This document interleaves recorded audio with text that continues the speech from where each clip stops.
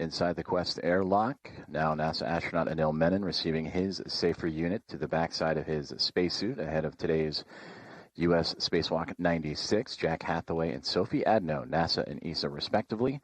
Helping install those is Jessica Meir, is now already inside of the crew lock and in position. For Meir, this will be her 6th spacewalk.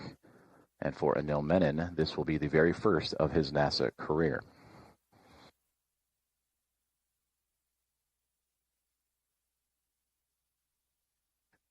We will continue to hear communications from the spacewalkers themselves and from Jack Hathaway and Sophie Adno as they continue to work through all the safety and equipment protocols and technical protocols necessary before sending them into the crew lock.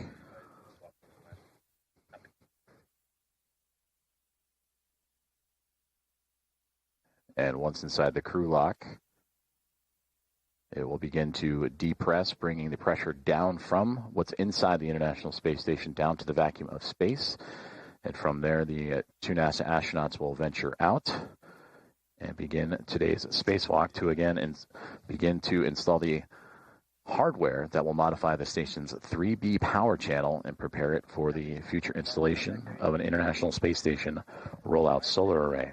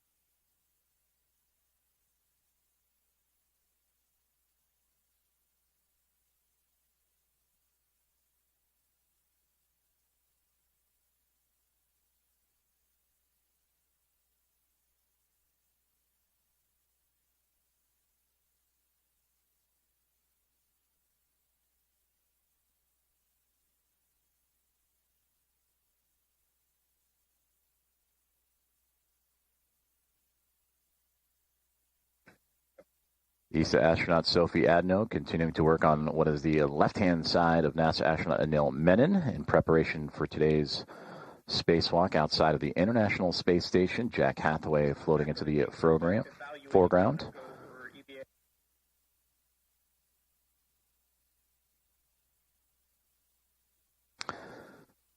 The crew continuing to work through their pre-spacewalk procedures as Jessica Meir joining Anil Menon for today's spacewalk, already in the crew lock in the background there that is illuminated. This view inside of the equipment lock, setting up Anil Menon for eventual entry to join Jessica into the crew lock. Teams on the ground monitoring all these procedures and continuing to work towards the start of today's spacewalk.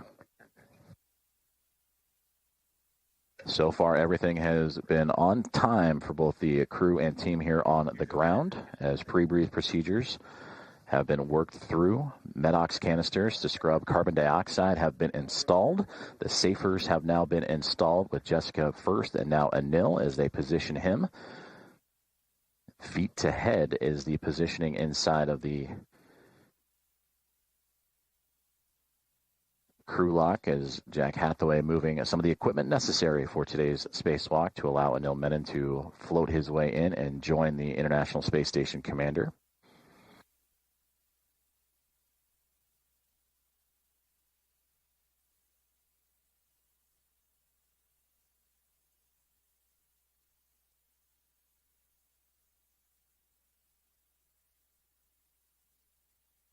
What time do you think we are?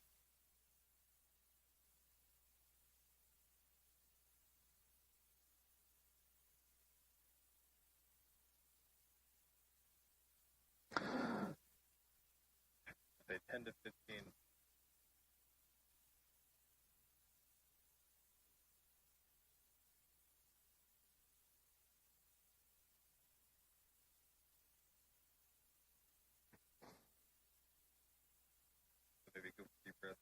Today's Spacewalk support group and Jack Hathaway and Sophie Adno now positioning NASA astronaut Anil Menon inside of the crew lock of the Quest airlock inside of the International Space Station as crew aboard the station, as well as here on the ground in Mission Control, Houston, in the International Space Station Flight Control Room. About 10 minutes, I expect.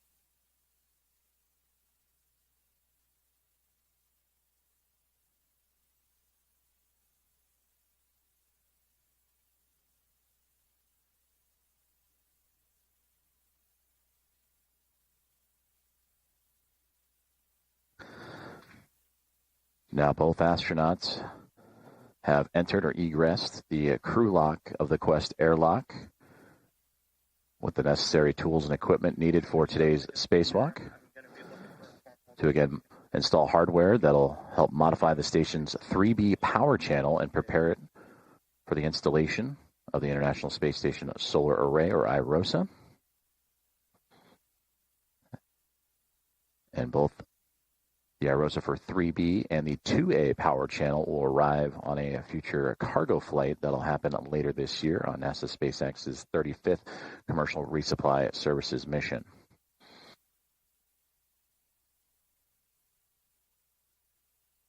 For Anil Menon, he is the astronaut in the spacesuit with his head facing towards Hathaway and Sophie Adno. Jessica Meir just off to what would be Anil's left, are right from our view.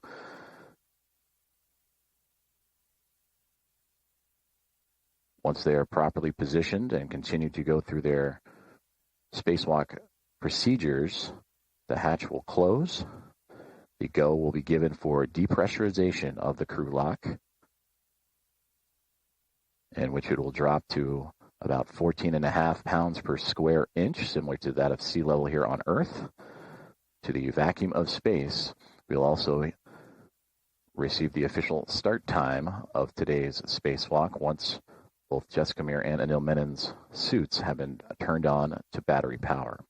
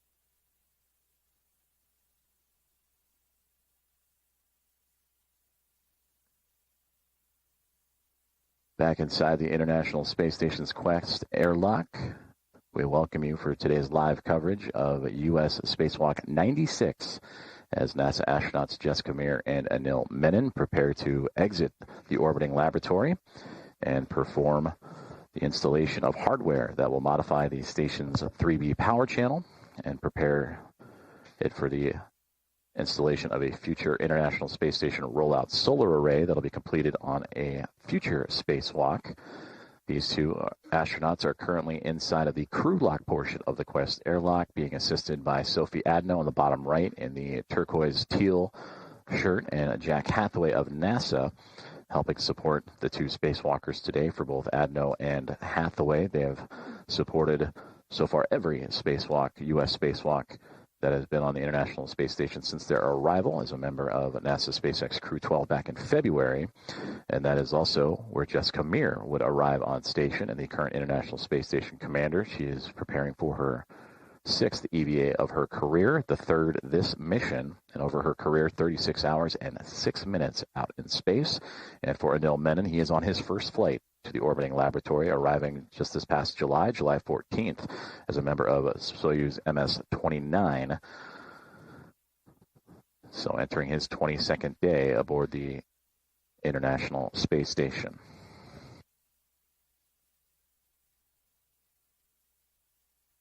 Everything so far has been on time for the crew in their pre-spacewalk preparations, going through pre-breathe procedures, having their metal oxide canisters installed, their HECA cameras, that is the high-definition extravehicular mobility unit camera assembly. We will see views from those cameras throughout today's spacewalk as they will work in tandem to install this 3B mod kit to the canister of the 3B channel of the International Space Station.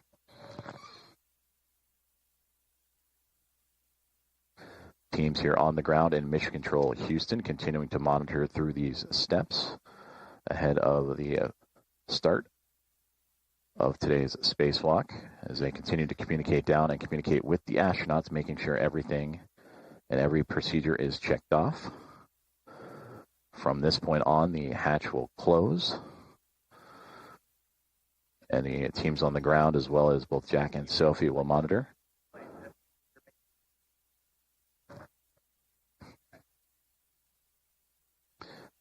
And once that hatch is closed, we will get the go for a depressurization of the crew lock. And there we see Sophie slowly lowering it, making sure the crew bag stays inside its proper placement.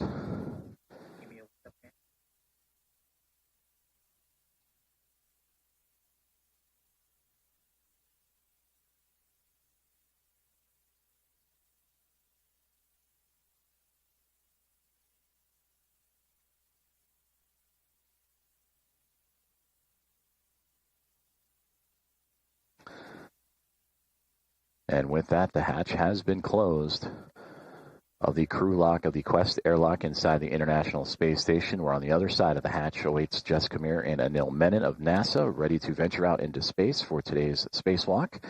Sophie Adno and Jack Hathaway in the foreground in the equipment lock portion, continuing to work through today's procedures.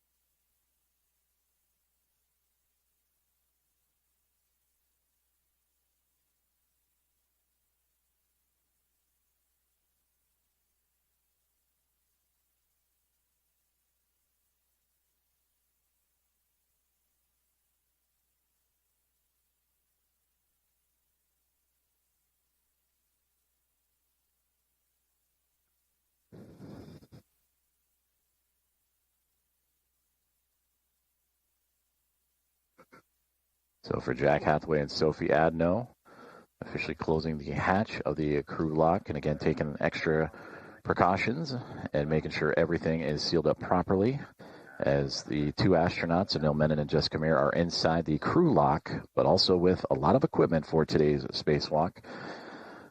The 6 struts needed to complete the 3B mod kit and the mounting bracket necessary for the installation of an IROSA. That is an 8-foot-long bag, which here on Earth would weigh well over 300 pounds. 77, the emergency MPAP is closed. The Node 1 vacuum access port is connected to the gamma cap. You guys are go for 78. And Houston copies will take care of 78 through 80, and be advised EV crew will be hot mic after we complete step 80. All right, we copy. You guys are going through 80, and EV will be hot mic once you're done with that, and we'll be standing by. Copy that.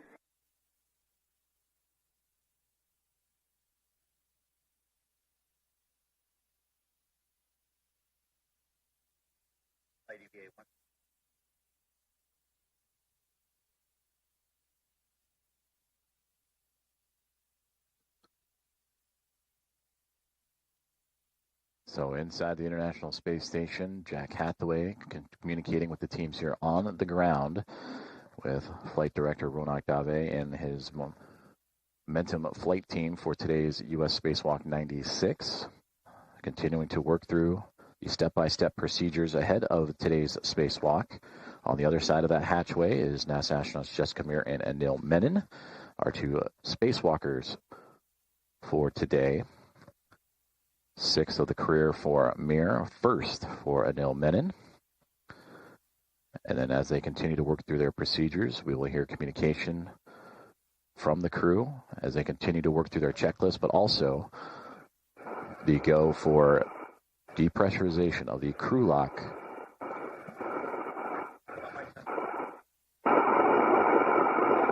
And EV crew, you are hot mic on Space Ground 1.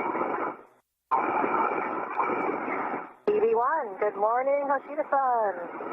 You too. Let's do this. Good morning, Jessica and Anil. Let's do this.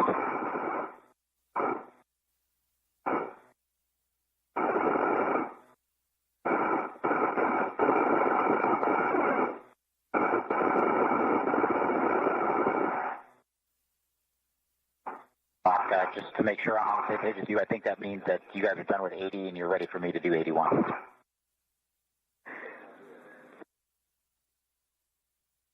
And Jack, stand by. We're working on the other steps. We'll call you when we're ready. And a bye.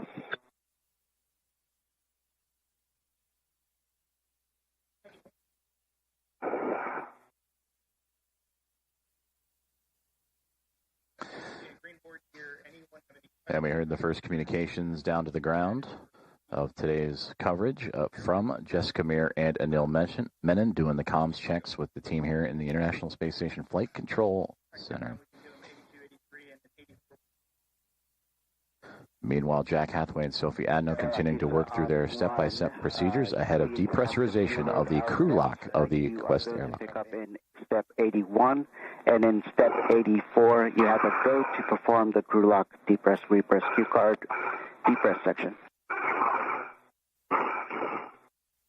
Some more go to start in 81, and in 84 we have your go to start the cue card. Good copy.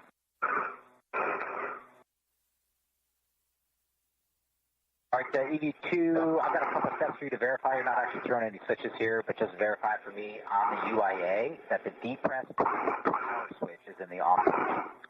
Depress pump power switch OFF. Okay, copy OFF, and one more verified step that the depress pump enable LED is on. Enable is on, ON. All right, that's the completion of this, and I'm moving into the crew lock depress cue card if you want to follow along. I'm tracking.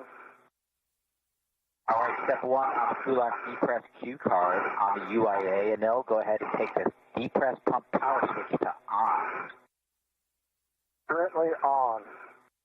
Depress pump power switch. We're going to count 10 seconds.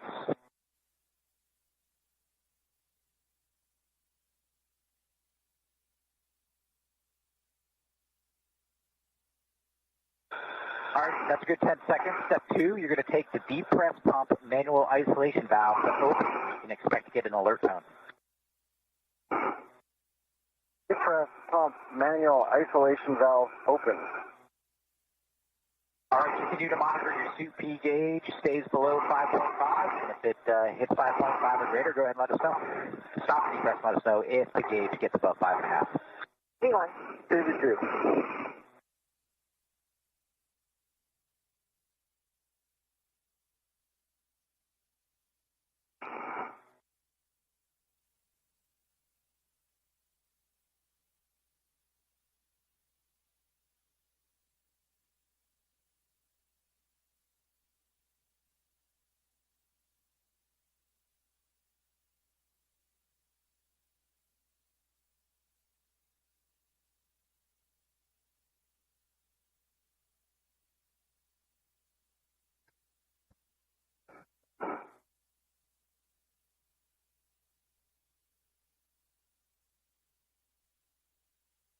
So with those procedures that were read out from Jack Hathaway communicating with Anil Menon, as well as the teams here on the ground in Mission Control Houston, we have received the go for depressurization of the crew lock, which on the other side of that hatchway, you can see through the window the flag of NASA astronaut, or one of the astronauts, Anil Menon and Jessica Meir. The crew lock started closer to sea level, about 14.5 pounds per square inch. It is currently falling, and a little more than 11.8 pounds per square inch at the moment. And we'll continue to monitor this depressurization of the crew lock. And of course, the teams inside and Menon and Meir will also monitor their spacesuits and safety systems as the depressurization takes place, along with Jack Hathaway and Sophie Adno, who you see in the foreground.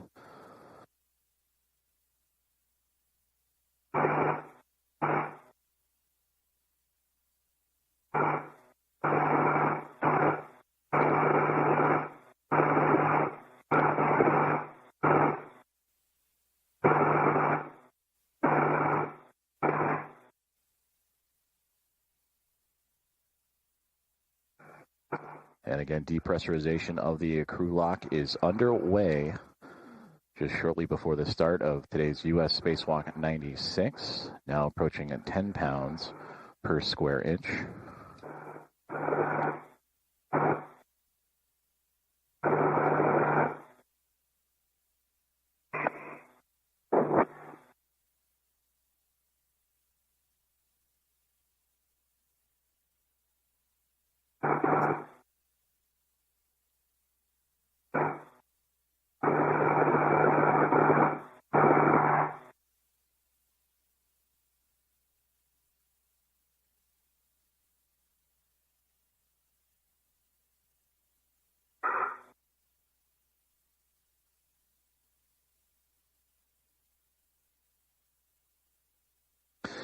We welcome you back inside the International Space Station Flight Control Room here in Mission Control Houston, as we are transferring communication satellites and bouncing between the two, and we will bring you back views inside the International Space Station as depressurization of the crew lock is underway ahead of today's U.S. Spacewalk 96 with NASA astronauts Jessica Meir and Anil Menon.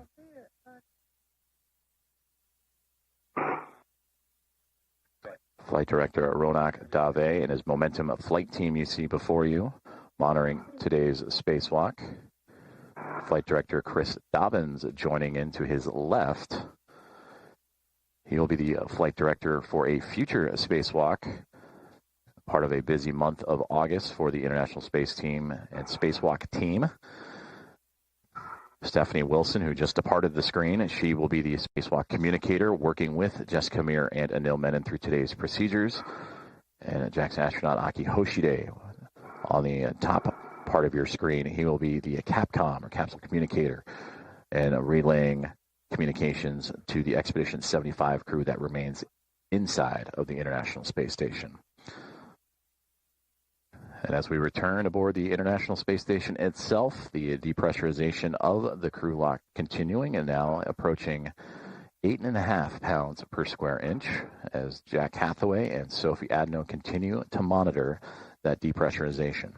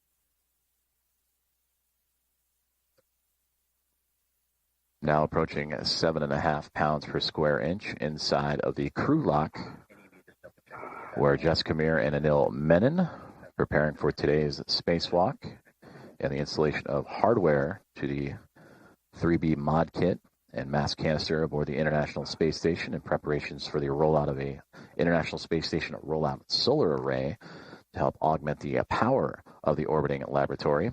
Jack Hathaway and Sophie Adno supporting today's spacewalkers. Also monitoring from the orbiting laboratory. And as we sit this morning at this hour, the International Space Station currently flying over the South Pacific, about to make its way to the northwest portion of South America.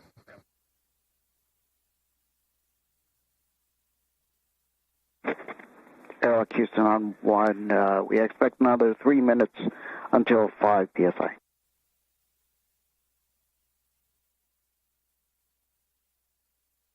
We copy 3 minutes. We're seeing about, and pass through about 6.5 now, and EV1 and EV2, you can expect an alert tone at 6, and we'll check in with you again at 5 PSI. EV1, 2.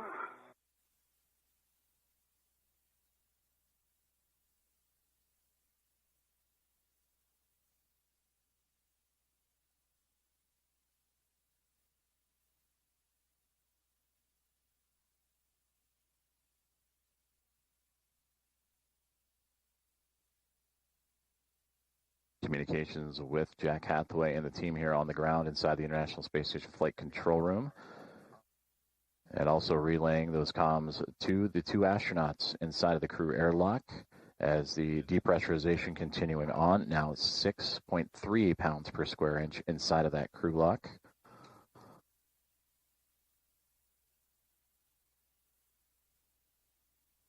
And again, all of these procedures on the checklist ahead of today's U.S. Spacewalk 96. And once the checkouts for both these suits and the safety procedures for both Menon and Meir are complete, the hatch will open outside of the Quest airlock to welcome them out into the vacuum of space, and we'll await the call for the suits to be transferred to battery power, and that will again mark the official start time of today's spacewalk.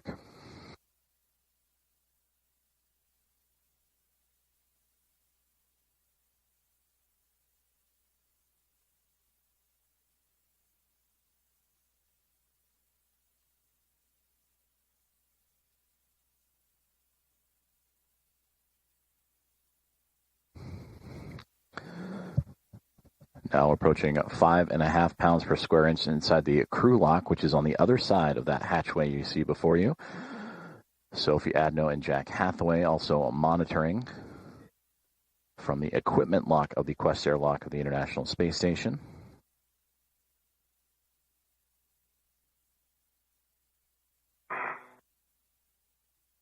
EV2, you guys are about 5.5 PSI now. When we get to 5, we're going to have you do a step, so we'll just, we're almost there. Copy. And there you hear the commands that once we reach 5 PSI inside of the crew lock, there will be additional commands and checkouts performed before continuing on with the depressurization to bring that crew lock down to vacuum and allow Jessica Meir and Anil Menon to exit the International Space Station.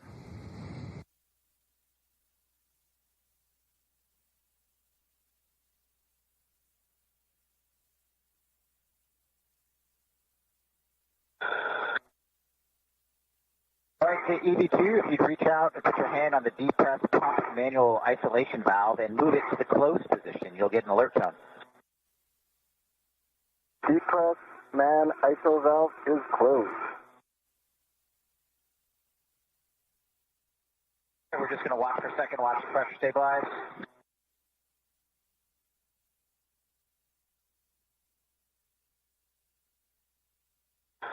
All right, we see you guys stable at 5 for EV1 and EV2. On your DCMs, take your display switch into status until you see leak check ? Then a long yes, and follow the displayed instructions. Let us know when you're done. EV1. This is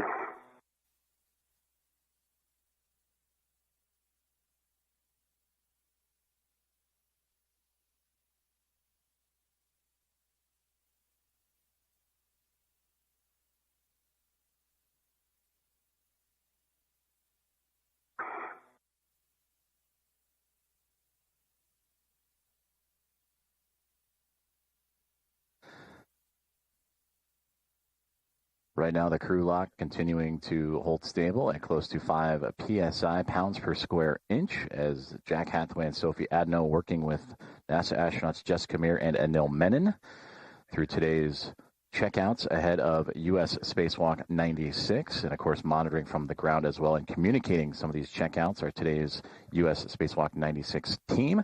And there you see in the navy blue suit right in the middle of your screen is Ronak Dave, the flight director for today's spacewalk, and his Momentum flight team overseeing everything. EV2, leak check complete, going to EVA. Copy, 2 good leak checks, and then step 6, let us know when you guys are in EVA.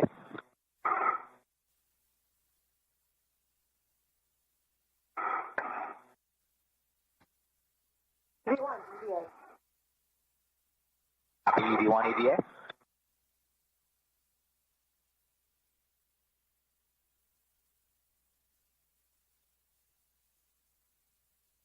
EV2, EVA.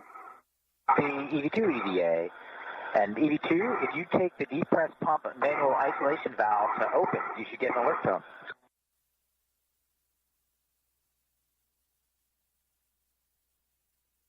The depress pump manual isolation valve is open. Copy that. Sophie's going to take the emergency MPEV out here to open.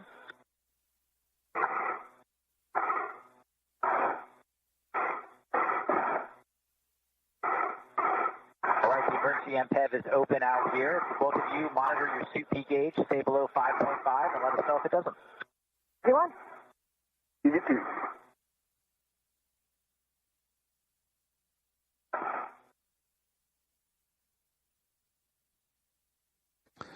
Two good leak checks reported by NASA astronauts Jessica Meir and Anil Menon as they are inside the crew lock of the Quest airlock with support from Jack Hathaway and Sophie Adno, as we have now resumed the depressurization of the crew lock ahead of today's spacewalk, U.S. Spacewalk 96, as we approach now 4 pounds per square inch, bringing down that crew lock from about 14.5 all the way down to vacuum.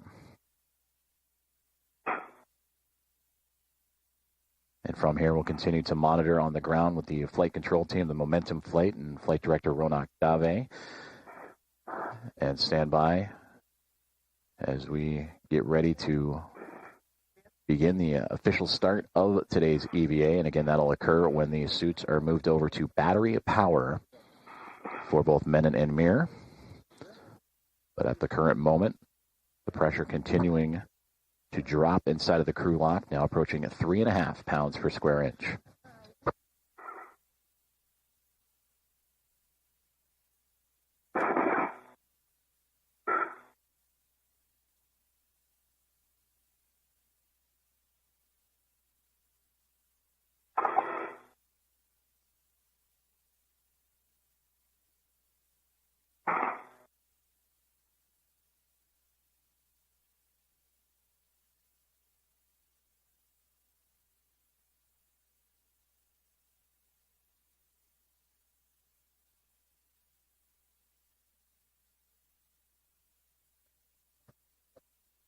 Pressure inside the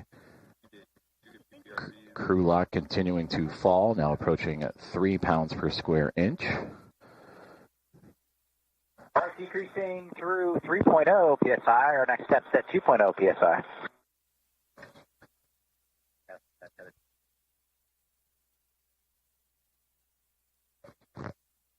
Again, the crew continuing to work with the teams on the ground and the 2 astronauts for today's spacewalk, and Jessica Meir and Anil Menon through their pre-spacewalk procedures. And we heard that the next round of procedures will come as we near closer to 2 pounds per square inch, currently at 2.75.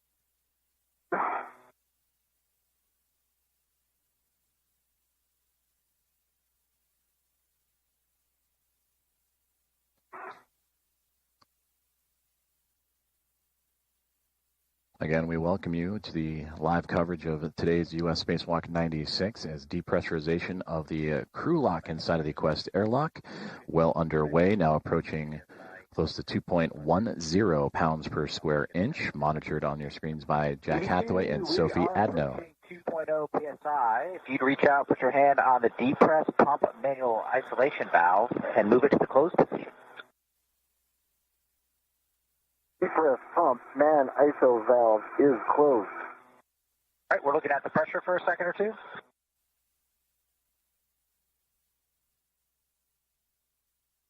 All right, and on the UIA ED2, you can take the depress pump power switch to the off position. Press pump power switch is off, OFF. Copy off, OFF. It's been great working with you guys. We'll see you in a couple hours. Houston, you got them. Thank you so much, Jack and Sophie. Thanks, guys.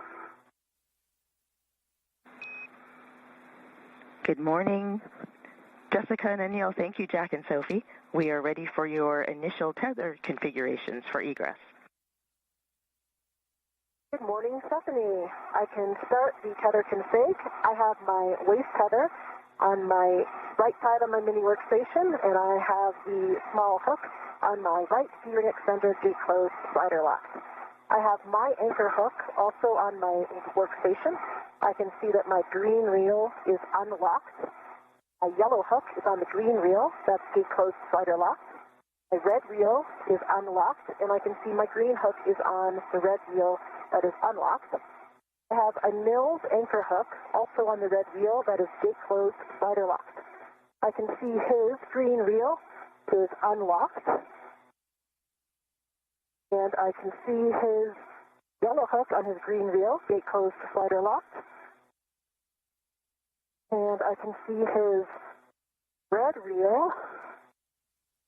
So that's just disappearing out of my view. And now can you see the rest of yours? Yes, red reel's unlocked, and the green hook is on the red reel unlocked.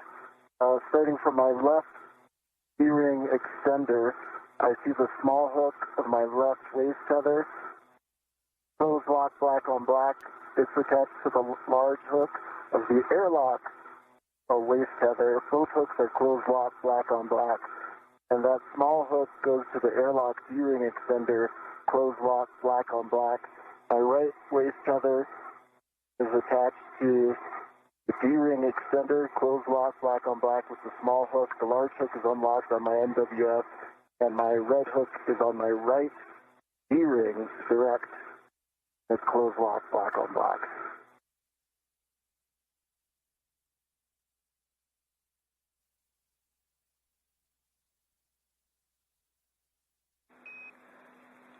And we copy all. We need EV1's red hook.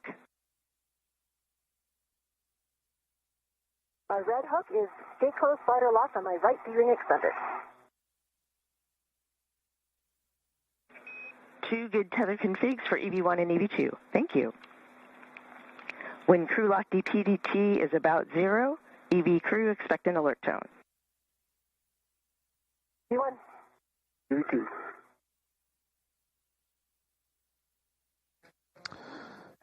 Communications from the team here on the ground in Mission Control Houston in the International Space Station Flight Control Room, relaying information shared with today's NASA astronaut and spacewalkers, Jessica Meir and Anil Menon. That was Stephanie Wilson, the voice you heard on the ground after communications was officially handed over.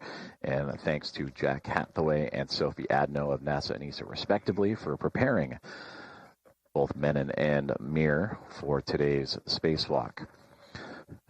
Currently inside the crew lock where those two astronauts reside, approaching a 1.30 pounds per square inch.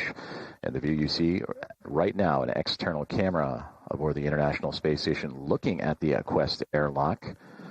So as the crew continues to work through its safety tether procedures is what you heard. And again, safety checkouts will be quite often occurring during today's spacewalk.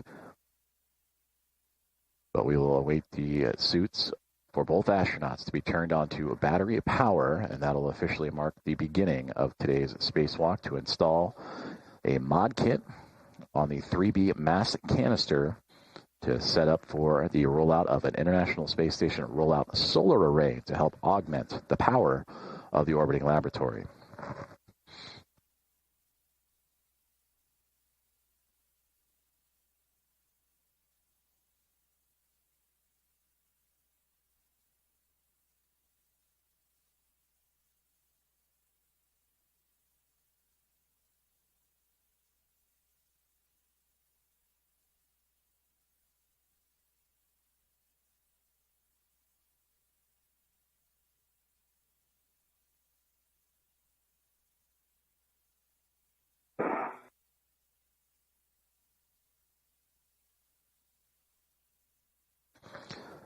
Depressurization of the crew lock continuing to occur as we now are approaching 1 pound per square inch inside of that crew lock of the Quest airlock, which you see the external views of outside of the International Space Station.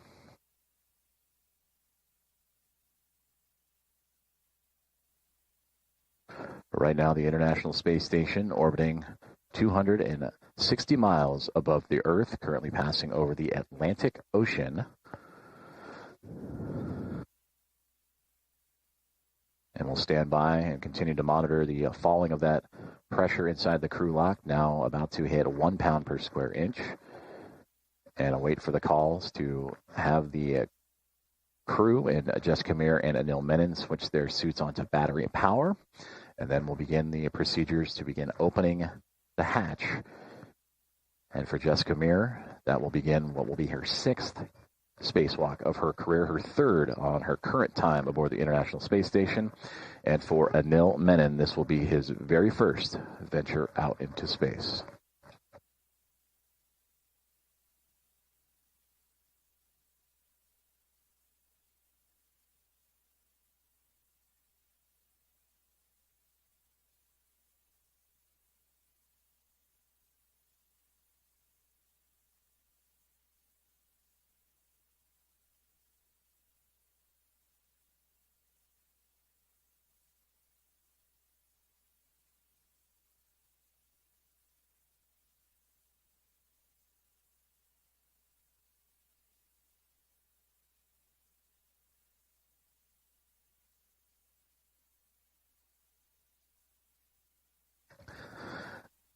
We welcome you to today's live coverage of U.S. Spacewalk 96 outside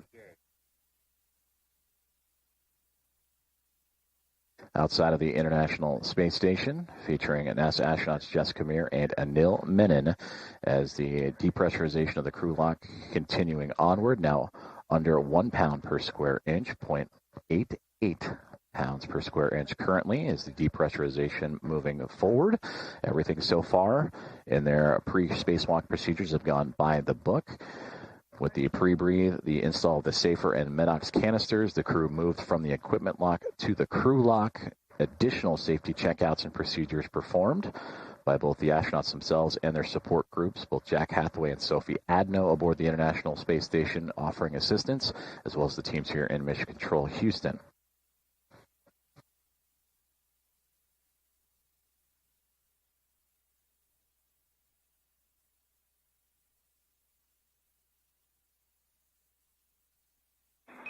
Airlock Houston, we are tracking about 4.5 minutes to 0. EV1.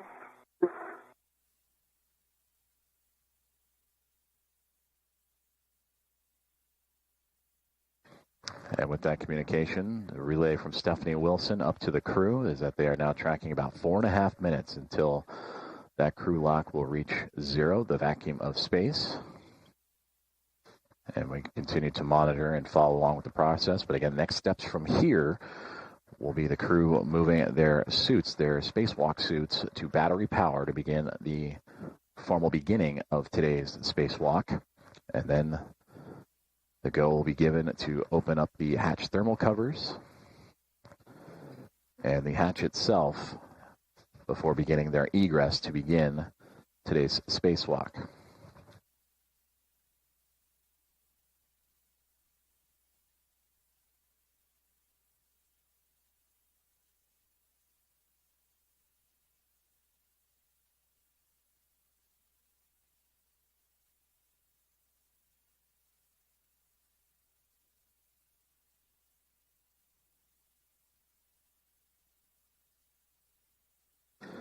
And again, today's spacewalk performed by Jessica Meir and Anil Menon. They will exit the Quest airlock here in only a few more moments, and that will begin their journey to install hardware that will modify the station's 3B power channel and prepare it for future installation of an International Space Station rollout solar array. And that solar array will be scheduled for delivery a little bit later this year aboard NASA's SpaceX's 35th Commercial Resupply Services mission.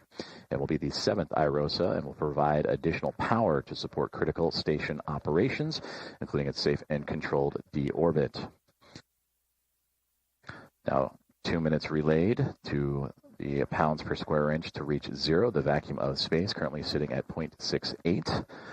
Part of today's EVA tasks are to install the mod kit, the construction of the mod kit for the 3B mast canister, and route the IROSA cables necessary to then power up that future IROSA and connect it to those power channels for the space station. And of course, for Anil Menon and Jessica Meir, set up that mast canister and the 3B mod kit to a good configuration, a good position for that future EVA and eventual rollout of the solar array.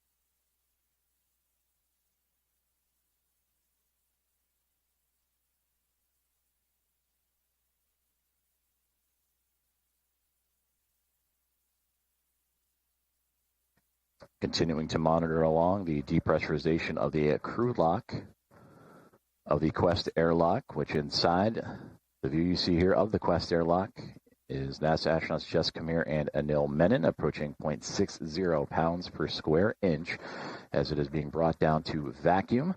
All initial checks and safety checkouts have gone by the book, and we'll await the commands from the team here on the ground in support of today's U.S. Spacewalk 96 for instruction to move their spacesuits to battery power, which will bring the official start of today's spacewalk, and then the commands to begin opening the hatch thermal cover and begin egress or exiting procedures to move into the vacuum of space. And for Jessica Meir, again, this will be her 6th spacewalk of her career, the 3rd of her current mission as a member of NASA SpaceX's Crew 12 and the current International Space Station commander. And she will add to what has already become an impressive total of time out in space, 36 hours and 6 minutes as it stands this moment. And for Anil Menon, who just arrived to the orbiting laboratory only a few weeks ago after launching on July 14th as a member of the Soyuz MS-29 crew. This is his first space flight, and this will be his first adventure outside into the vacuum of space. And for today's 3B mod kit installation, we mentioned that this would be a part of a package deal that will be brought up to IROSAs and pairs on the NASA SpaceX 35th Commercial Resupply Services mission. The 7th IROSA set will be a part of the 2A mod kit channel that was completed in portions back in March of 2026 and beginning in May of 2025. And then for this 3B power channel mod kit, it would be the 8th rollout solar array to make its way out of the International Space Station.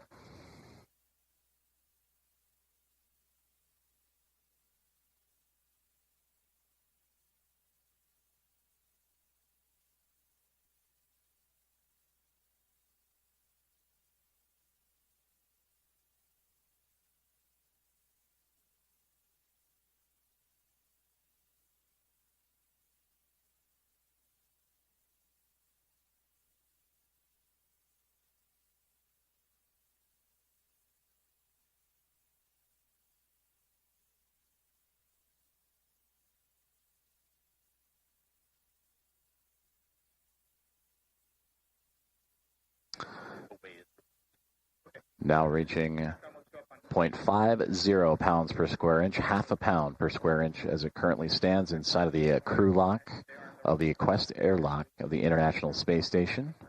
As we continue to methodically bring that down to zero, to the vacuum of space, before NASA astronauts Jessica Meir and Anil Menon will begin today's 96th U.S. spacewalk and install the IROSA mod kit on the 3B mass canister.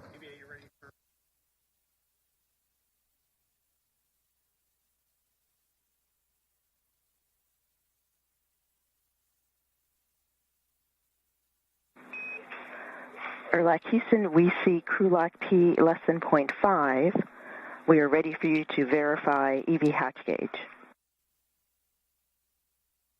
Can work. And now I'm coming left a little bit toward your feet to reset. I'm moving my feet up. I see negative 0.4.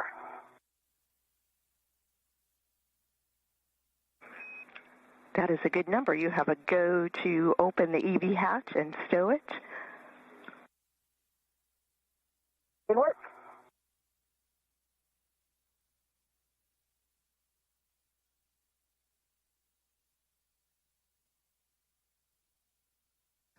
Communications is there as the team has received the go to open the EV hatch.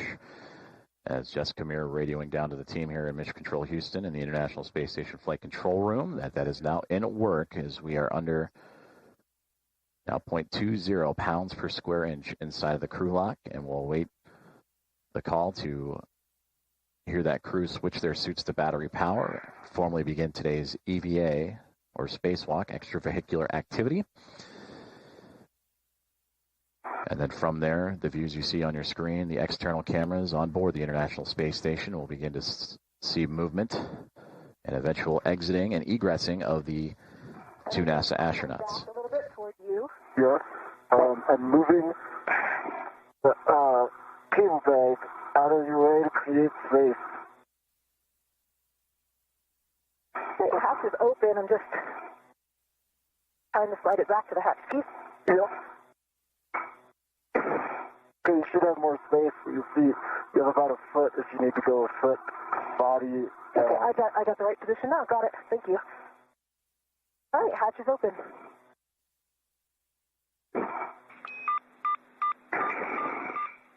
Copy, hatch open.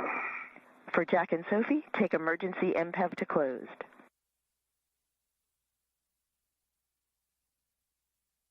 Emergency MPEV closed.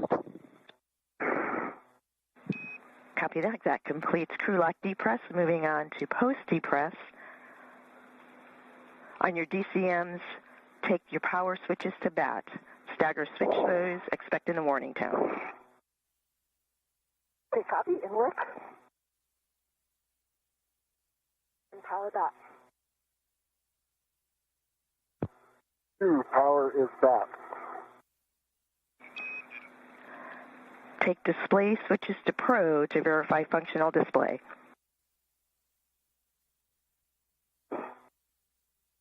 V1 functional. EV2 functional. On the UIA, take power EV1, EV2, 2 switches to off, OFF.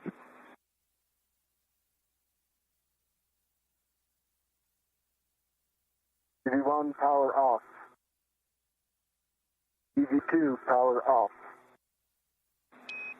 Copy, Expected check. water off message.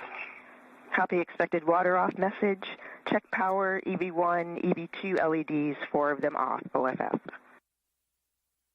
4 off, OFF. EV1 has the expected CP high. Also copy expected SUP high. On your DCMs, disconnect the SCU from the DCM and install the DCM cover. Good work.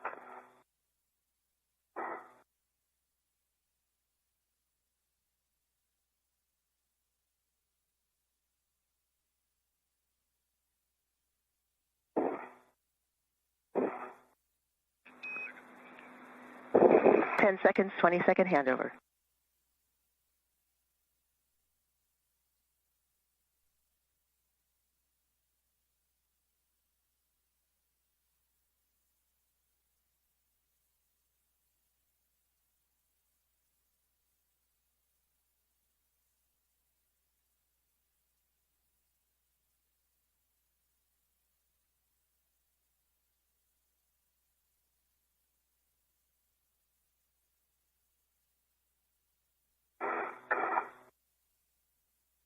baby LOS, but EV1 has SCU disconnected and in the pouch, and DCM covers up. EV2 is disconnected into the pouch, DCM cover is up. Copy all EV1, EV2. On the crew lock, check depress pump man ISO valve is closed. Press pump man ISO valve is closed. On your DCMs, take temperature control valves to max hot.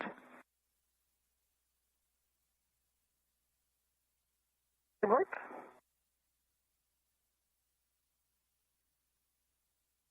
EV1 max hot.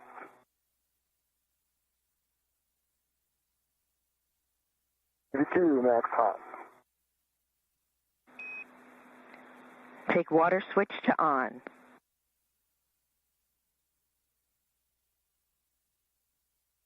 EV1 water on. EV2 water on. Check DCM blank, bite off. DCM blank, bite off. DCM blank, bite off. Take your temperature control valves as you desire and report the settings to us.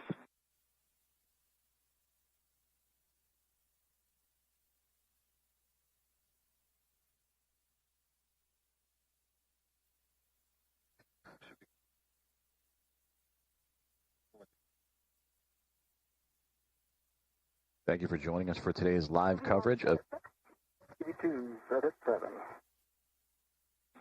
Copy EV16, EV27. Please report all subsequent TCV changes to us. Report suit P gauge pressure.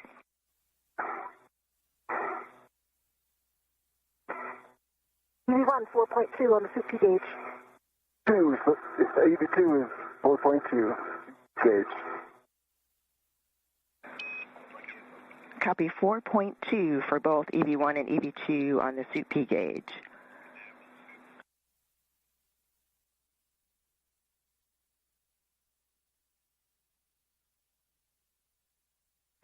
You can set your visors as required for day.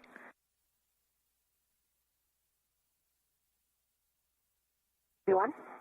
EV2.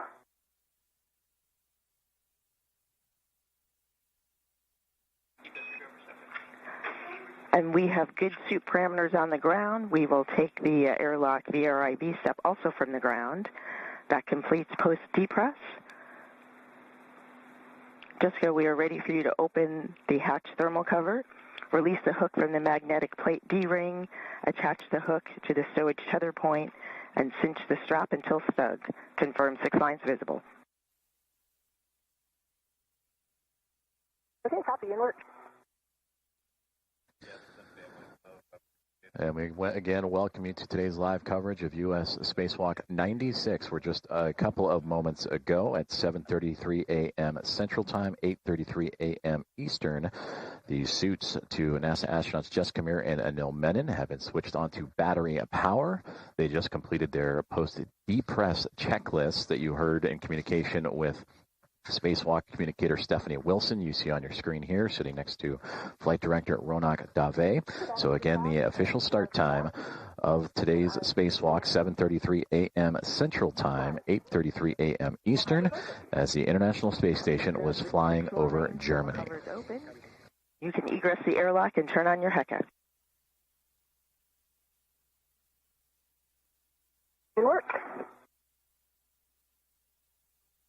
We are currently experiencing communications handovers between satellites as expected, and the team is monitoring, so we will keep things here inside of Mission Control Houston in the International Space Station Flight Control Room, as the team's actively working through today's pre-spacewalk procedures. Steve Villano, the lead spacewalk officer, along with Drew Burr and Lucas Winder, the spacewalk task officers to support today, along with Matt Hahn, the spacesuit support team, and Andrew Francis and his airlock support team. We also heard commands on Jessica Meir, NASA astronaut currently in work to... Forward side of the hatch. I have a tether down, And I have my HEPA turned on. And as we regain communication and receive views, there we see Jessica Meir outside of the Quest airlock as she has now formally begun her 6th spacewalk of her career. And we will monitor Jessica's progress through today. You can see towards the top of her backpack the portable life support system, the red stripes. On your BRT, taped towards your head, and you can use an adjustable from your mini workstation as a load-alleviating strap as desired for translation. You want copies? Strap bag is between the hatch and the staging bag, so it's going to take me a second to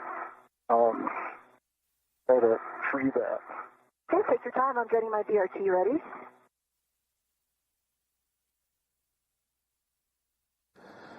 So Jessica Meir now outside of the Quest airlock. NASA astronaut Anil Menon still inside. For Jessica, she mentioned the BRT. That is the body restraint tether that creates and provides greater body positioning and stability. And that is when working in close proximity to the International Space Station and being able to retain the use of both of her hands. And she will need that because Anil Menon is going to hand her the strut bag for today's spacewalk. That consists of 6 struts and a mounting base for the future use of an International Space Station rollout solar array. And that bag, quite large, 8 feet in long, and weighing here on Earth what would be 330 pounds. And that mass will be handed over to Jessica Meir to then have connected to her suit. And then once that is handed over, Anil Menon will make his way out of the hatchway and get his first views and begin officially his first spacewalk.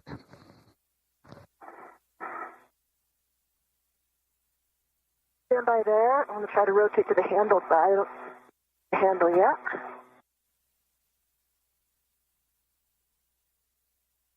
If you could keep turning it that direction. Yep, I can.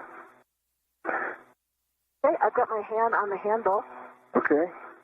Stand by. I'm going to get my BRT ret on it. Pause there.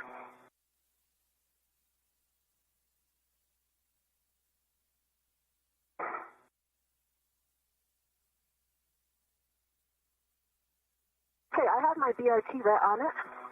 I'm going to release this.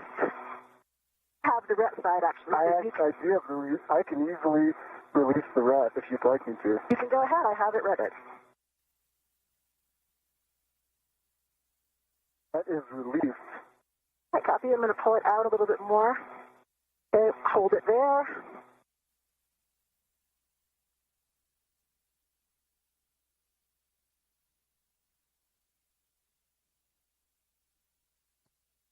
And we get our first views from the helmet cam of NASA astronaut Jessica Meir outside of the Quest airlock being handed the strut bag for today's U.S. spacewalk.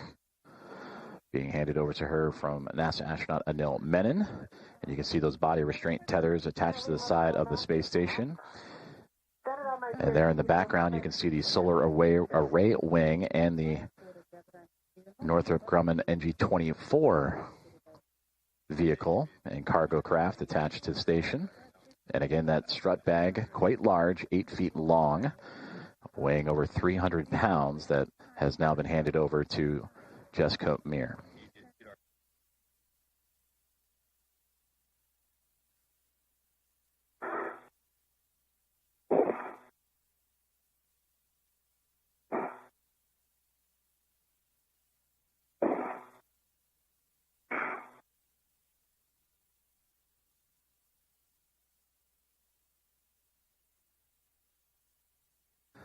So Jessica Meir continuing to maneuver her body and the strut bag for today's spacewalk. And you can see on the handle of that strut bag for 3B, that is the task for today's spacewalk, to install the IROSA mod kit on the 3B mass canister for her and NASA astronaut Anil Menon.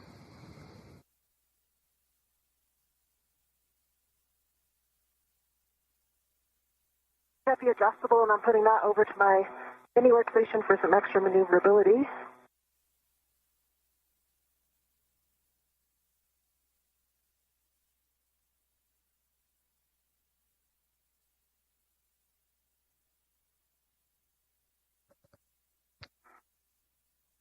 And this view again from the helmet cams, the HECA cams from NASA astronaut Jessica Meir. Bag transfer to EV1 is next.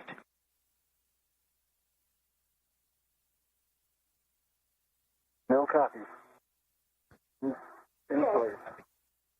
I'm going to refine this bag, I think, a little bit after, come out a little bit more.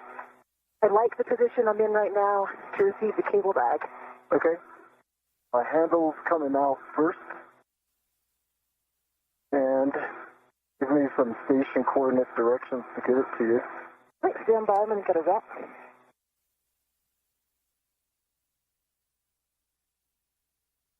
Todd, stay right there. I'm going to get my red on it. All right, no problem. Come down a little bit more. I'm going to try to get a red. I wanted to get a red on the other side. On the other side, I can help you with that. Hold on. Is that easier?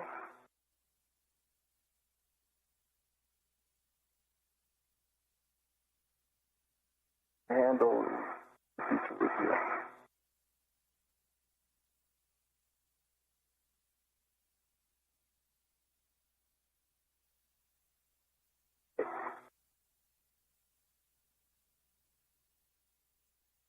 Okay, I've got a ret on it. You can release that ret.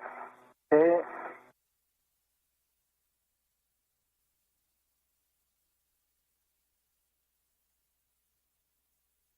Ret is off, and I'm putting it on the UIA. It is now on the left side of the UIA and out of the way. We copy the tether config, and that EV1 has the cable bag.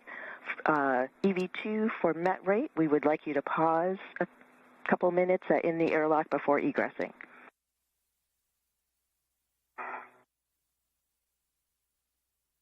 Copy, pause. So now, just to plan out this egress, I am immediately on the forward side. I have the strut bag on my left and the cable bag on my right. The cable bag is out of your way, I think, but it's just kind of underneath the hatch. You can see it. I can see it. But if you come out and then go straight aft, we should be in a good position. I'll do that. I think a driver for the met rate might be, I had to really get that net bag from behind the hatch. Copy. We understand. That's why it's notated as EV3 in the procedures. It's a big bag. Yeah, and I think on that egress, that was what was preventing me from closing the hatch all the way. I couldn't see above it. Sorry, from opening all the way. Then we got past it.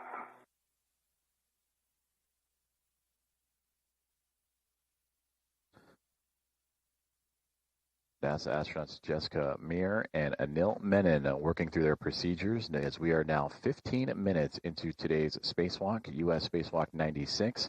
And there you see Jessica Meir on the outside of the Quest airlock and her indicators on the cuff of her pants, the red stripes, the cable bag that houses all the cables, tethers, and necessary equipment for today's spacewalk. To her right-hand side, to her left, are key components for today's work. Outside on the 3B mass canister, where her and Anil Menon will install a mod kit to that canister and set up for the future installation of an International Space Station rollout solar array that will provide additional power to support critical space station operations. So Meir currently outside of the airlock, Menon still inside as they have transferred the appropriate equipment bags and are currently pausing for a moment before Anil Menon will make his way out of the Quest airlock and get those first views of what is now 15 minutes into his very first spacewalk.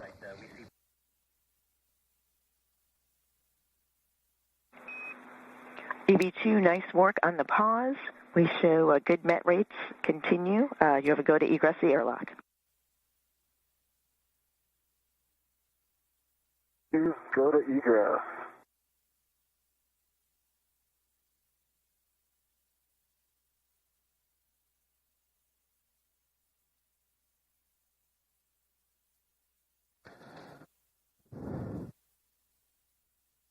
And with that communication, we are seeing the first movements of Anil Menon out of the Quest airlock. as he will join Jessica Meir.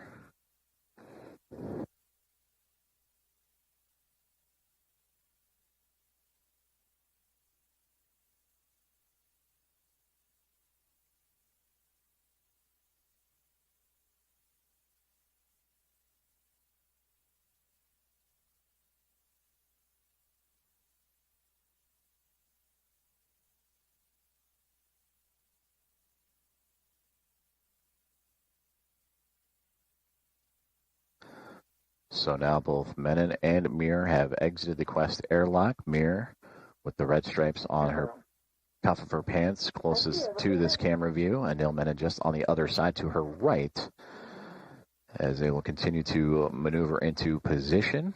They have already transferred today's equipment and tools necessary, the cable bag and the strut bag, for the installation of the mod kit on the 3B mass canister. And then soon they will step into buddy checks, and that is when they will look over each other's spacesuits and check in on each other, make sure everything is okay before proceeding on with today's spacewalk. And if you have the handle handy. We go.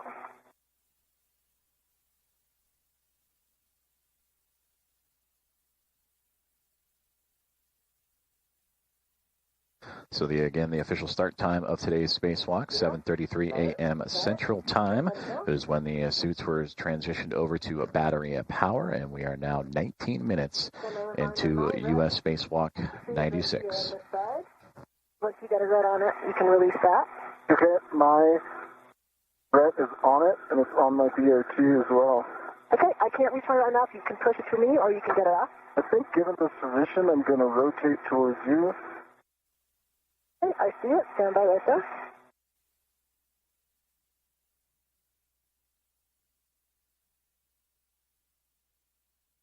I've got my red off.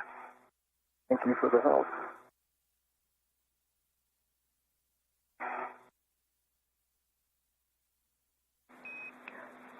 Copy. Nice work between the two of you on that choreography. Jessica, when you're ready, 10, the hatch thermal cover closed. And you'll turn on your HECA when you have it open until...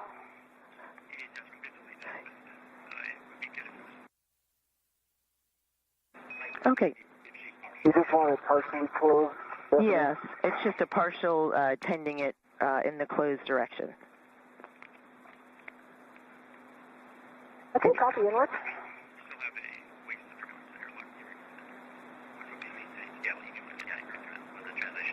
And Anil, you can turn on your HECA when you have an opportunity, and after that is buddy checks.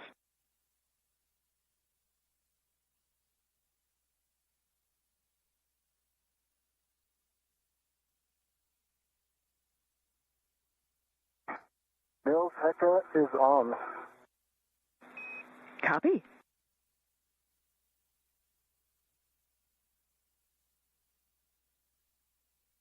Depends the thermal cover. If you can move those tethers a little bit. See them? There we go. Here.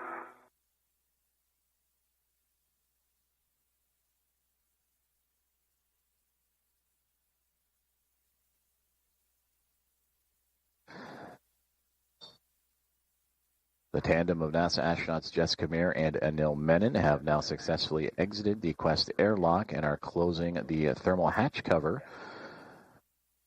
Jessica Meir would depart first. Anil Menon would hand her the cable bag and strut bag for today's US EVA and spacewalk. Let me move the cable bag out of my way.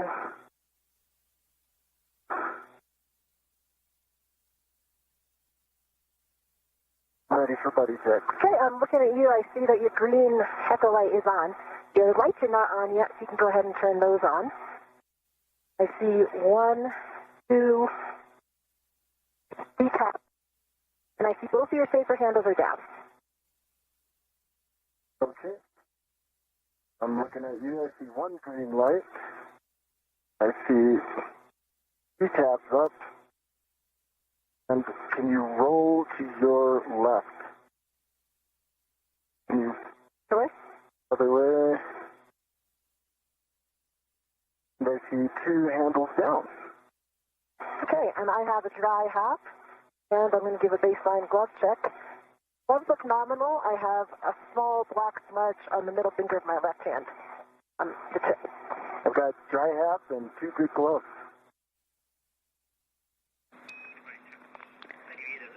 Copy. Good buddy checks, good hap, and good gloves. And for EV1, we copy nominal with the small black smudge on the finger.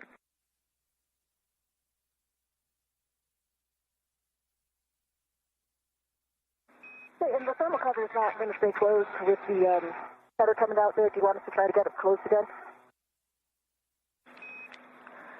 Jessica, we're happy with the config. Yeah, we just wanted it tended closed, but we're happy with the config. We are ready for you to start translation. I have 2 cautions for you both and 1 caution for EV1. Avoid inadvertent contact with deployed test cable, zenith and nadir cedar rails to prevent kinks, folds, or real issues. Avoid contact with radiator and flex hoses. And for EV1, keep translation rates below 0.7 feet per second with the strut bag on your BRT. EV1 copies. EV2 copies. You good? Great. All right. Yeah, I can do all the adaptations while you translate. Sounds like a plan. We concur with that plan. Please verify, as part of your buddy checks, you saw good tools and tethers on both crew.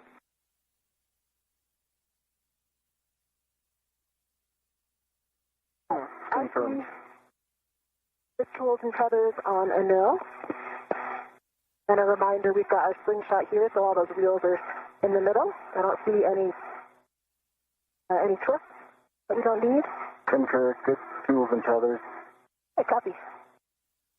Copy. Good tools and tethers. Jessica, you are en route to the anchor hook locations on S1.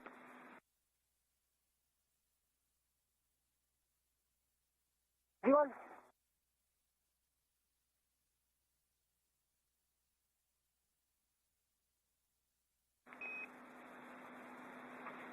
For Anil, for translation adaptation, you can attempt a body rotation, pitch yaw roll, various hand grips, stable light fingertip hand between handrail and structure, translation without rotation, and attaching local tether and releasing both hands. We are also about 50 seconds to a handover. Anil, copies all?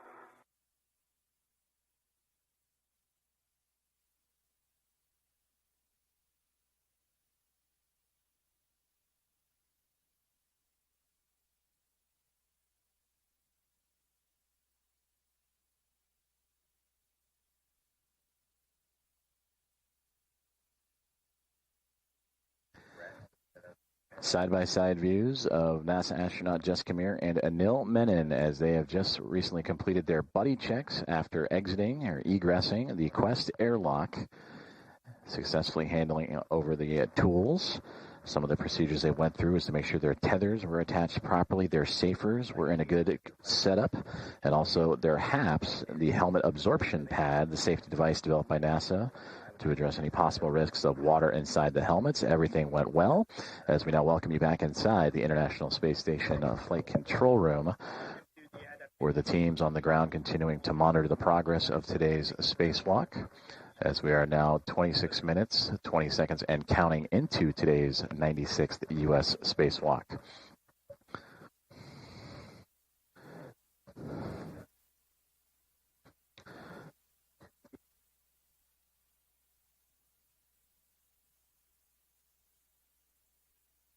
We're currently switching over communications satellites, and we will bring you back those live views and communications with the NASA astronauts, Ronak Dave and the Momentum flight team overseeing today's spacewalk. The anchor hook location for EV1's anchor is handrail 3217, the zenith side. 3217. And for EV2, for your translap translation adaptation period. We are still seeing met rates a little bit high, so we'd like you to perform the translation adaptation that you need, but be sure to build in a rest before beginning translation for the procedure. Copies. Thanks for the feedback. Will do.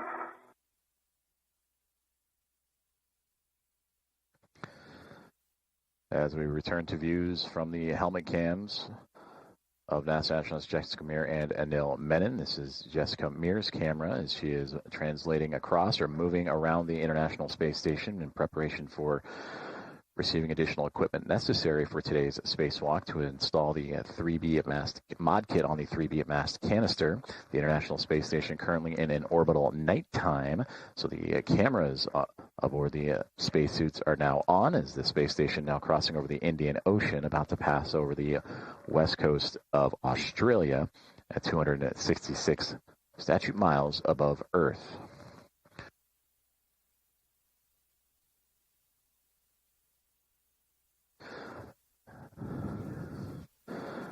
And that is a view of Anil Menon that is still close to the Quest airlock, continuing his translation adaptation as necessary. As for Jessica Meir, continuing to make her way across the space station in preparation for today's install.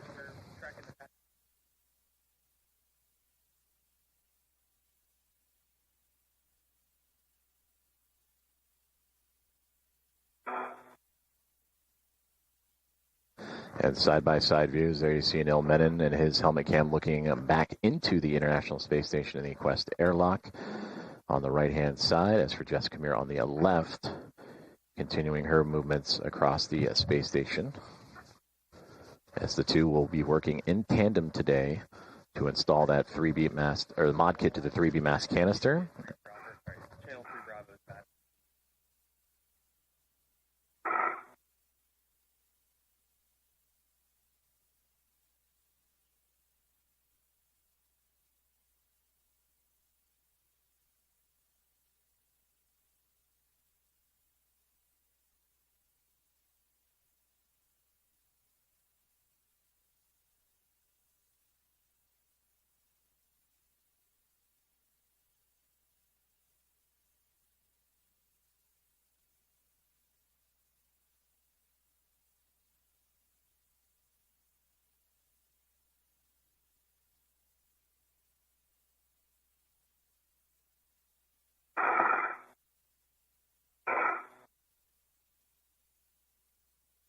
All right, I am at the starboard feeder cart, going very slowly with the strut bag, and I'm going to come find our handrails.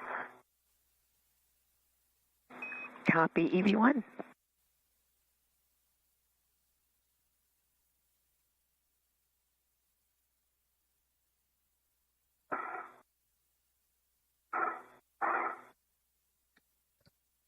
And again, side by side. 17, I'm going to put my anchor on 3217. Houston concurs.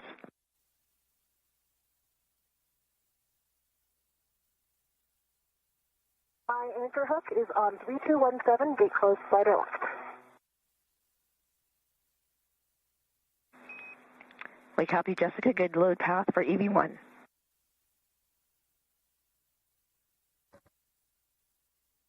"31 minutes into today's U.S. Spacewalk 96, as Anil Menon, still in his translation adaptation near the Quest airlock, and you're hearing communications between Jessica Meir and the teams on the ground, as Jessica has arrived to a crew equipment translation aid cart, a CETA cart.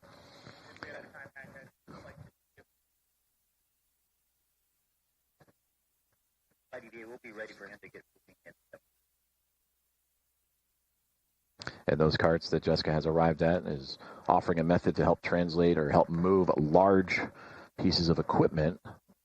And for Jessica Meir today in her spacewalk, currently tethered to her spacesuit is an 8-foot strut bag with a mass of 300 pounds, over 300 pounds.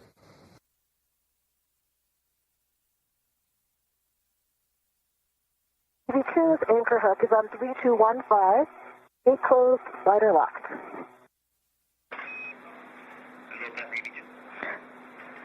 Copy all, Jessica. Good load path for EV2. You can give EV2 a go to release the waist tether. All right, EV2, I see a good load path here. Have a go to release. Copy, go.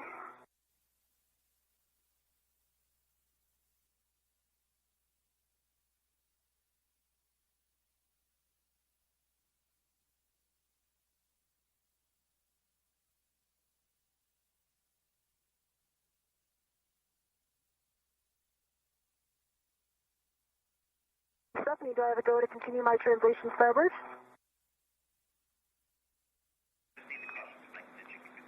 Yes, and while you're translating, I have 2 cautions and a warning to read. Do not translate on Sarge DLA. Do not load DLA cable under MLI. Avoid contact with ECU and SSU on unlatched BGA mass canisters. The one warning, avoid inadvertent contact with grapple fixture targets and target pins to prevent suit damage. V1 copies.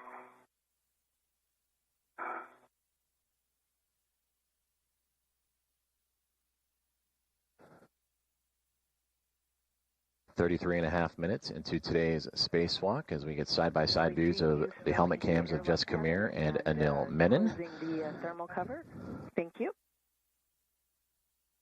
Thermal cover is closed. Copy closed. Translate to port CETA cart with 2 for the WIFX bundling to the cable bag.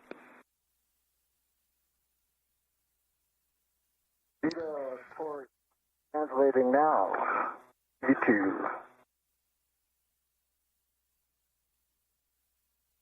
So for Jessica Meir on the left-hand side of your screen, a CETA cart that will help offer her extra support in maneuvering large pieces of equipment, much like the 8-foot-long, 330-pound strut bag that is attached to her space suit. And you just heard commands for NASA astronaut Anil Menon on the right-hand side to begin translation to another crew equipment cart to pick up a WIFX, a worksite interface extender. And this will allow the crew member to reach work sites that are not easily accessible with the articulating portable foot restraint. We'll hear a lot of those acronyms here soon as well. The APFR, and this WIFX with the APFR adds additional length and maneuverability that will be necessary to help out with today's spacewalk activities. And again, these crew members will be installing an AROSA mod kit on the 3B mass canister of the International Space Station. They will build an upper triangle portion, attach the right and left struts to connect that upper triangle, which also contains the mounting bracket for today's EVA and future IROSA, or International Space Station Rollout Solar Relay install. They'll route the cables and then set up that stage for the future EVA that will see the installation of that rollout solar array.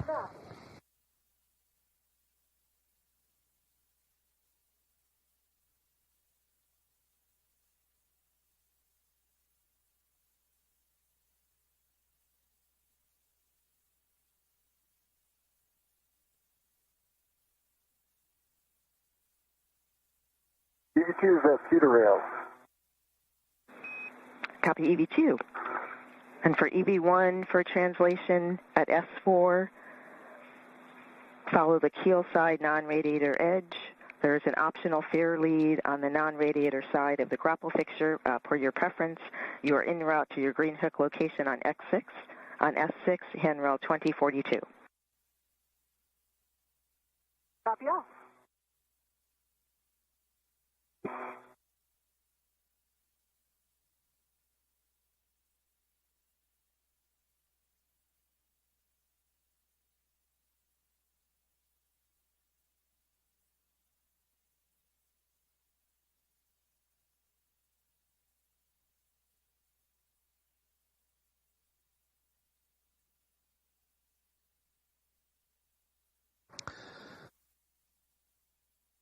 That is NASA astronaut Anil Menon with the cable bag attached to his left, currently translating along the truss of the International Space Station, where he will pick up some additional equipment necessary for today's spacewalk.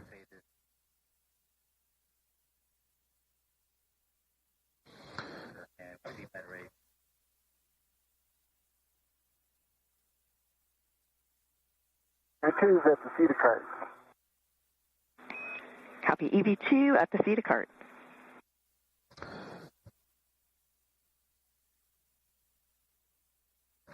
So he has arrived, Anil Menon. You just heard to the CETA cart, that again, the Crew Equipment Translation Aid cart. And that is where a lot of the extra equipment outside of the International Space Station and orbital replacement units also could be found. And you're doing great. Slow is smooth, smooth is fast. It is on this CETA cart that Anil Menon will pick up a WIFEX, a work site interface extender that'll help add extra length and maneuverability with the articulating portable foot restraint that the astronauts use to lock their feet into place as they will work on the 3B mast canister and the 3B mod kit for today's spacewalk. And you can see the ties that are angling off that cable bag. That is where he will bundle that WIFEX extender. You had a PT of 30.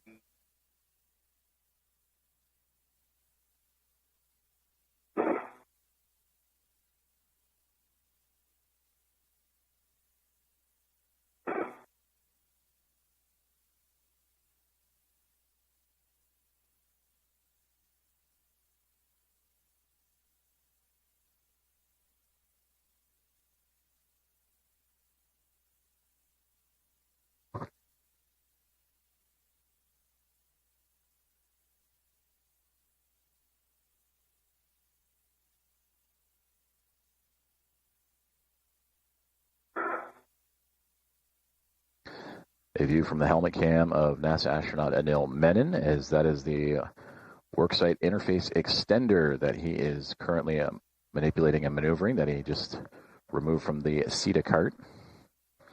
And he will now bundle to the cable bag that he has in tow.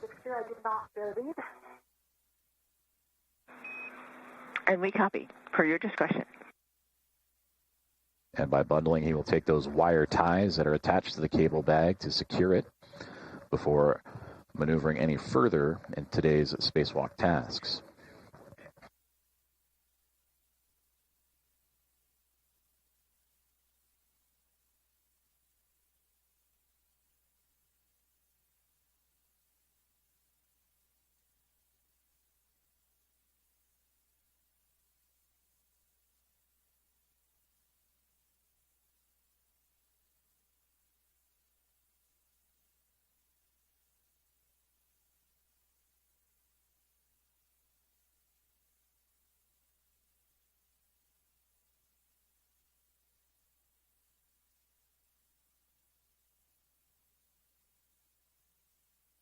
Is secured.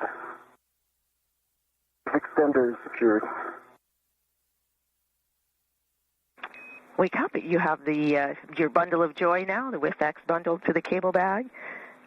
And next is the translation to S6 IEA. Prior to crossing the Sarge, check gauntlets in place. How's my met rate doing?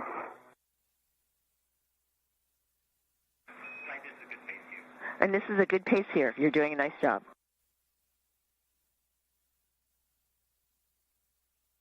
Okay, gauntlets are down, and I'm headed out.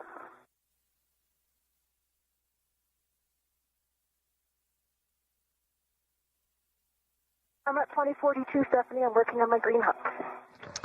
Copy that. Inboard stanchion. Just over 41 minutes into today's U.S. Spacewalk 96, as NASA astronaut Anil Menon has successfully bundled the worksite interface extender to the cable bag. And now we'll translate across or move across the International Space Station to the IEA, the Integrated Equipment Assembly.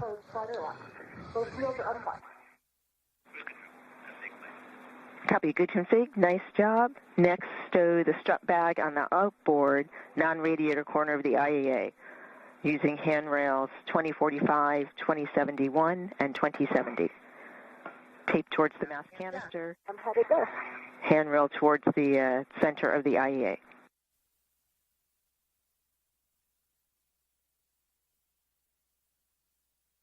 I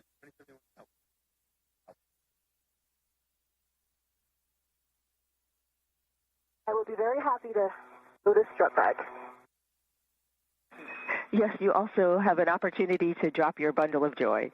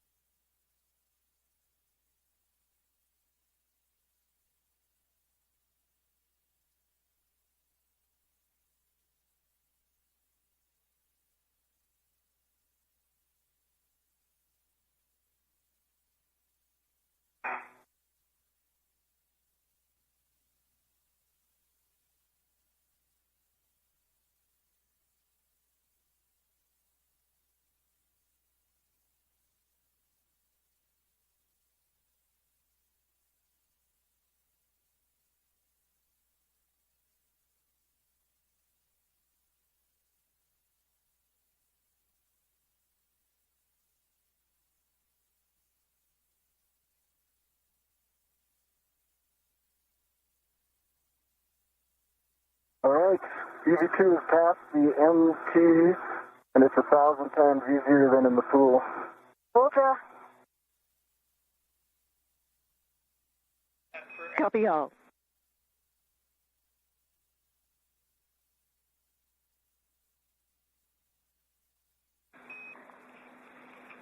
For EV2, for your translation at S4, you'll follow the keel side non-radiator edge, also optional fair lead per your discretion on the keel side of the grapple fixture. En route to stowing the cable bag on the inboard non-radiator corner of S6.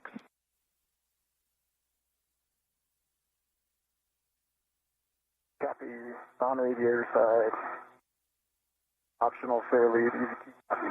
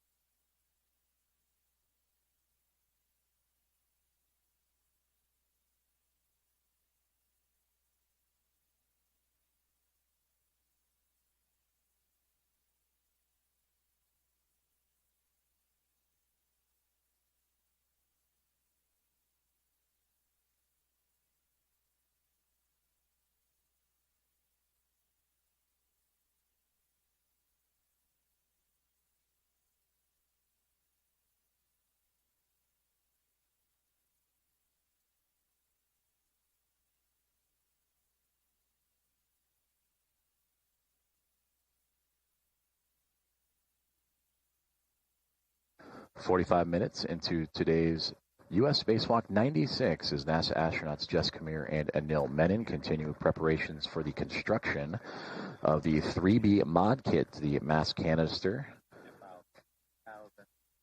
of the International Space Station. After exiting the Quest airlock and doing quick buddy checks, they would begin their movements across the station to pick up additional equipment necessary, including the WIFX, the worksite interface extender, also a quick stop off at the crew equipment translation aid cart or CETA cart, and that helps them move large equipment across the International Space Station as needed. And part of that equipment does include an 8-foot-long, 330-pound strut bag that is a part of today's spacewalk activities. And now the two making their way to an IEA that you may have heard in communications with the team on the ground here at Mission Control, the Integrated Equipment Assembly. And that's the assembly of several power system orbital replacement units, or ORUs, that transform and control power from the solar array wing to the power channel. So direct access to some of the tasks required for that future rollout of an International Space Station rollout solar array.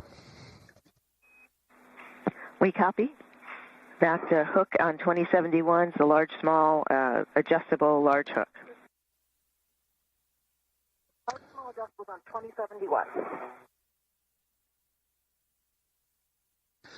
The crew currently working in an orbital nighttime for the International Space Station, which orbits the Earth every 90 minutes, so a sunrise and sunset every 45. And you see lights off the helmet cameras of the two NASA astronauts. You see Jessica Meir ever so faintly off on the left-hand side. And you can identify her by the red stripes on the cuff of her pant leg of her spacesuit today. And for Anil Menon in the foreground, you see his helmet lights really shining and reflecting off of the International Space Station, as those two will be working in tandem to build today's modification kit to the 3B mass canister.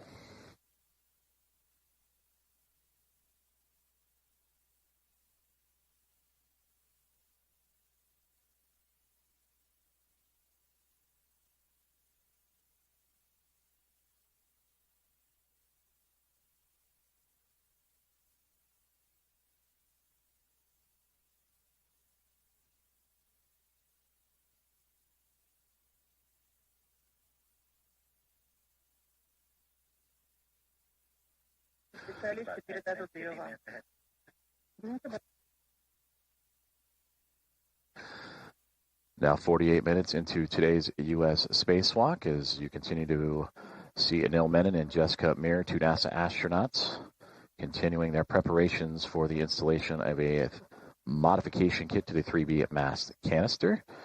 And with that, I am thrilled to welcome in colleague and friend of NASA Communications, Ken Appel, for additional commentary.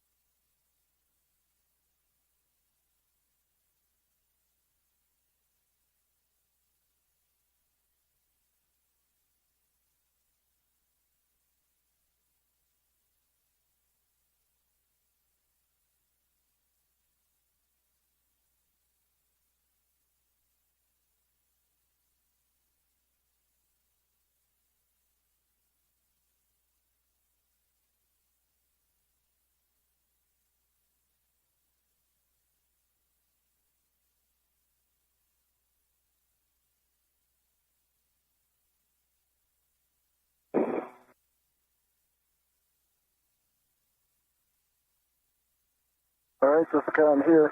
I got eyes on 2039 and 2042.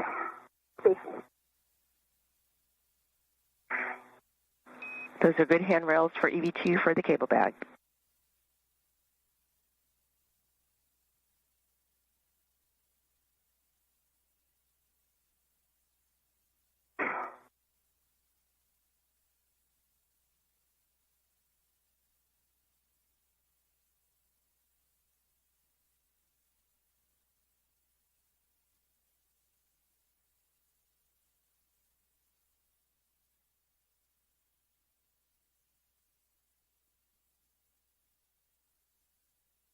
Stephanie, I've got this third strap on 2045.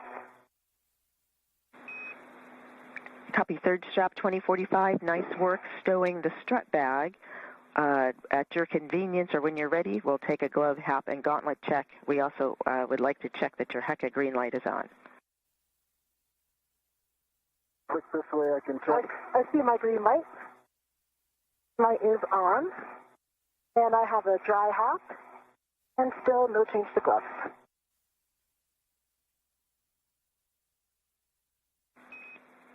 No change to gloves, dry hap, gauntlets down, check, good green light on your HECA for EV1.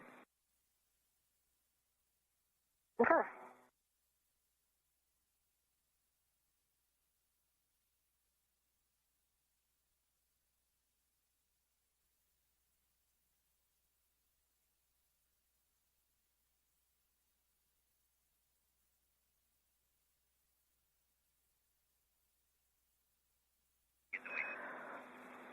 For EV1, we would like a power cycle on your HECA.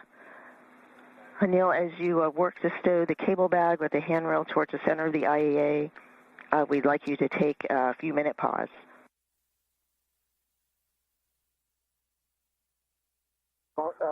Clarification, you want me to pause now or continue with bag stow? After the bag stow. So once you've got the bag stowed, friendly reminder handrail towards the center of the IEA, then we'd like you to pause. Okay. And I will cycle my HECA in just 1 second. Copy.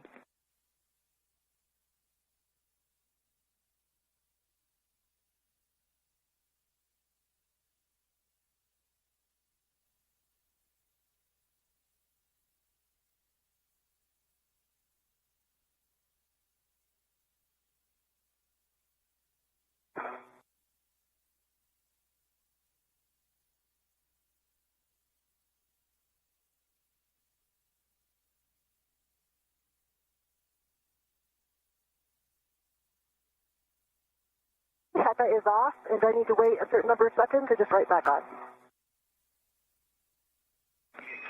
Right back on for the HECA power cycle.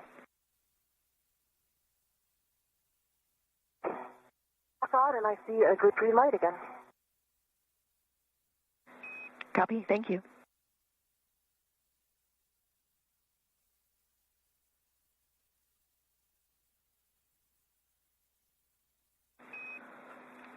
With that work, Jessica, we are ready for you to begin working to build the upper triangle. Open the strap bag, securing the straps as needed. Retrieve the mounting bracket from the strap bag, keeping that tethered to the bag, and you may lock out the ret if required. Copy.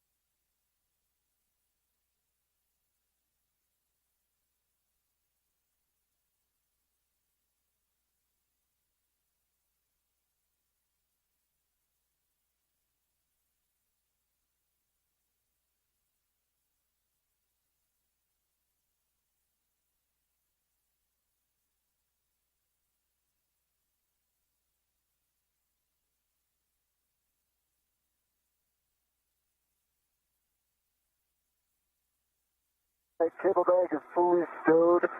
3 locations tied down for stability. Taking a pause. We copy. Nice work. Also saw the WIFX on your BRT. We still would like you to pause for met rates. Thank you.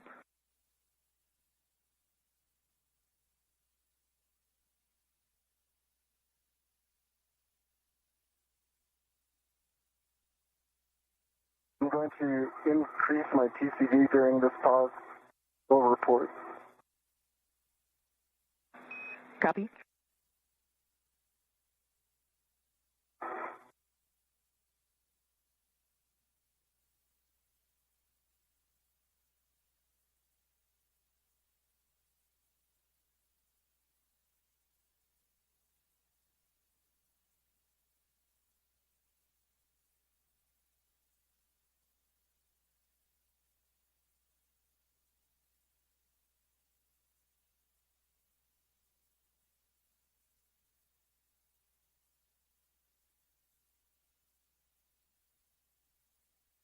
I have the mounting bracket out, and I'm going to retrieve the upper right strap.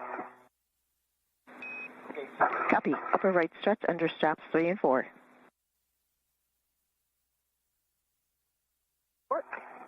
TCV set to 8 for EV2. Copy. TCV 8 for EV2. Thank you.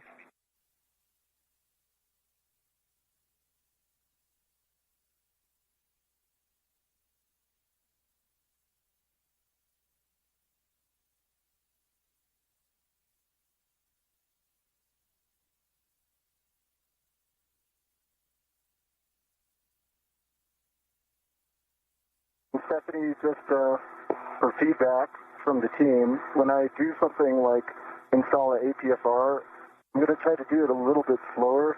It seems like when I take action, it pops my met rate, so I'll just maybe slow down those procedural steps a little bit.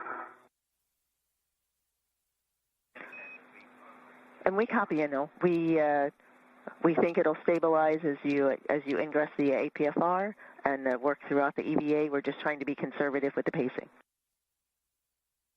Copy.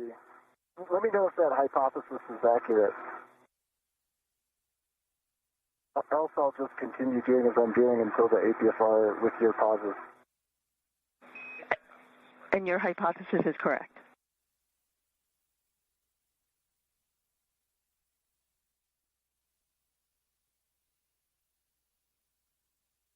If your pause is close enough by here, you could help me stabilize this mounting bracket.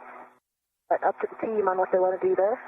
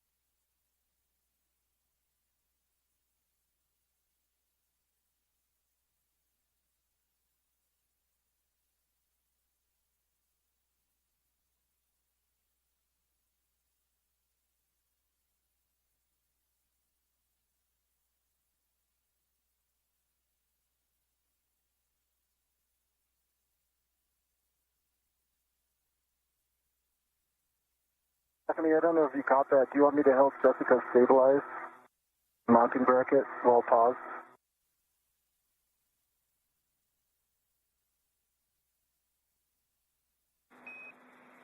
No, yes, you can help Jessica stabilize the struts. We're almost done with the pause, and once we show good met rates, we'll get you moving.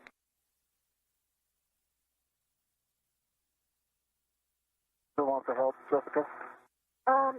Let's see when we're ready to pause, and we'll make a call then. Okay. Stopping my visor.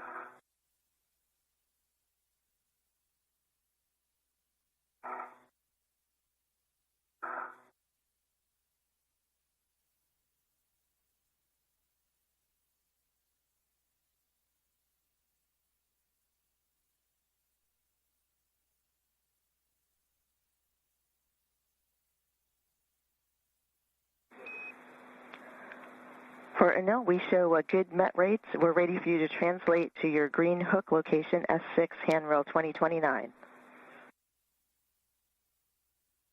Going to the green hook, handrail 2029. It's a good copy. Hey, Stephanie, I've got the lip underneath the guide here, lining up the black lines. See if I can try to hand start it all.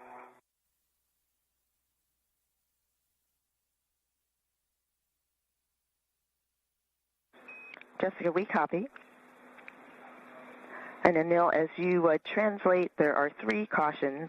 Do not translate on the S6 PVR base handrail. Avoid inadvertent contact with PVR pit pin near PFCS. Battery adapter plate cables on IEA are potential snag hazards. No copies.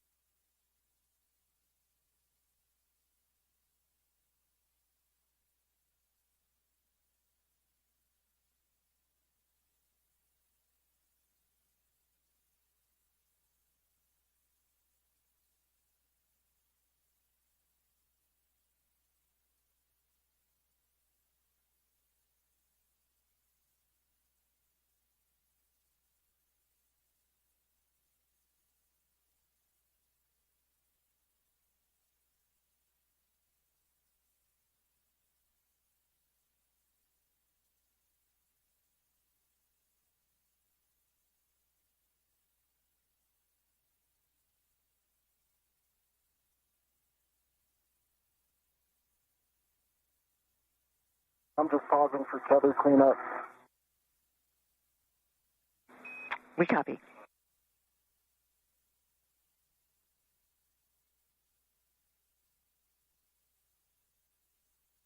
Stephanie, this is kind of a three-handed operation to try to line these up, keep them both in position, and then go for my PGT. So any suggested strategies are welcome.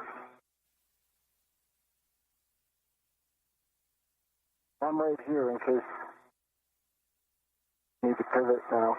Copy, checking.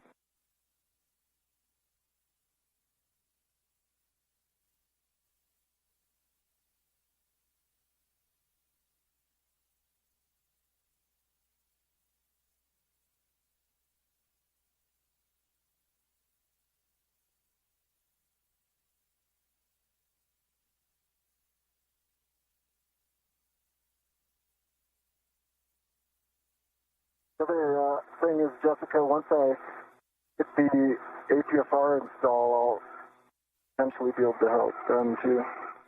That trying to stabilize two free-floating objects, then gets PGT is a challenge.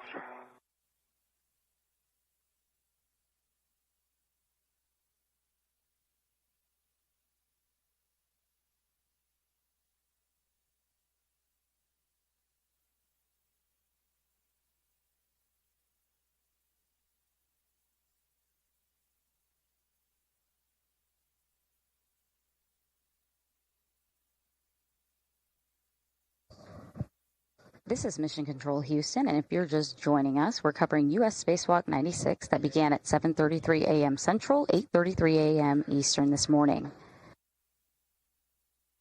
We are currently just over an hour into today's spacewalk, and all procedures have gone by the book. Actually, a bit ahead of schedule this morning, about 10 minutes or so.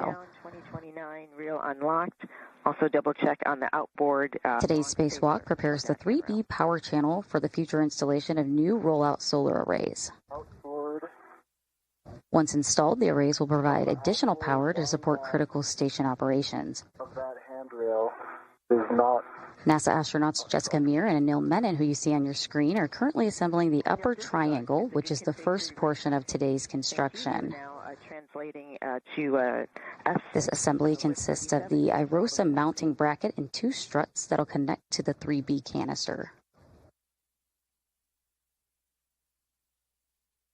This 37.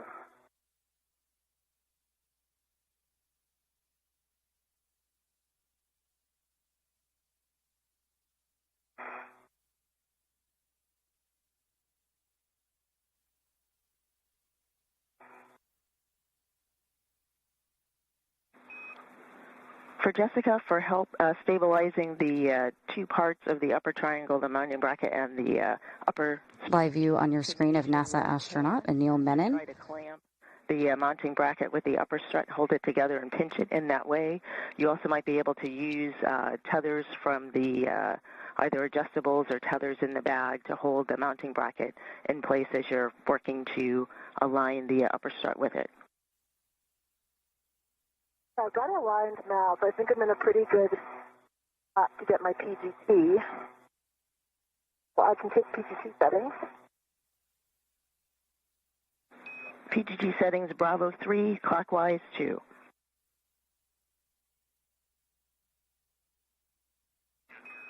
And this is the EV3 PGT. It is the PGT from the strut bag. Oh, that's right. With the 2-inch rigid.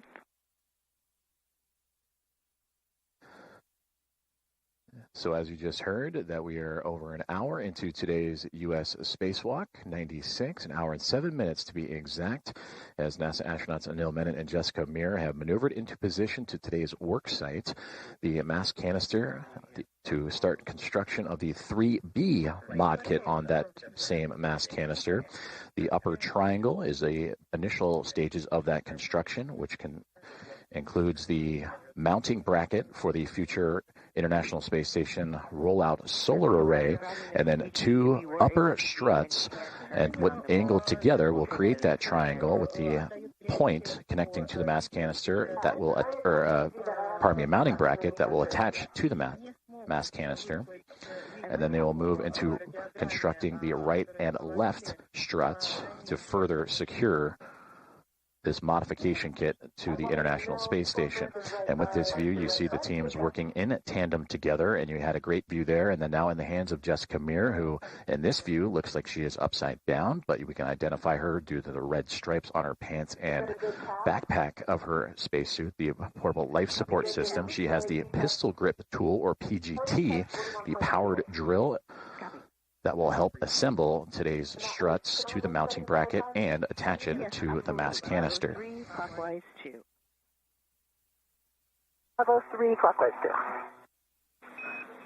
2. Drive M13 and M14, 4 turns.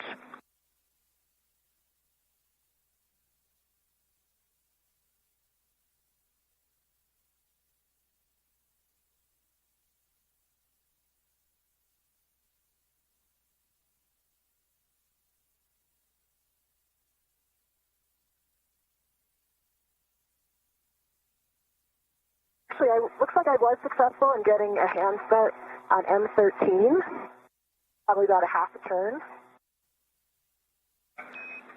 Copy, half a turn, M13.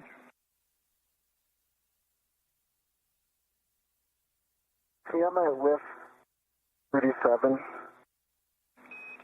With 37, the WIF-X takes a clocking of 6.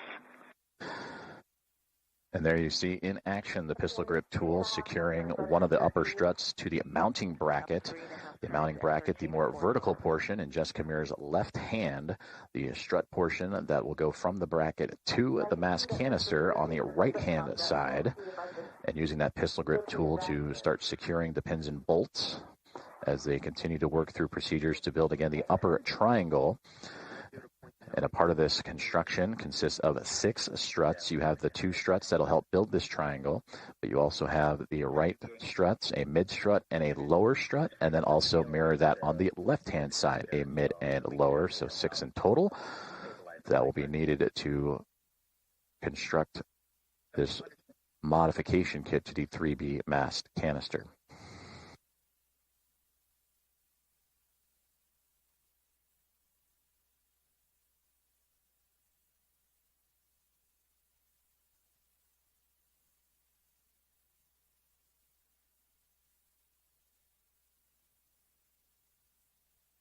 And I've got a hand start, 1.5 turns on M14. And then the struts are right behind you. Need me to move? Or is that? No, it's just a caution for you. Okay. Copy, 1.5 turns, M14. I did another 2.5 turns on the PGT. So that's 13 and 14. I can see there's definitely still a lot of play. There'd be that much play with 4 turns. Should I get any additional?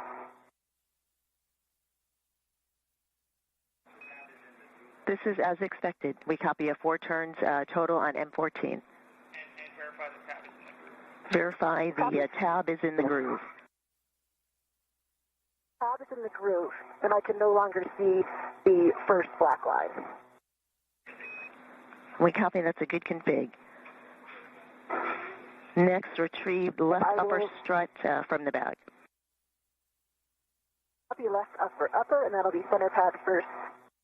And I'm going to change my settings first because I think this one is Bravo 1, correct? That's correct. Bravo 1, clockwise 2 on the strut bag PGT, 20 seconds to a handover. 2 minutes to a handover. Stephanie, the whiff extender is 6, off 5, full twist test, black on black. Copy 6, Golf 5. Black and color, black on black. Good pull twist test.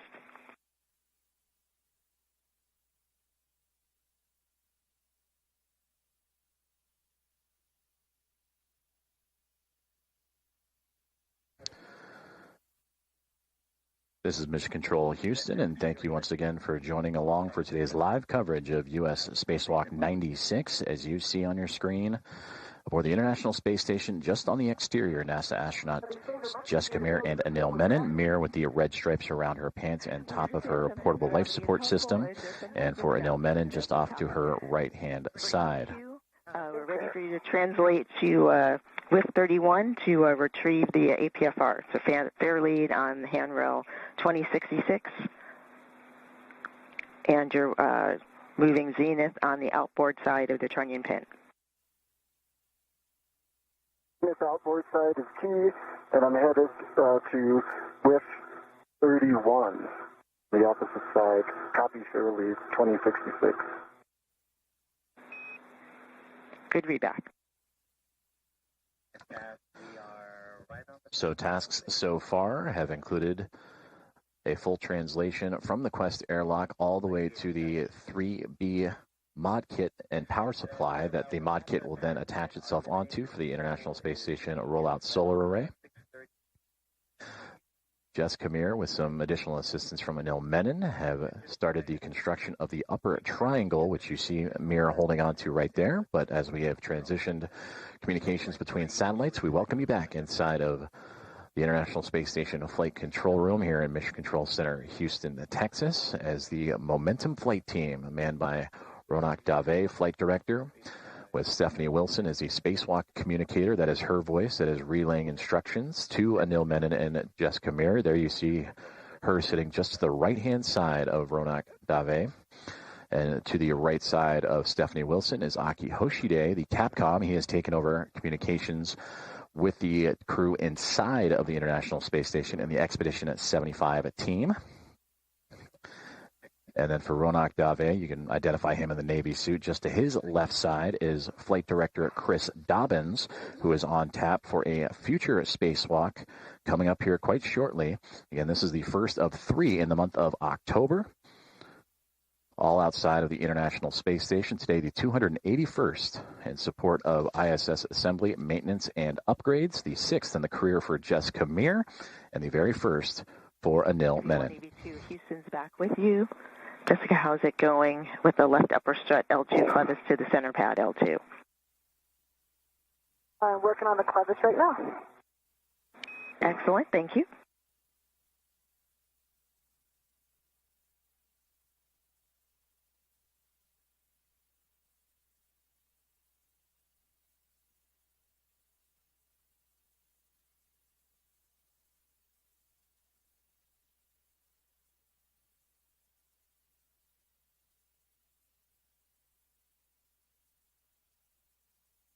Now an hour and 15 minutes into today's U.S. Spacewalk 96, as Jessica Meir on your screen there, still holding on to that mounting bracket and one of the struts attached to it, as her and Anil Menon continuing to proceed through today's construction of the 3B modification kit. Again, this modification kit will modify the station's 3B power channel and ultimately prepare it for the future installation of the International Space Station rollout solar array. For this 3B power channel specifically, once the pair of solar arrays arrive on NASA's SpaceX 35th Commercial Resupply Services mission later this year, that'll bring the pair of IROSAs for future spacewalks to power up and connect to the 2A and 3B channels. So again, today, spacewalk addressing the 3B channel. 2 prior spacewalks helped construct what is the 2A channel on the International Space Station. Those were done back starting in May of 2025, thanks to NASA astronauts Nicole Ayers and Ann McLean. And the rest of that construction of that modification kit on the 2A channel was just this past March on U.S. Spacewalk 94, in which Jessica Meir, who you see on your screen there with the red stripes, was joined by NASA astronaut Chris Williams to complete that construction. But for today on the 3B mod kit, it'll be from start to finish, as again, they are working on that upper triangle. And you see Jessica Meir working with the strut bag, 8-foot-long bag that contains the 6 struts and upper mounting bracket.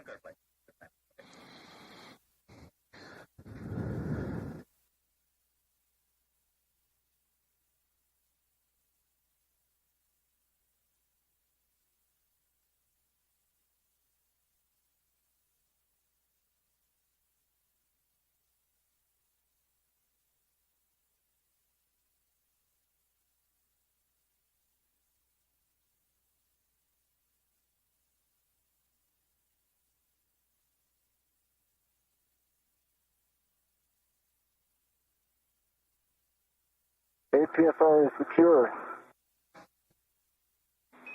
Copy. APFR is retrieved. Translate back to width 37 and install it in the WIF-X with a clocking of 12. Clocking at 12 in WIF-X.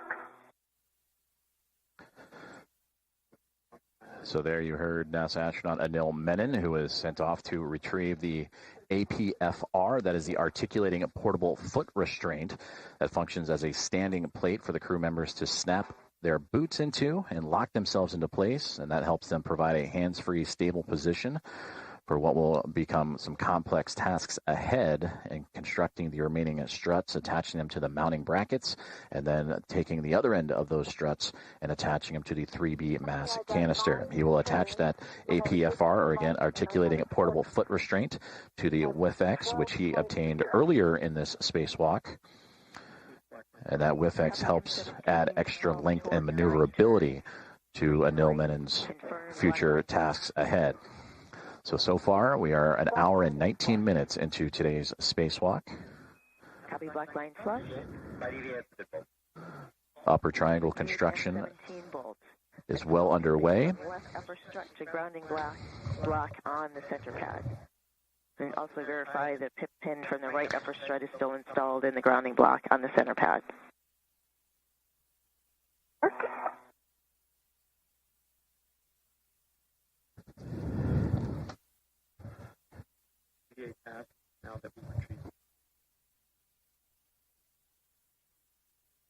I can confirm that the right side is installed, and I'll work on the left. Copy.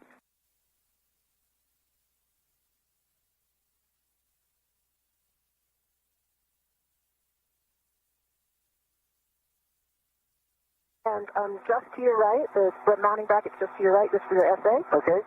I'll stay tight.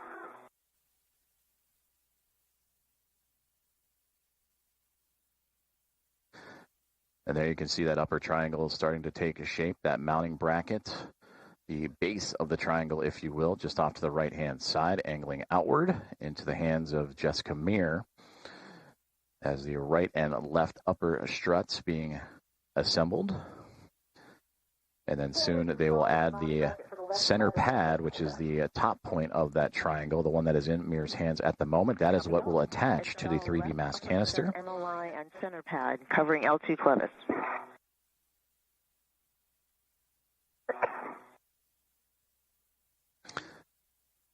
Jessica currently installing the left upper strut to the center pad, the portion that will attach to the 3B mass canister. And then complete the triangle. You can kind of see it just above Jessica's head. Again, she is the one with the red stripes on the cuff of her pants. And that will attach to the IROSA mounting bracket. And for Anil Menon, you see him off to the right-hand side, upside down from this vantage point. He has the articulating portable foot restraint that he is attaching to the WIF-X. MLI is installed. I'm moving the APFR close to you. See it? And Stephanie, am I okay now that this bolt is on the center pad? Can I remove the strut, the rep from the left strut? Checking. Jessica, you can release the ret on the right upper strut, but not yet on the left upper strut. I thought the right upper strut was the one that was staying attached the whole time.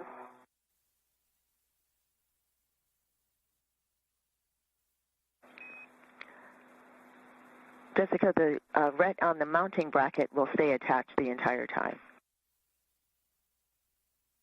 Okay, copy that. One remaining step for MLI, verify right upper strut MLI on center pad covering L1 clevis.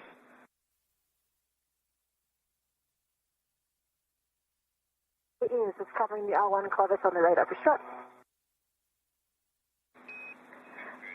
Copy. Next is to install the left upper strut LA to mounting L8 to mounting bracket left side. Work. And APFR is attached locking 12, locking color black on black, good pull and twist on it.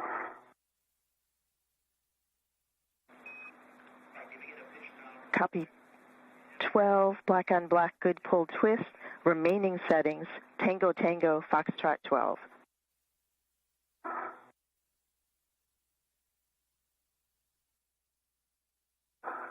And Stephanie, I'm back to Bravo 3 for default. Bravo 3, clockwise 2 on the strut bag PGT, drive M15, exactly 4 turns. 4 turns on 15, Bravo 3, clockwise 2 is set. Good settings.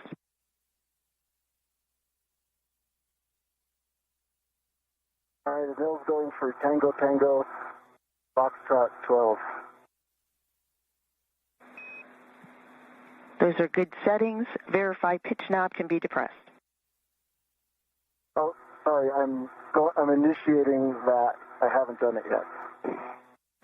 Copy. Thank you for the clarification.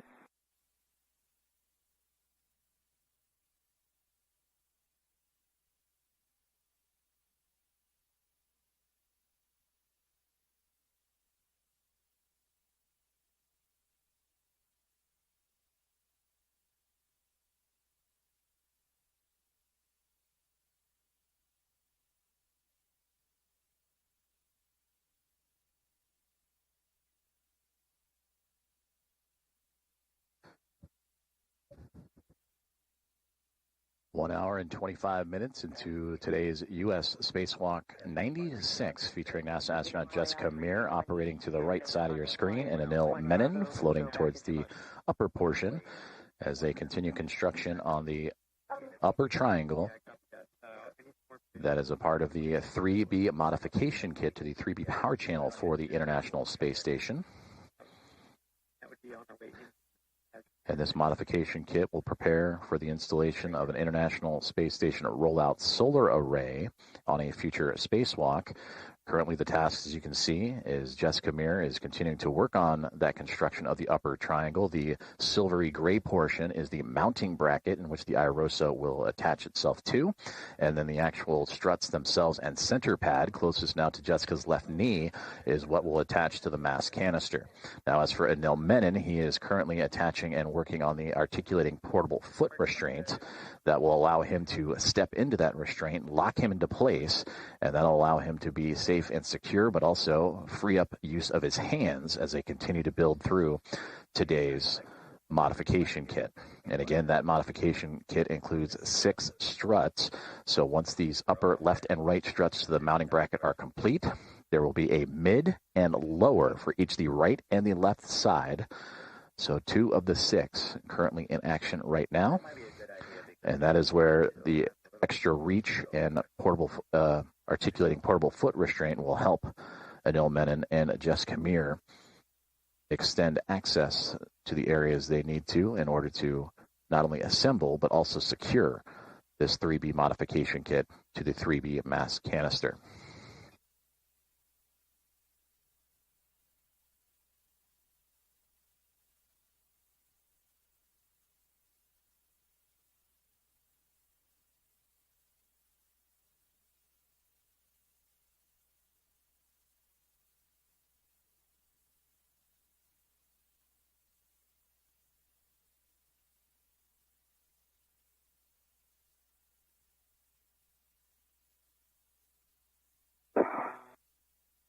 And I know I'm right behind you. Yeah, I'll be out of your way in a second. And again, Jessica Meir and Anil Menon on the left and right sides, respectively, upside down from our vantage point here on NASA Plus and the NASA channels, constructing that upper triangle for the 3B modification kit. Today, the 281st spacewalk for support of the International Space Station assembly, maintenance, and upgrades. For Jessica Meir, this is her 6th spacewalk, and the crew member wearing the red stripes on the left. For Anil Menon, this is his very first. It is the 4th spacewalk of 2026, in which Meir had previously participated in 2 of those previous 3. and then the first spacewalk of Expedition 75. Copy Tango Tango and pitch knob depressible.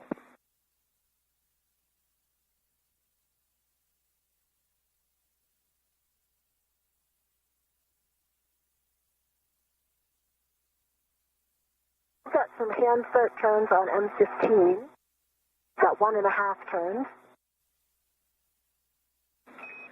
Copy 1.5 turns on M15.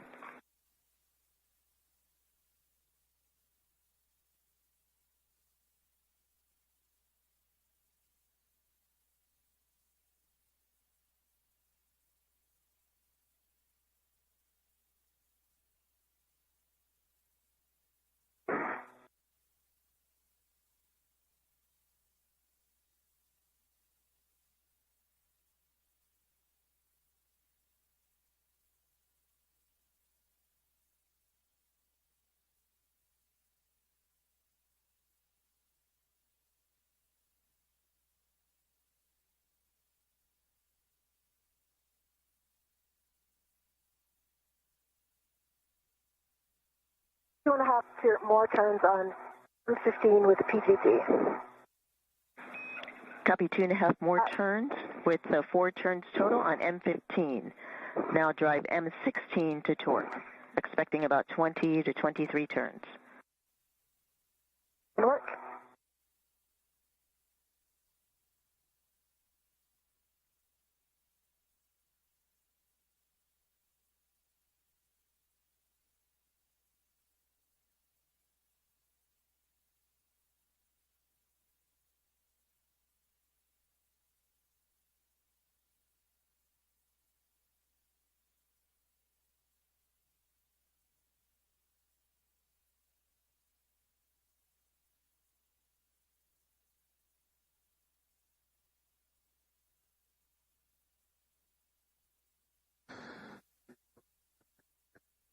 We have hit the 90-minute mark. 1 hour and 30 minutes have gone by in today's U.S.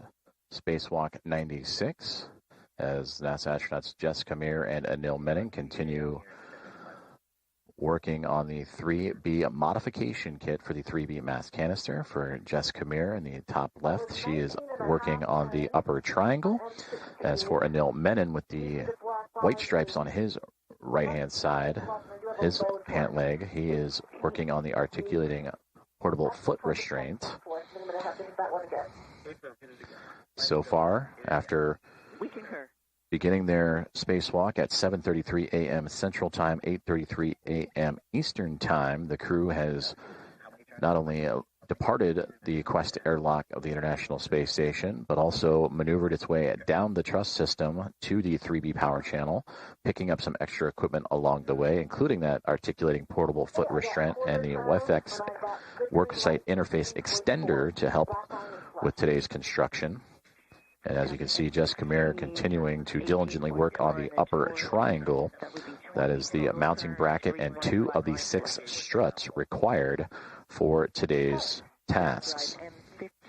Also a part of today's tasks, not only the construction and attachment of this modification kit for the future installation of an IROSA, or International Space Station Rollout Solar Array, but also routing the cables necessary for that connection of the IROSA to help augment the power of the orbiting laboratory.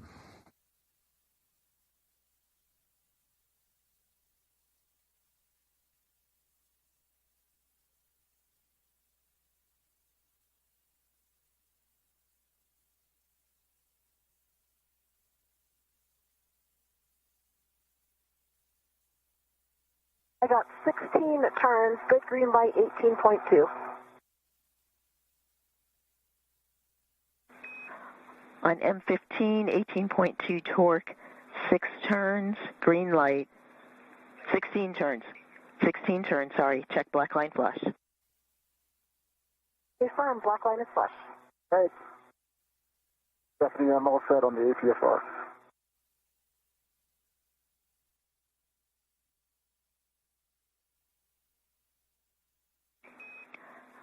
And Jessica, we have an additional good bolt on M15, so M16, M15 are good bolts Release the rut from the left and right upper struts.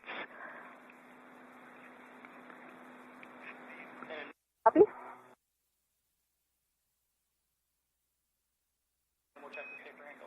And for EV2, we'll take a glove, hap, and gauntlet check from you. Gauntlet's down, gloves look good, and hap is dry.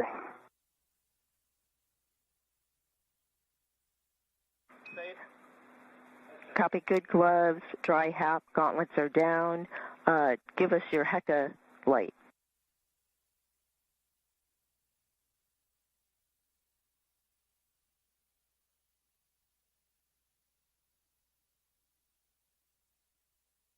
I see, green light. Copy, green light, verify, left safer handle down.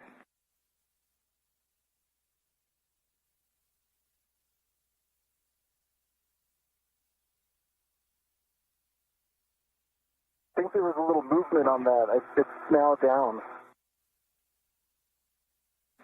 We copy. Thank you for checking, verifying.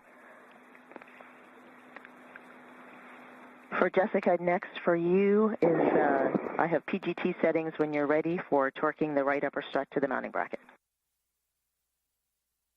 I am ready. I believe those are the same settings, Bravo 3, clockwise 2. I'm in position for 13 and 14. Excellent. And you are correct. Same settings. You'll drive M13 and M14 to torque an additional 18 turns. North. So there you heard communications for NASA astronauts Anil, Menon, and Jessica Meir on the next steps of their procedures for today's U.S. Spacewalk number 96. For Jessica Meir on the bottom right side of your screen, she continues to work and now torque down using her pistol grip tool or the space drill to connect the upper struts to the mounting bracket for today's spacewalk tasks of constructing a modification kit to the mass canister. And there you actually see a great view as we just translated up and panned up to the mass canister. On the upper left and right hand sides, just for perspective, that is NASA astronaut Anil Menon stepping into the articulating portable foot restraint, but just off to his left shoulder and then off to his far right are the solar arrays for that 3B power channel for the International Space Station, and that is the canister that they will attach this collection of 6 struts and a mounting bracket for a future IROSA install. Now, 1 hour and 35 minutes into today's spacewalk, the International Space Station currently flying over France. Jessica, I copied on M13, 18.4 on the torque, 17 turns, green light, black line flash. Good copy, starting 14. Copy.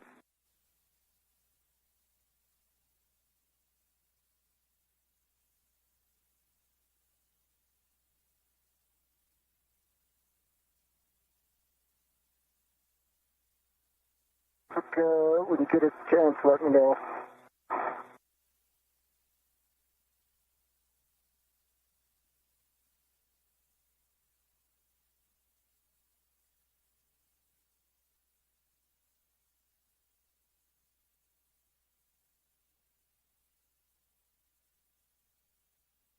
Stephanie, I got 17 turns again, 18.2, good green light, black line is flush on M14.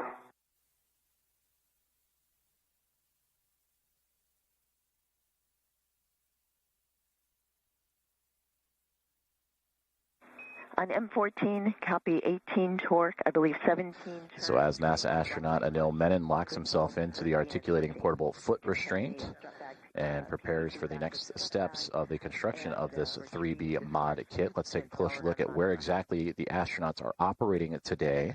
They're on the starboard side of the International Space Station, down the backbone of the truss system, the S6 portion of the truss system, and where you see the 3B highlighted in yellow, they are all the way at the tail end of the orbiting laboratory, and at the base of that 3B construction along the truss structure is where the 2 astronauts are currently operating to assemble the collection of 6 struts and the mounting bracket for a future rollout of an International Space Station rollout solar array. Now, what do those look like, you may wonder? If you look at the far right-hand side of this graphic, there is an example of what that IROSA, or International Space Station rollout solar array, would look like once fully unfurled.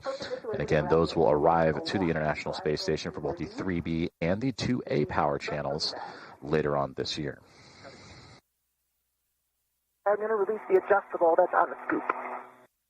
And as we were explaining that breakdown of where Jessica Meir and Anil Menon are, we just received confirmation that the upper triangle has been completed. And there you get a great illustration at the bottom of your screen right there of what that looks like. It is the mounting bracket with 2 struts and then the center pad. That is the small gray structure. That is what will attach to the 3B mass canister. And then the mounting bracket is where the International Space Station rollout solar array will be affixed to on a future spacewalk. Top is dry.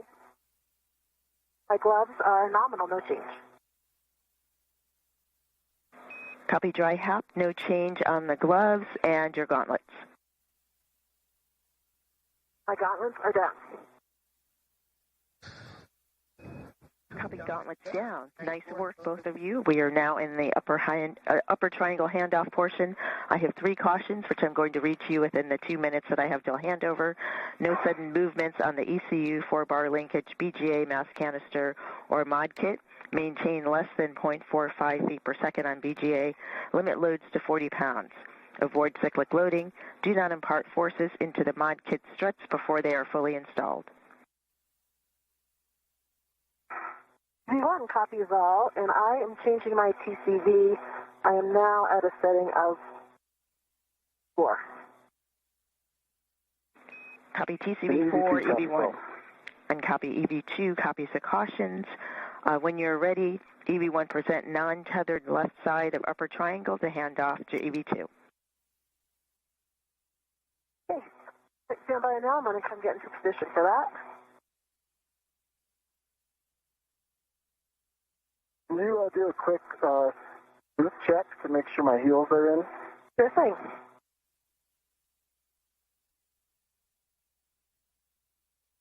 Looks like your heels are in from this side. I'm behind the boot plate right now. When I come over to the side, I think I'll have a better view. Copy. A check for EV1 for the upper triangle and the PGT. We would just like you to double check that the PGT is not tangled in the upper triangle. 30 seconds to a handover. Yeah. Copy.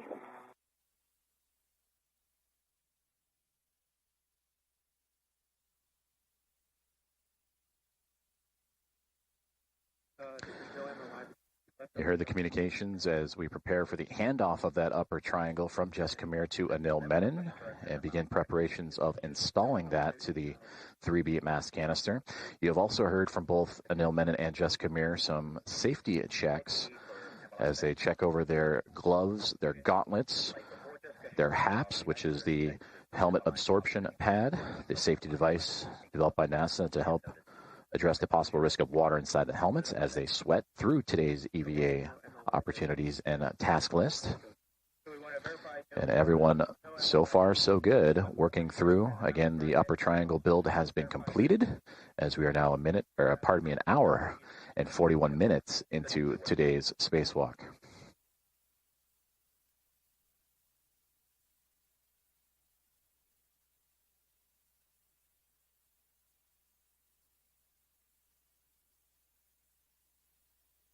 Okay, I've got that PGT free. Like that. EV1, EV2, Houston is back with you. We copied partial comm. Sounds like the PGT is free of the upper triangle. We welcome you back inside the International Space Station Flight Control Room here at Mission Control Center in Houston, Texas, as Flight Director Ronak Dave in the Navy suit, overseeing today's spacewalk operations. To his right-hand side is NASA astronaut Stephanie Wilson, who has been the one that you have heard communicating with Jessica Meir and Anil Menon today. Aki Hoshide, immediately to her right, is operating and talking to the crew that are not participating in today's spacewalk. Jack Hathaway and Sophie Adno, along with Andrei Fedyaev, Pyotr Dubrov, and Anna Kikina, the other members of the Expedition 75 crew aboard the International Space Station.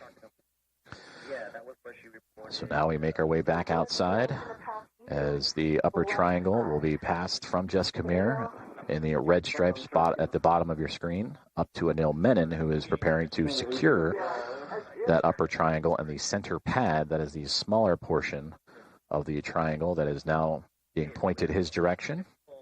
And that will make its way to him and eventually attached to the 3B mass canister. Anil Menon is in the articulating portable foot restraint, which is also attached to a workspace interface extender, almost like a step stool or step ladder, to extend his ability to reach the top of that 3B mass canister.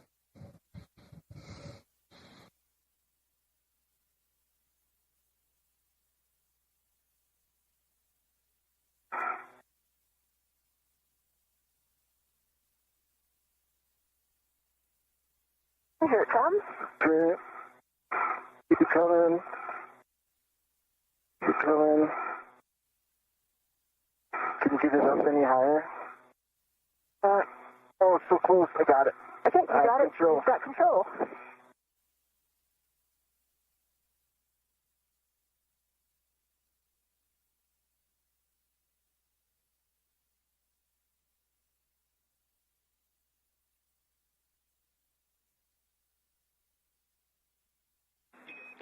And he'll install center pad on mass canister with the arrow pointing towards the array.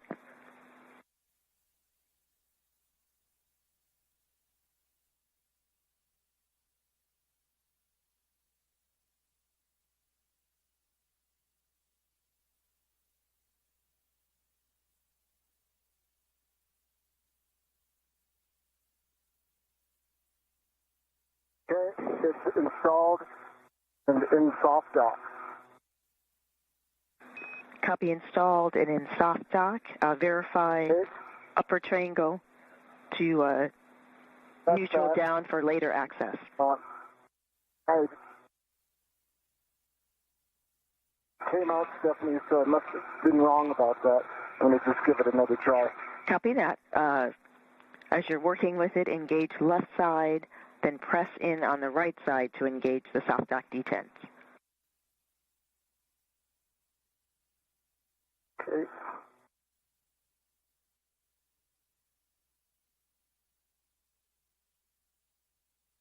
Just going to move this ingress aid.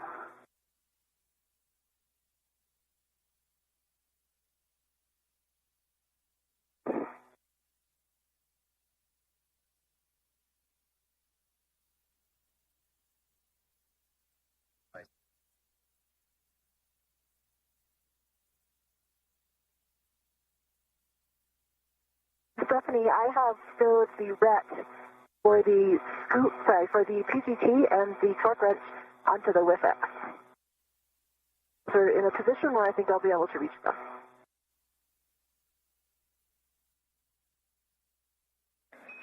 And we copy. Thank you. Nice work. Next, visually inspect and report spherical bearing alignment on both stop brackets.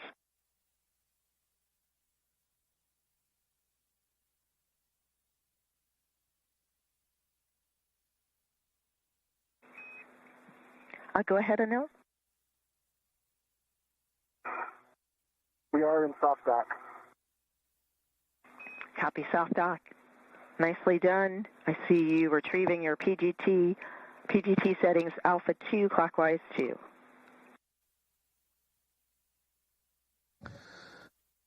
And I see good alignment on both of the spherical bearings. Copy good alignment on both spherical bearings. For EV2, 1 caution. Verify proper alignment for Fairchild fastener installation due to side loading cross-threading sensitivity. 2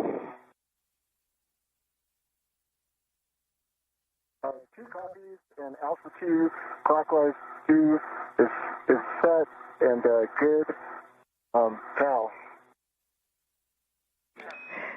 Copy all. We're looking for 2 turns on M5 through M8.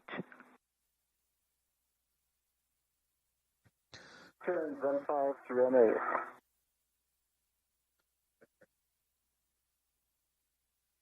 Communications between NASA astronauts Anil Menon and Jessica Meir to the teams on the ground, and Spacewalk communicator Stephanie Wilson. And all good news to report so far, as Anil Menon has received the upper triangle. He is now at the bottom portion of your screen, and will begin the formal attachment of that upper triangle to the 3B mass canister.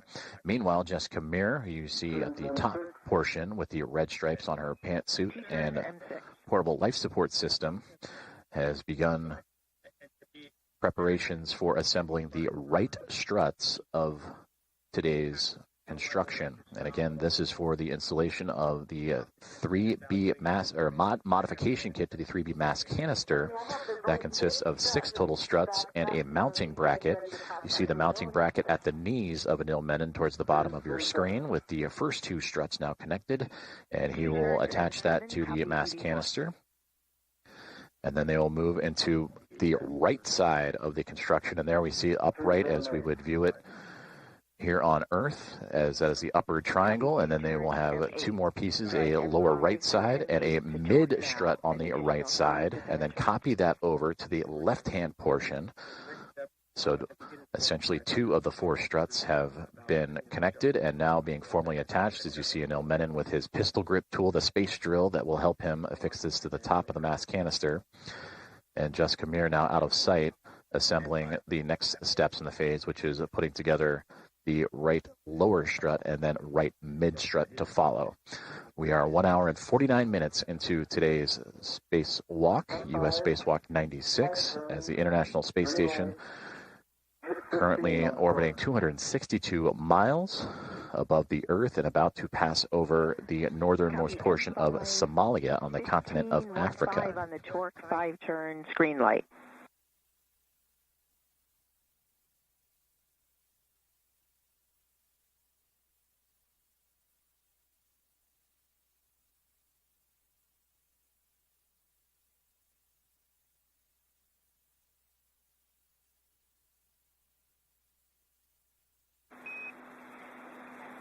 Anil, verify your PGT settings, Alpha 2, clockwise 2. Alpha 2, clockwise 2. Let me just read you this. M6 was 5 turns, green light, and it was 3.7 on the torque. The last one was 3.8. I accidentally read you the turn count showing up on the PGT, which is probably why it seemed high.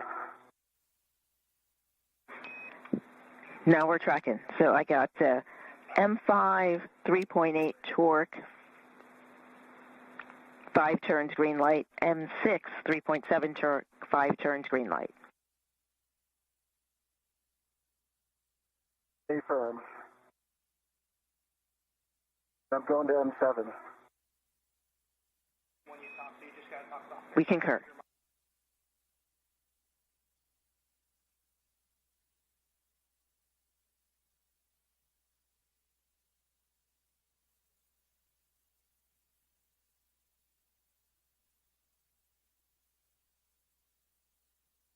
M7, turns, 3.7, green light.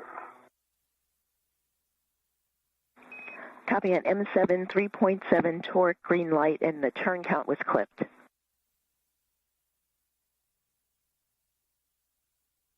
Turn.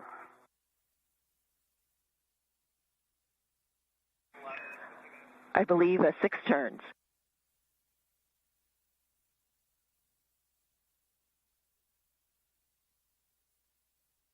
Confirm 6 turns.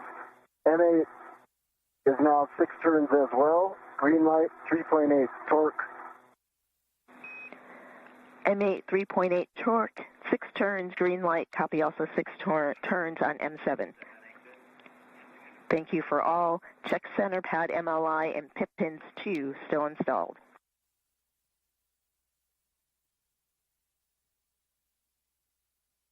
Okay.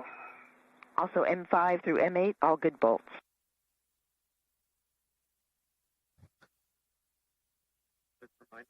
That is NASA astronaut Anil Menon relaying the torque and settings of the 4 bolts that are attaching the center pad, which is the top tip of the triangle of the upper triangle of today's 3B modification kit.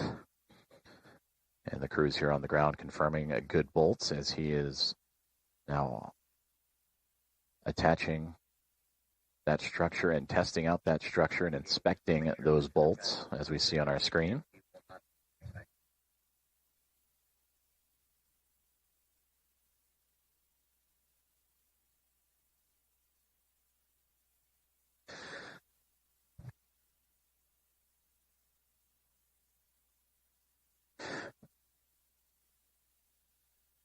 Meanwhile, NASA astronaut Jessica Meir, just off screen, preparing for the right struts to be assembled to the 3B mass canister. And there you now see her appearing to the upper portions where she has the strut bag that she brought from the Quest airlock all the way down to the very end of the starboard side of the International Space Station where the 2 astronauts are working today. And those struts will attach themselves to the mounting bracket and the upper triangle and provide additional support to the 3B mass canister. And we copy. That is a good config. And with each task, you hear communications from the ground for regular updates on the status of their gloves, the status of their HAPs or helmet absorption pads, all part of the ongoing safety checks as each step continues to make its way down the timeline for both astronauts. Now an hour and 54 minutes into today's spacewalk. Copy, EV1.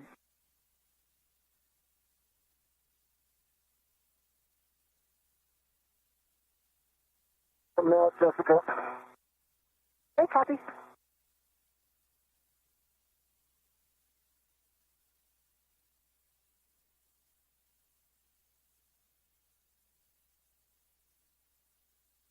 I'm going to go ahead and adjust the APFR with X. That's okay. Okay, sure thing.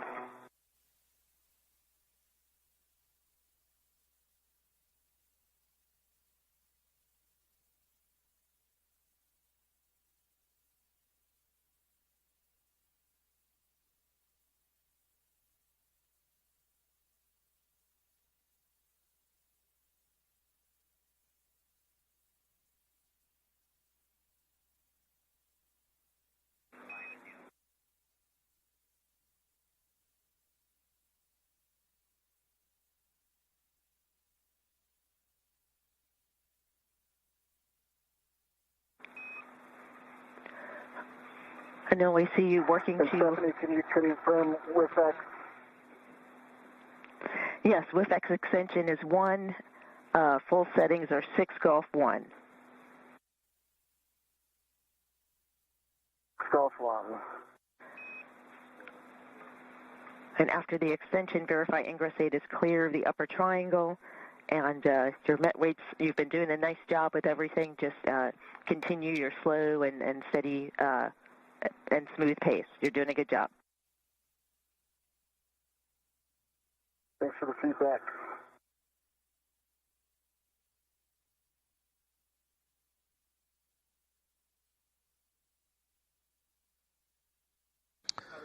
Communication with NASA astronaut Anil Menon as he has removed himself from the articulating portable foot restraint and is now adjusting the WIFX that is attached to the worksite interface extender. He had a bit of a higher setting in relative to his positioning along the 3B mass canister.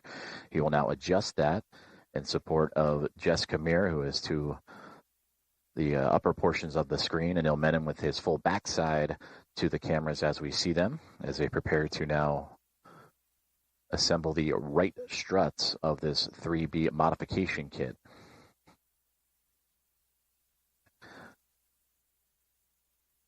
Closing in on 2 hours for today's spacewalk, an hour and 57 minutes at the moment. The 6th spacewalk for Jessica Meir's career, the first for Anil Menon. For Anil Menon arriving just 22 days ago launching just 22 days ago aboard Soyuz MS-29 back on July 14th from the Baikonur Cosmodrome. As for Jessica Meir, in her 174th day in space on her current mission after launching with NASA SpaceX Crew 12 back in February.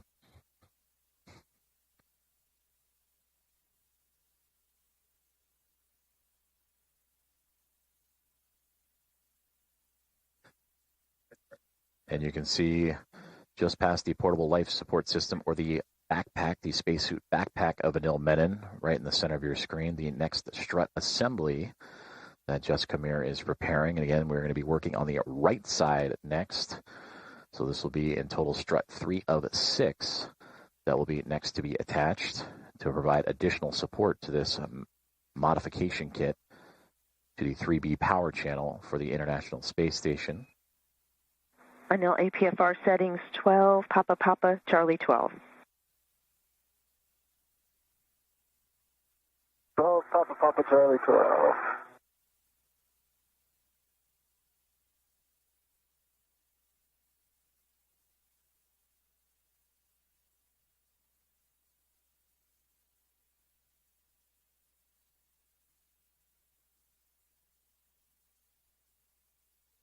We still have the ret going to the mounting bracket as well. That will get released after you're back in there? Believe so. And Houston concurs. That's affirmative, Jessica. Copy.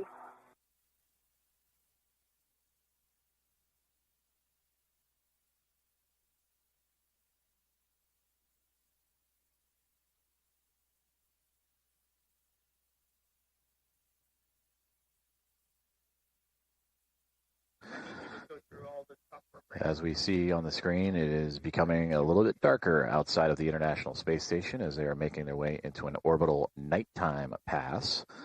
Again, the space station orbiting the Earth every 90 minutes, so a sunrise and sunset witnessed by NASA astronauts Jessica Meir and Anil Menon every 45. So they have their helmet cameras, or helmet lights on, in addition to their helmet cameras, of course, as they continue work on adjusting the WIFX and portable foot restraints ahead of the next task of today's spacewalk, which will be assembling the right struts of the 3B modification kit. We have now officially passed the 2-hour mark of today's spacewalk. After getting underway at 7:33 a.m. Central Time, 8:33 a.m. Eastern Time. So far, the astronauts, after departing the space station's Quest airlock, have translated to the far side of the starboard side of the International Space Station to the 3B power channel and solar array, and that is where they are operating now. They have completed construction of the upper triangle, which is, you somewhat see portions of it, namely the mounting bracket towards the bottom of your screen, with some of the reflection of the lights from the camera, or from the helmets of the two astronauts. So that upper triangle consisting of the IROSA, or International Space Station Rollout Solar Array mounting bracket, which it will attach to once delivered on a future cargo flight later this year, and then installed on a future spacewalk itself. That mounting bracket with 2 struts attached and attached to the mass canister. 6 struts in total and 1 mounting bracket, so 2 of the 6 have formally been completed. And again, working on the right side, a right lower strut and right mid strut will be next, and then the 2 astronauts will move to the other end and work on the left lower and left mid of today's build out. This knob was depressible. This is the main change that I made, and the width extender was set at 1, and the pin is at its full test.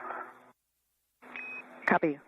With extender 1, 12 Papa Papa Charlie 12, pitch knob can be depressed. From Houston, we recommend you ingress the APFR and then perform your socket swap on your PGT to the 200. That's a great idea. That's what I was thinking too. Love it when great minds think alike.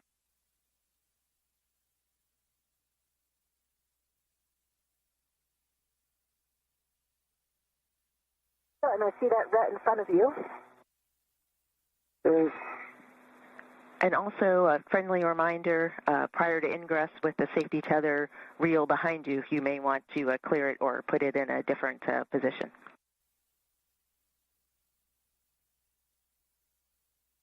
What do you think, Jessica?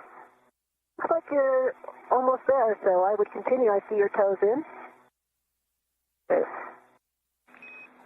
We are okay with that.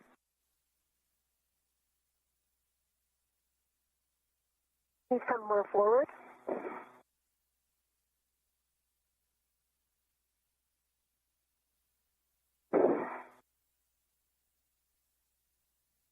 You look in. No, your heel's not in. You need it. Yep. There you go. Keep going a little bit more. Exaggerate that a little bit more in. A little bit more. Now, I think that your foot is a little bit too far back. So when you're rotating, you're ending up on top of the heel guide.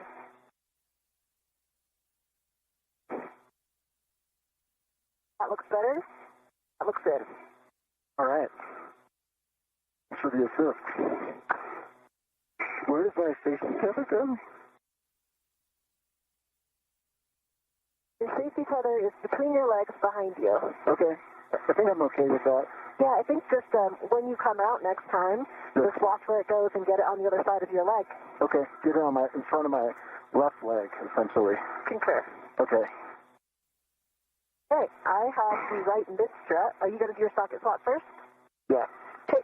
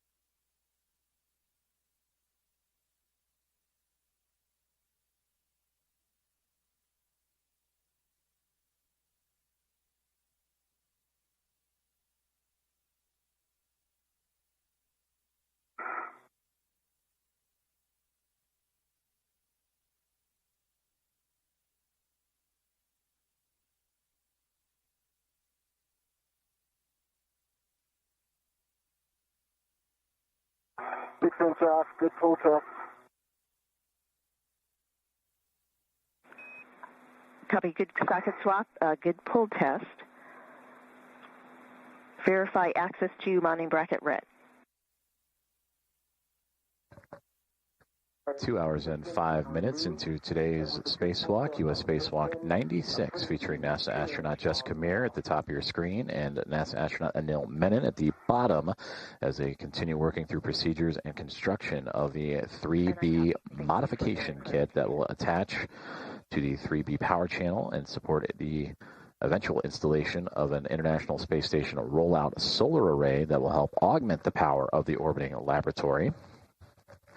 And that future installation will be on a future EVA. The solar arrays themselves will be delivered on a future cargo flight, NASA's SpaceX 35th Commercial Resupply Services mission.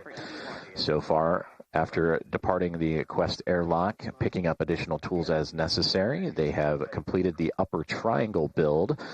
Upper triangle consisting of the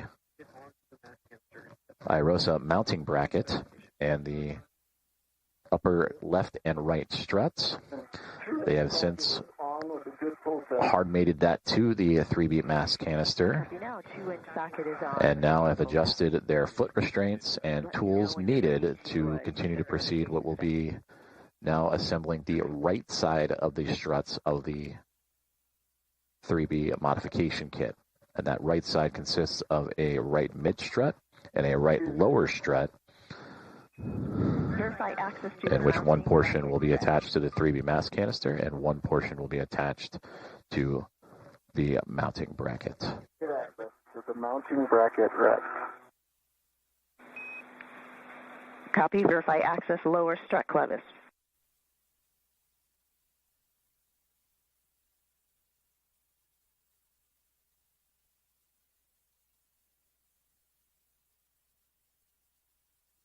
Good access, lower strut clevis. Verify access mid-strut clevis.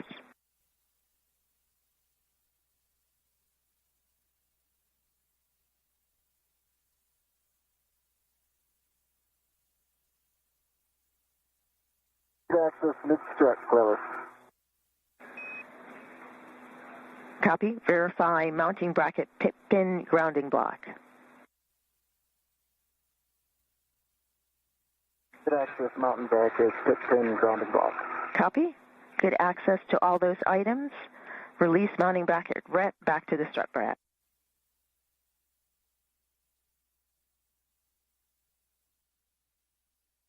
All right, Jessica. You got it all. Okay, I've got a hand on it. I'm tending it. Okay, I'm releasing. Hey, it's back in the bag.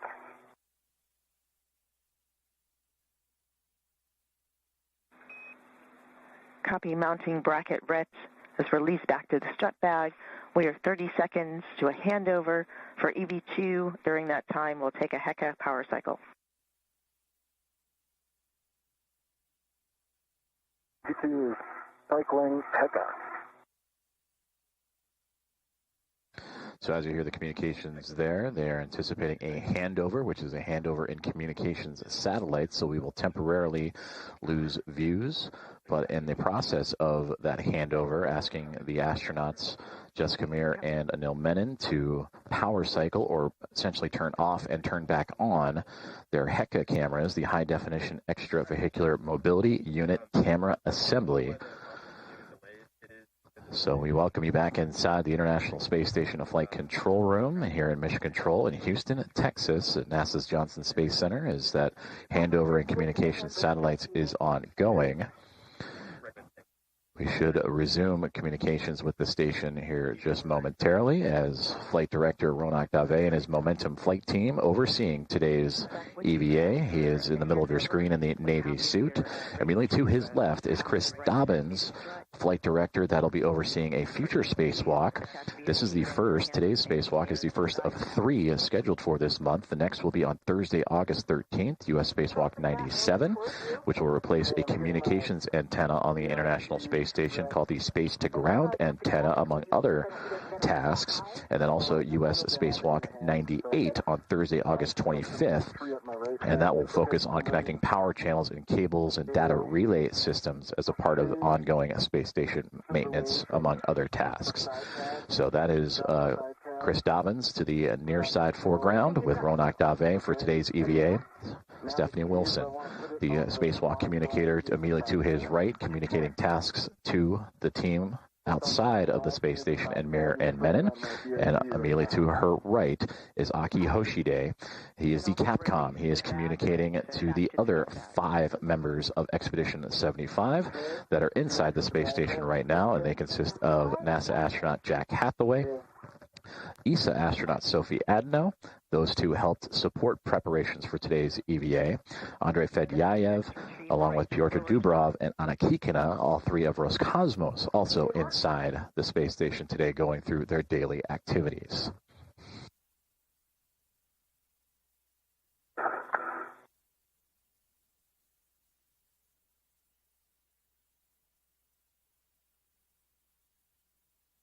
I'll reposition to get down to this other strap, and then I'll get it.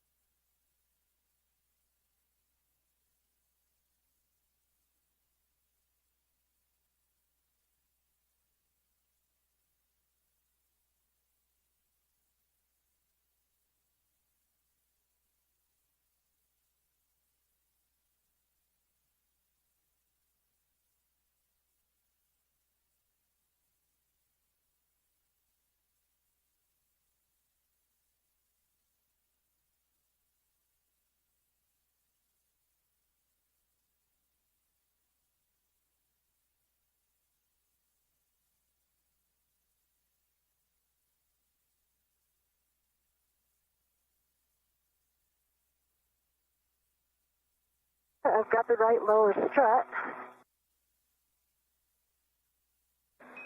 Transfer right lower strut to EV2 with the clevis end towards him. Work.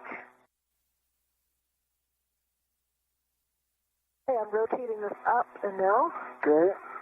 Tracking it. View from the helmet cam of NASA astronaut Jessica Meir inside the strut bag. At the start of the EVA, that bag had 6 struts and a mounting bracket, but she has now pulled out the right lower strut. That is what is in her right hand, and the LR for lower strut. She is handing that over to Anil Menon as they begin construction of the right-hand side of the 3B power channel modification kit for today's U.S. Spacewalk 96. And there you can see the two of them working in tandem. Jessica Meir more towards the middle of your screen as the International Space Station currently in an orbital nighttime, so the two working with their helmet lights on. Meir with the red stripes on her pant leg. For Anil Menon at the bottom of the screen, he has one side of the right strut, and as for Meir, she will grab a hold of the other end of that strut as they maneuver it into position. And again, this is the right lower strut that will help secure this modification kit to the 3B mass canister of the International Space Station. Right now, the two astronauts among their Expedition 75 crew members orbiting 272 miles above the Earth, and they are pretty much at the halfway point, the International Space Station, between the southernmost coast of Australia and the northern portion of Antarctica at the moment. Today's EVA now 2 hours and 14 minutes and 30 seconds of phased elapsed time.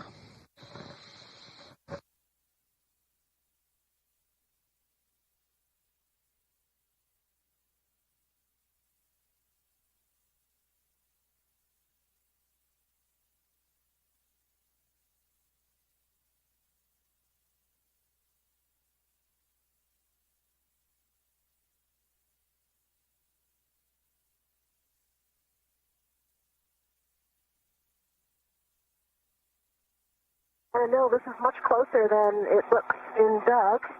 Agree. It got a good look at the translation area on the left that you need to use, and I think it's going to work just fine. There's a lot of structural handholds the opposite side of you, on the radiator side.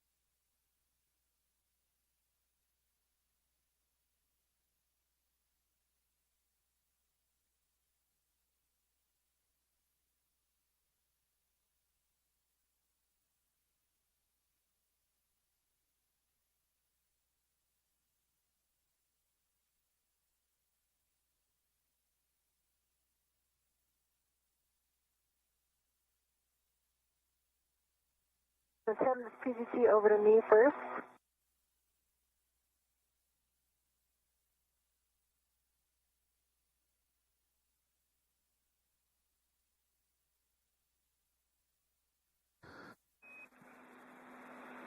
Jessica, A point of view from NASA astronaut Jessica Meir. I have one warning.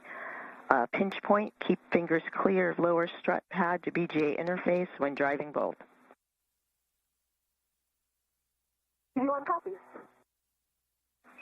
And for both of you with the consumables check, here PET 2 hours 17 minutes. You're on the timeline. Limiting consumable is EV2 MEDOX 6 hours 20 minutes. We do expect that to get better. Yeah, and I'll take settings for the PGT, Stephanie. PGT settings, alpha 1, clockwise 1 on the strut bag PGT.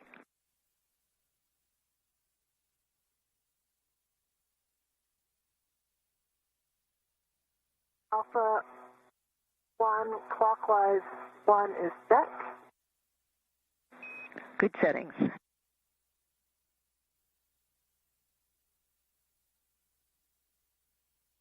And now, Align lower strut M19 to the spherical Saab bearing. Looking to drive M19 exactly 4 turns. copy.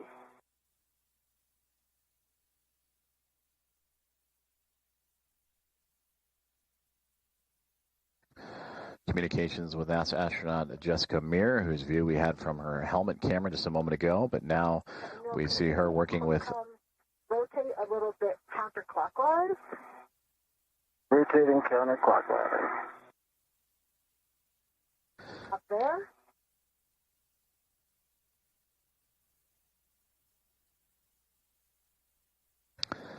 So again, Jessica Meir at the bottom right portion of your screen with her helmet light on, securing one side of the right lower strut as they continue to work through their procedures, building out the modification kit for the 3B power channel and 3B mass canister they are attaching it to for today's spacewalk with spacewalker and NASA astronaut Anil Menon. Bravo 1 clockwise 2. Bravo 1 clockwise 2.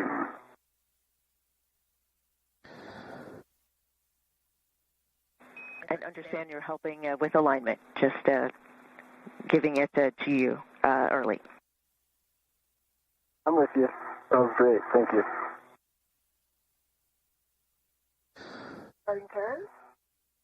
So Jessica Meir again on the bottom right-hand side with her pistol grip tool, the space drill, securing that right lower strut to the mass canister as you start to see it slowly but surely become more and more illuminated, the International Space Station and its 2 spacewalkers, currently in orbital at nighttime, but will be coming up on a sunrise here shortly.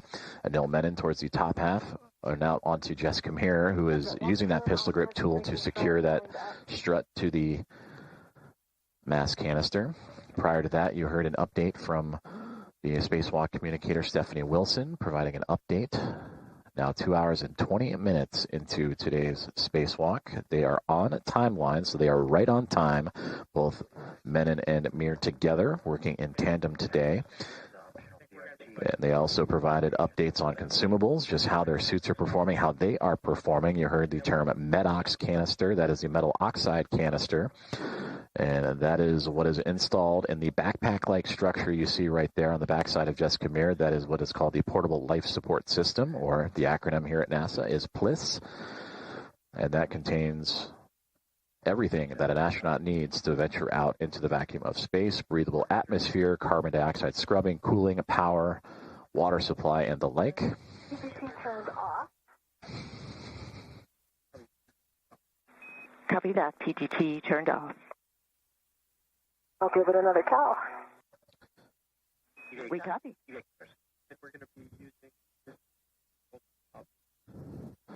So right now, as we just heard on the communications channel, Jessica Meir again adjusting her PGT or pistol grip tool, the settings, the torque settings needed to secure this right lower strut to the 3B mass canister.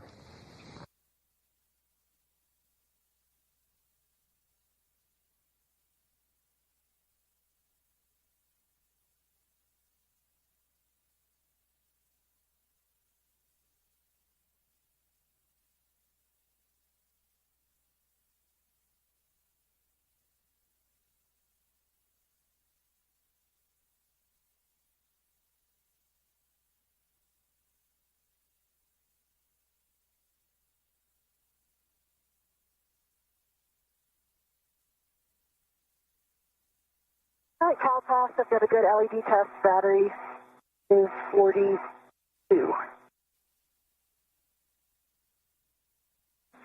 Copy, Jessica. It's a good number. That was Alpha 1, clockwise 1. Good settings. I'm looking for 3 more turns on M19. Work.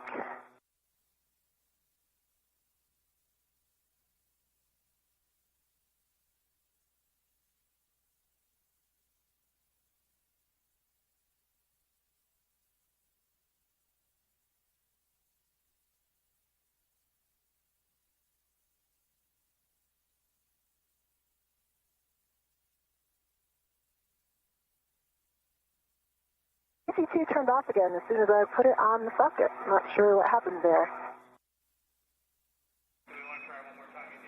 And we copy PGT turned off. Definitely did not hit the button, so interesting. I think this is similar to what happened on the last EVA. So I'll get back into Cal again.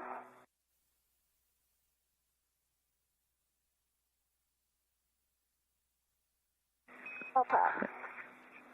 Jessica, we copy Cal pass, and we'd like you to use this PGT one more time. We're talking about options. Okay, copy. Good LED test. 3 volts.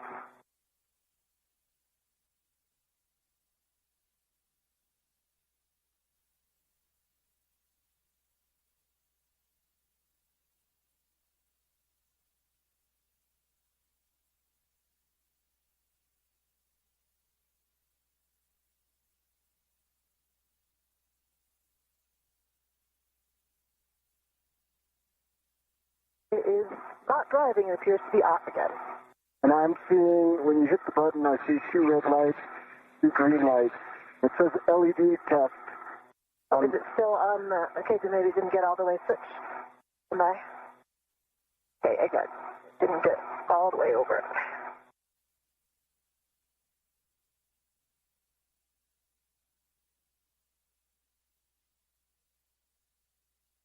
And if that doesn't work, Stephanie, I'm just throwing out an option for you guys to chew on, which is I could take out 1 foot and pass her my PGT. I have my PGT as well. Obviously, yours has the right socket on it, but I can always socket swap if needed. All right, we're turning now. Copy.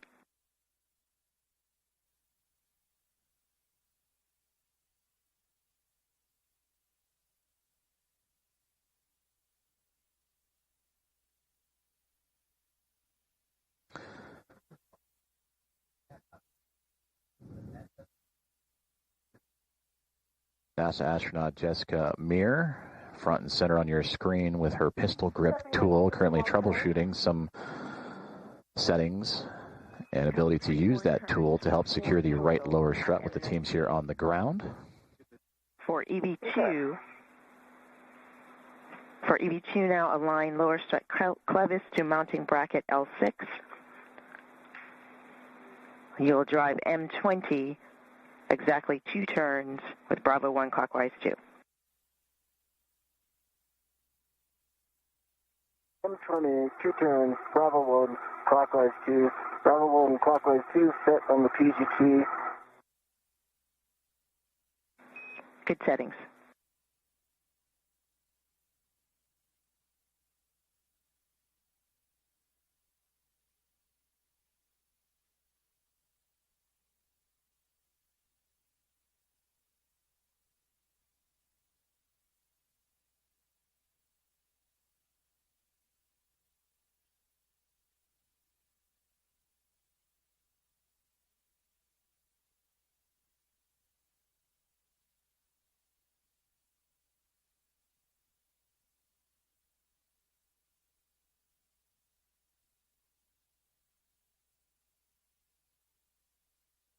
Two turns.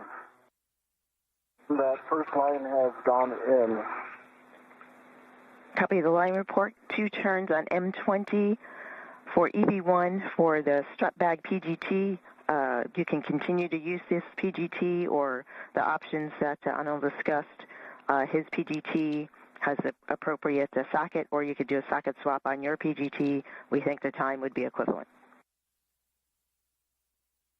Okay, copy. The PGT seems to be working right now, so we'll try it again. And we concur. For M19, PGT settings, Bravo 7, clockwise 2. You'll drive it an additional 9 turns. You might like the optional BRT position on handrail 2070 or 2071.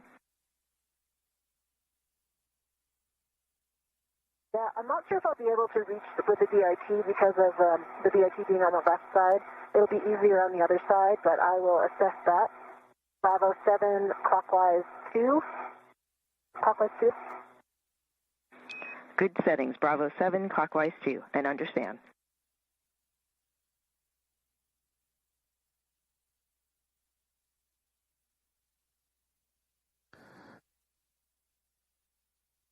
NASA. 7 clockwise 2 is set.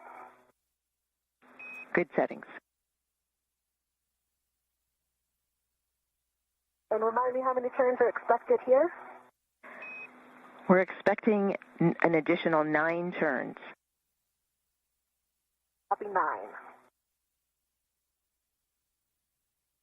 And this bolt, you will drive to torque. Copy to torque.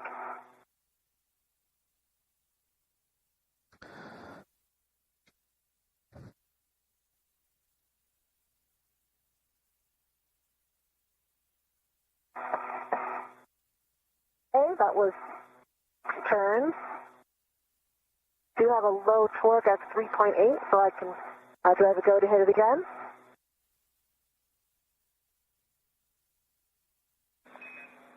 Jessica, say again the turn count. 6 turns, and I had a low torque. Copy 6 turns, low torque, checking.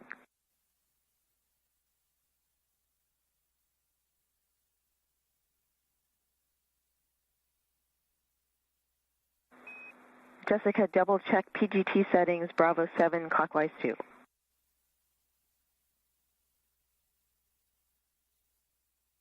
Bravo clockwise 2 is set. Copy, we'd like you to drive the bolt again. Torque.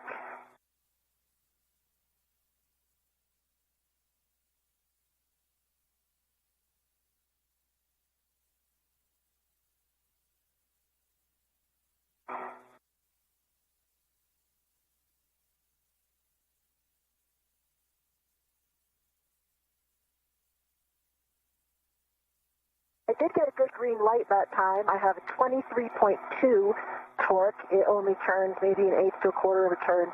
I do have a fault red light on the PGT, but a good green torque light.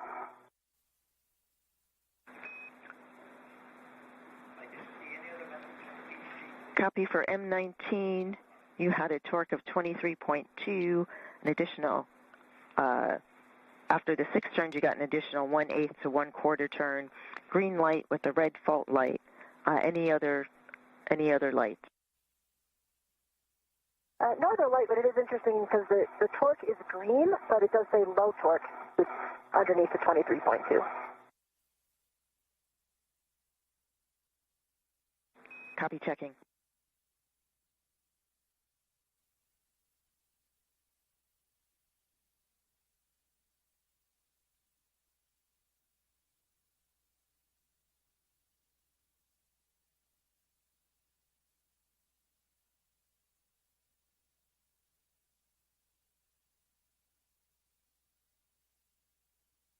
So I think I have a little bit of a better position to brace right now if I'm going to hit it again.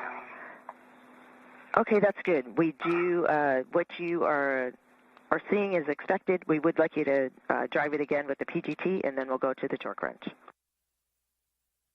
What? Okay, that felt better. But my torque value is, again, it was like maybe an eighth of a turn. It's green light, and I see 25.4 on the torque value. I see black line is flush. For M19, 25.4 now on the torque, an additional eighth of a turn, green light, black line flush. Got a good view of the bearings right now, too. I can see it looks like no gap. I see the black line is parallel to the bolt canister. And it's got a good wiggle test, so it looks like a good bolt. Copy, a good report for the solid bolts for the torque wrench. Manually drive M19 to final torque. We're looking for 2 breakovers. Copy, 2 breakovers. Oh. Communications between the NASA astronaut Jessica Meir and the Spacewalk support group here in Mission Control in the International Space Station Flight Control Room as the views illuminating as the International Space Station makes its way into an orbital sunrise. as we continue on today's tasks for US EV-8 96. And there you see Jessica Meir more in the middle of the screen with the red stripes on her spacesuit. Anil Menon joining her on this spacewalk today. In the bottom left-hand side, he is currently standing in the articulating portable foot restraints. Together, they are looking to attach the right lower strut 3 of 6, to be a part of this 3B modification kit that is being attached to the 3B power channel and mast canister around the International Space Station on the far end of the starboard side. You heard communication, some troubleshooting going on between Jessica Meir and the teams on the ground, looking to work her PGT, as you heard, or pistol grip tool, the space drill, as they were trying to get it to operate properly. They offered a couple of different solutions, also providing the torque wrench to help secure this strut to the mast canister. So we'll continue to monitor that as they proceed through their timeline. We are 2 hours and 34 minutes into today's spacewalk. Everything went by the book, pre-breathing, and all of the pre-spacewalk safety measures were all checked off. And the start time of today's spacewalk, 7:33 a.m. Central, 8:33 a.m. Eastern Time. And again, now approaching 2 hours and 35 minutes into today's spacewalk, as both Jessica Meir and Anil Menon now orbiting right over the Pacific Ocean at 260 miles above the Earth. So to, again, recap the process so far, after egressing or exiting the Quest airlock, the two astronauts working together would move down the starboard side truss, the backbone and support structure of the International Space Station, to make its way all the way out to the far end of the starboard side. And that is where that 3B mast canister and power channel will be occupied. They have set up shop and have since constructed the upper triangle, which is the mounting bracket that the future International Space Station solar array will attach to on a future spacewalk, and 2 struts, a left and right upper strut. And together between those 3 items, they form the triangle and have since been connected to the top portion of the mast canister. So now what they're doing is working on the lower portions of that structure. Again, the right lower, and there will be a right mid strut, all to add extra security and attachment to this 3B mast canister. They will then transition over to the left-hand side of this structure that they are building and do the left lower strut and left mid strut. Are you able to estimate the turn count? It barely turned. I would say maybe a quarter turn max.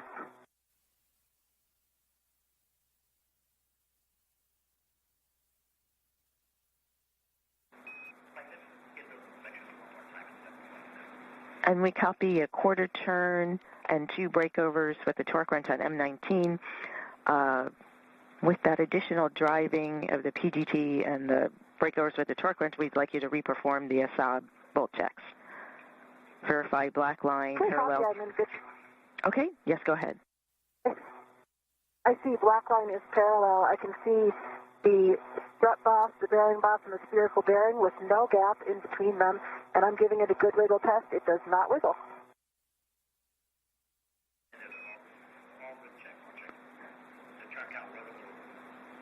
Good checks. We are checking the bolt. Also verify lower strut MLI covering the strut pad. I need to pull the MLI back down a little bit. That's in work now.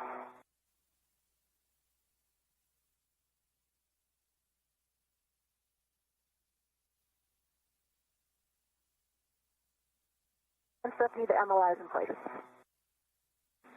Copy, MLI is in place. We can verify a good, we can confirm a good 19 bolt, M19 bolt. You can release the ret from the lower strut. For EV2, PGT settings are the same on your PGT Bravo 1 clockwise 2 to drive M20 to torque, an additional 5 to 7 turns. M20 to torque, Bravo 1 clockwise 2 is still set. Good settings, go to drive. The ret's been released. Copy, ret released.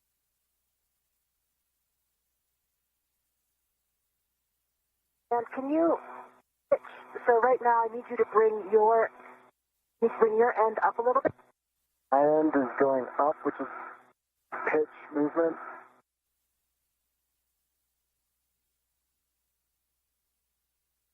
Here we go. We are in soft dock. Okay. Just FYI, the writing seems about 2 inches out, so we might experience an MLI challenge. Understand. Good call. Copy soft dock. 1 caution, verify proper alignment for Fairchild fastener installation due to side load cross-threading sensitivity. PGT settings for EV1 PGT, Alpha 2, clockwise 2, driving M9 through M12, exactly 2 turns.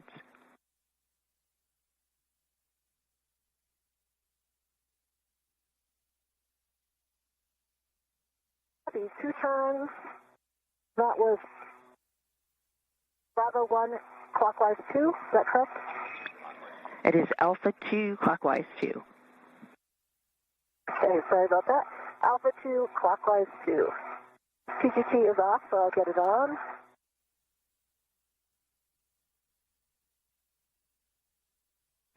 And we copy. And this one is expected to be off.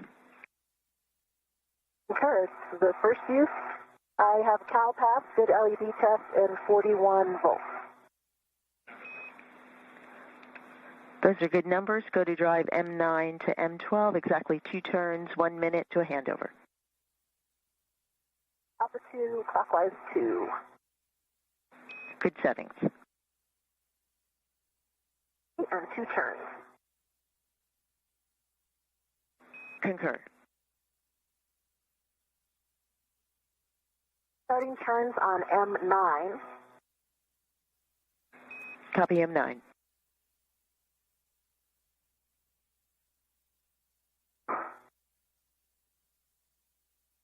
Position a little bit here.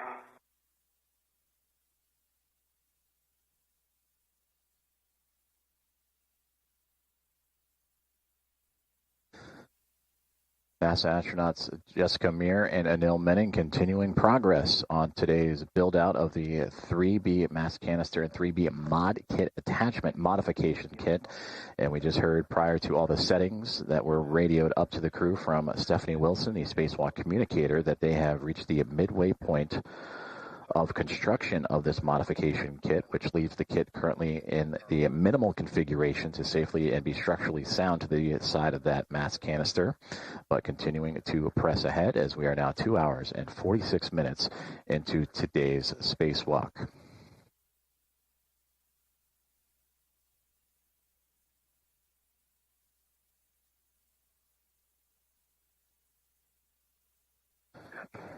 We are currently in a communications handover, and we welcome you back inside the International Space Station and Flight Control Room at NASA's Johnson Space Center in Houston, Texas, where the team's on the ground continuing to follow along and work step by step in procedure with NASA astronauts Jessica Meir and Anil Menon. Got 2 turns on M9 and 2 turns on M12. I'm about to start M10. Copy 2 on M9, 2 on M12, M10 in work. Thank you. And there you see Stephanie Wilson, that spacewalk communicator, right in the middle of the screen. Ronak Dave to her left-hand side in the Navy suit, the flight director for today's spacewalk and his Momentum flight team overseeing. And Aki Hoshide, the Capcom, to Stephanie Wilson's right side, managing communications for the other 5 members of this Expedition 75 crew aboard the International Space Station. So he handles the internal space station communications, Wilson the external for Menon and Meir. As we return to views outside of the orbiting laboratory, and again, these two working in tandem to now assemble the right mid strut, and they're working through their bolt settings to how to attach that to not only the mounting bracket, but the actual 3B mass canister itself using the PGT. You've heard that acronym used several times here recently. The pistol grip tool or space drill they're using to attach all of these struts to the mass canister.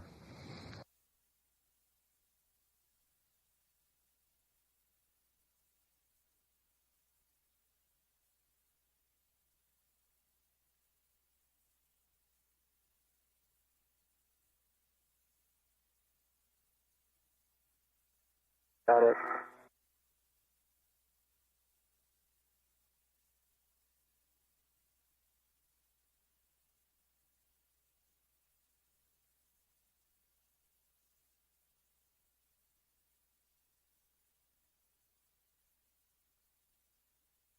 So I can get lined up a little better. Yeah, I can see a little bit of a side load. That's probably the tricky part. That's it. It's a 6-inch.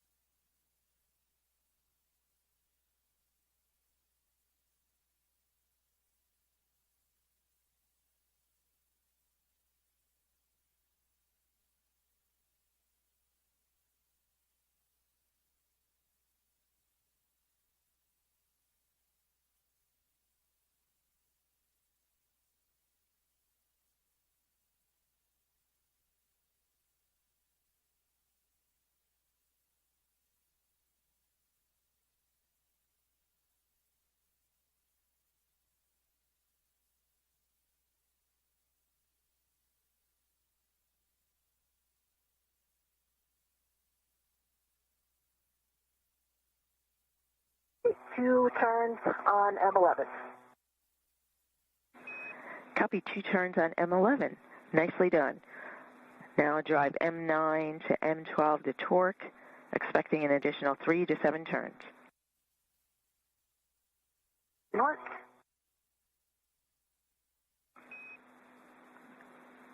For EV2, align the mid-strut L7 with the upper strut L7. If needed, you can egress 1 foot from the APFR.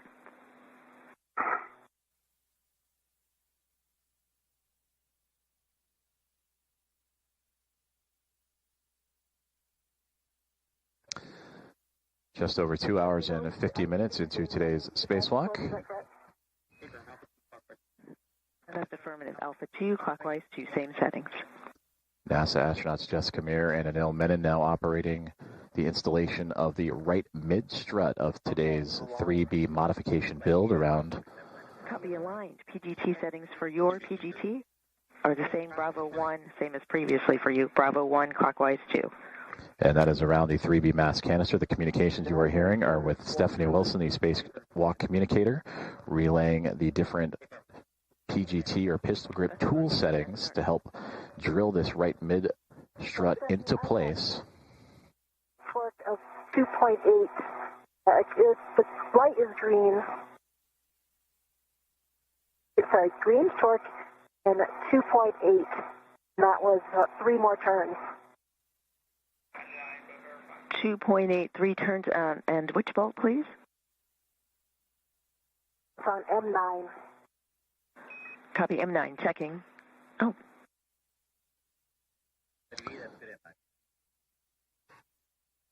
And that's a good M9. We're ready for the remainder of M10 through M12. Work.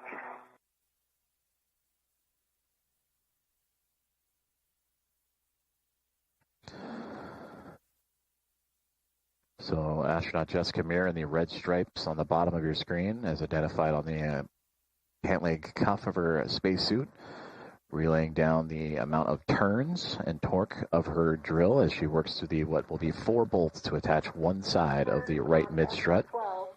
The green light 3.6 torque. As she and Anil Menon continue to work through this right mid-strut assembly, I will turn over commentary for today's live coverage of U.S. Spacewalk 96 to my colleague with NASA Communications, Ken Appel.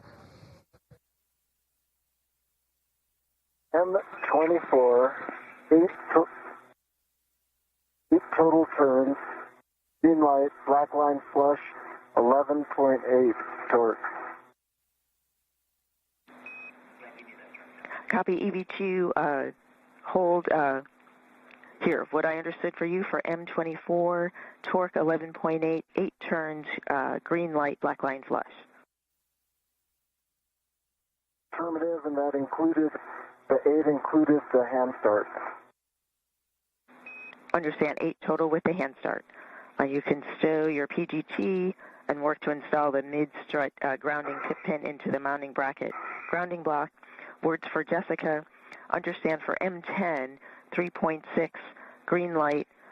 Your turn count, somehow the short words are getting clipped, so just FYI, we did not copy the turn count. Negative, that was not M10, that was M12. It was 6 turns. Correct. Copy M12, 6 turns, 3.6 on the torque, green light. Thank you for the correction.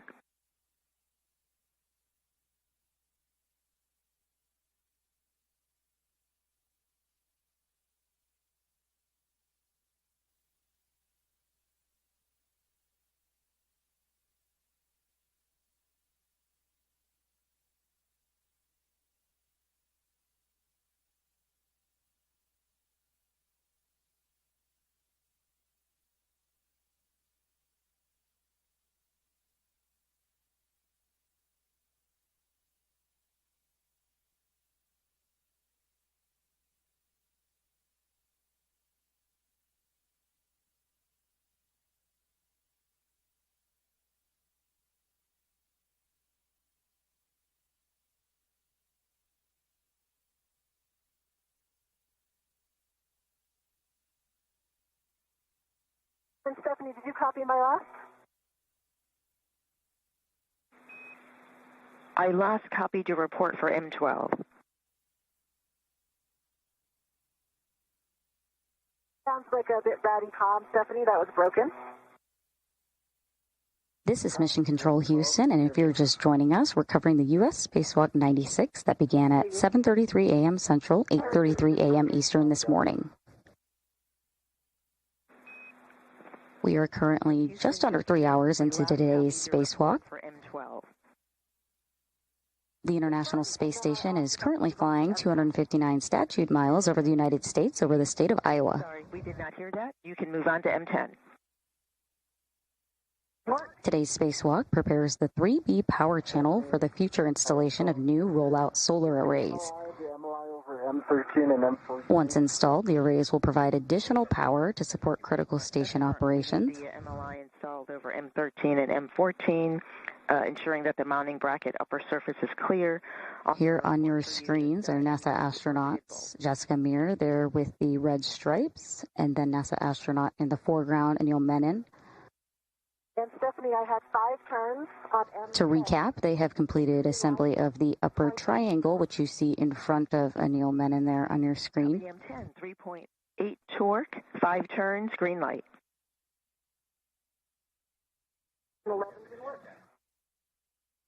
They've also completed install of the right lower strut, and they are currently installing the right mid strut. Understand M11 in work, your go. Just a bit ago, spacewalk communicator and NASA astronaut Stephanie Wilson communicated to the spacewalkers that they reached the midpoint of the construction of this mod kit.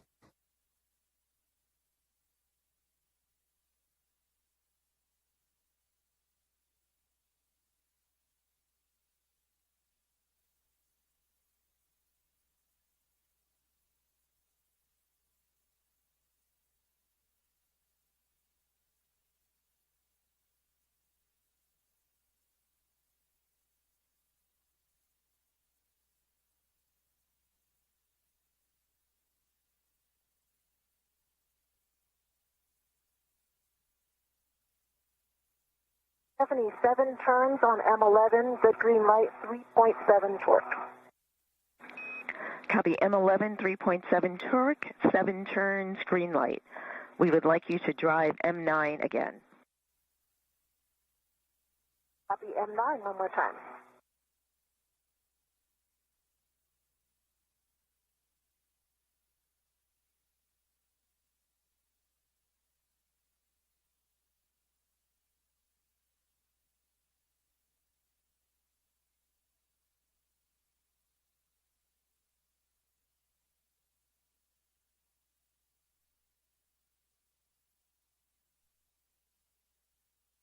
And Stephanie, that torqued out right away. I got 3.6 torque and like barely any turn.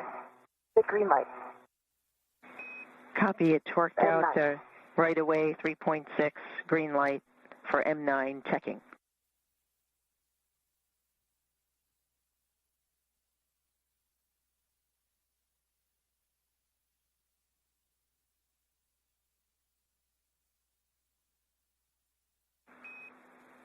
Meanwhile, while we're waiting for either verification or additional steps, both EV1 and EV2 turn your HECAs off. Back here in the International Space Station Flight Control Room here at NASA's Johnson Space Center in Houston, Texas.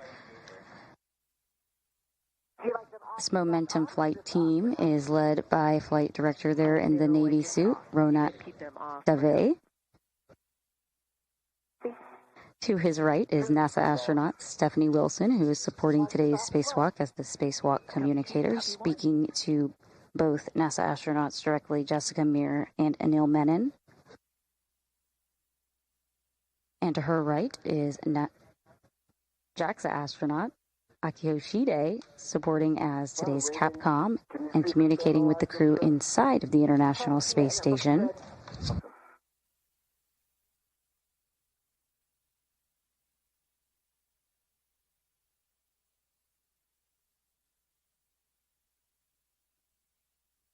Currently aboard the International Space Station is NASA astronaut Jack Hathaway and ESA astronaut Sophie Adeno, who supported this morning getting Jessica and Anil out the door. On that bolt, including the 2 turns.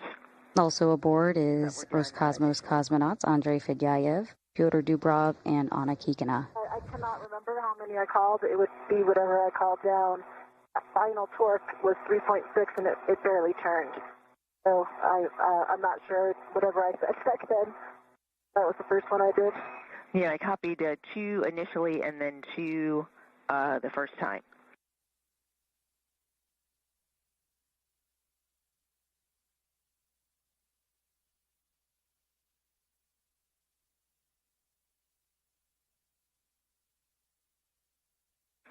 I copied Jessica. We're checking the bolts. For EV2 at a good time, I can take a glove, hap, and gauntlet check from you.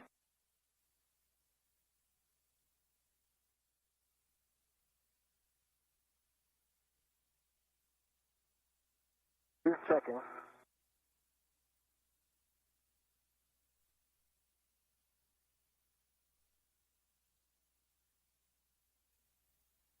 EV2 above nominal, just a little black scuffing. Gauntlets are down and half dry.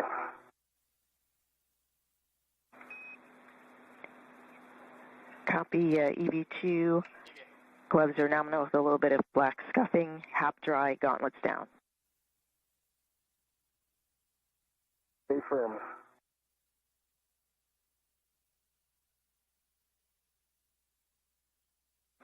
For EV1, while we are discussing bolts, release EV2 rep from the mid-strut and verify side. We are currently in a brief but expected loss of signal. Installed in the side pad, and MLI standby. Just release EV2 rep from the mid-strut and verify the side pad final config. NASA astronauts Jessica Meir and Anil Menon continue installing the right mid-strut.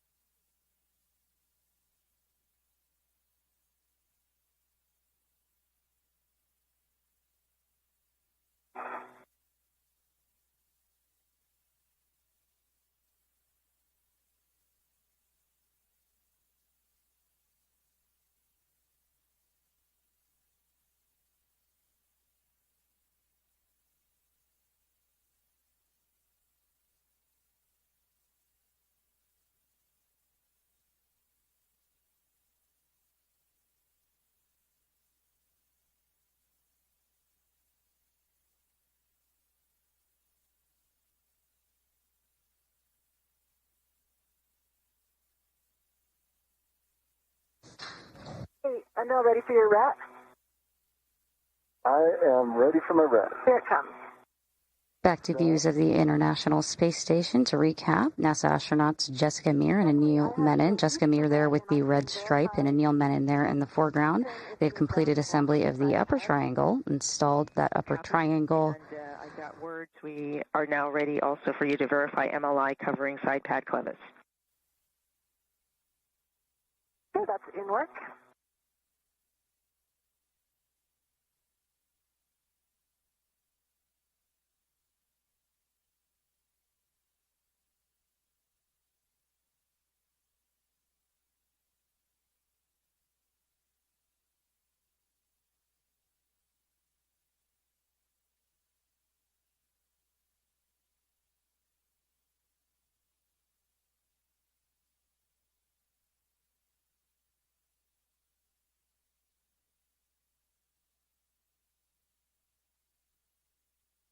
And Stephanie, it's covering the clevis now. Can you verify for me whether or not pit pin should also be covered by the MLI?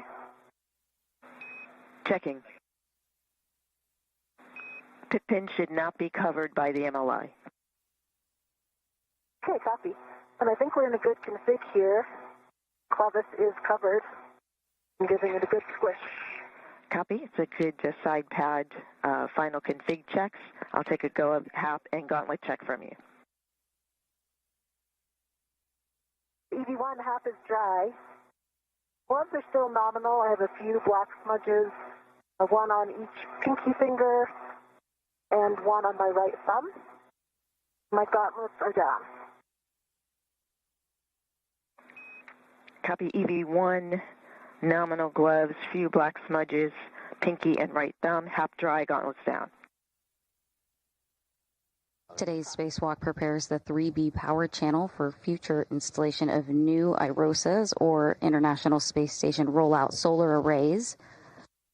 We are still Once those are installed, the arrays will provide additional power to support station operations. To recap, NASA astronauts Jessica Meir and Anil Menon have completed assembly of the upper triangle, which you see there in front of Anil Menon on the foreground of your screen. They've also completed installation of the right lower strut and are currently finishing install of the right mid strut.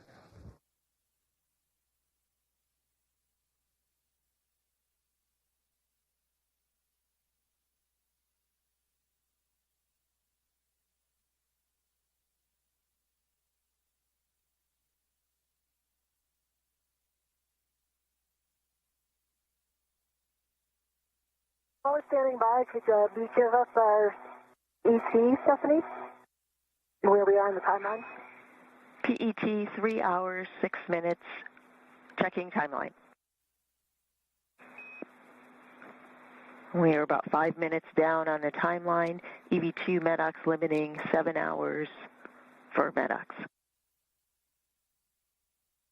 Copy. Good improvement. Definitely. Hope that you're in an ACFR not moving. Yes, concur with all. And after discussion with the bolts, we are calling M9 through M12 good, at least at this time. So we are ready for you to continue to install the left lower strut. Jessica, translate to the strut bag. And Anil, prepare to receive the left mid strut. EV2 copy. EV1.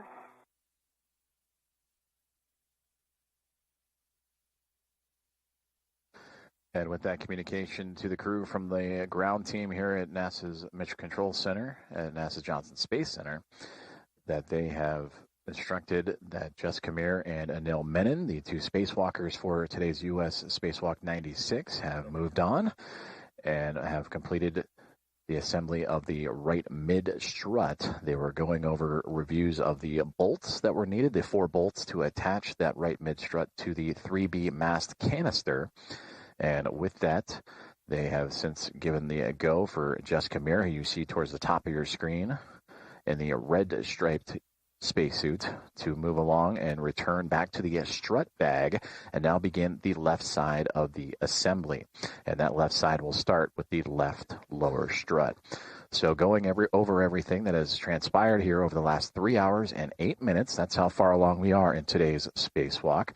The crew has completed the upper triangle build, which consists of the IROSA mounting bracket.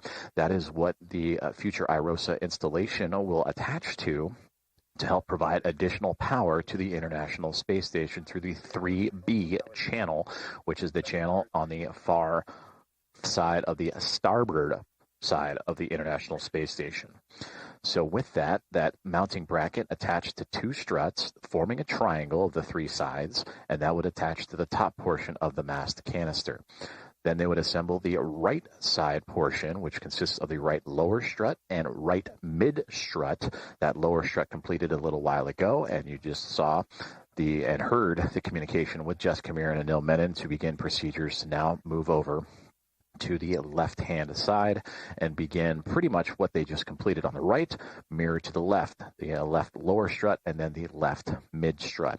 Also, still to look ahead for today's spacewalk is to also assemble the collars, cables, and MLI. You've heard the term MLI a few different times today, and that is multi-layer insulation that provides protection to areas around the International Space Station that are exposed to space. In reviewing our statistics, we realized during the last year.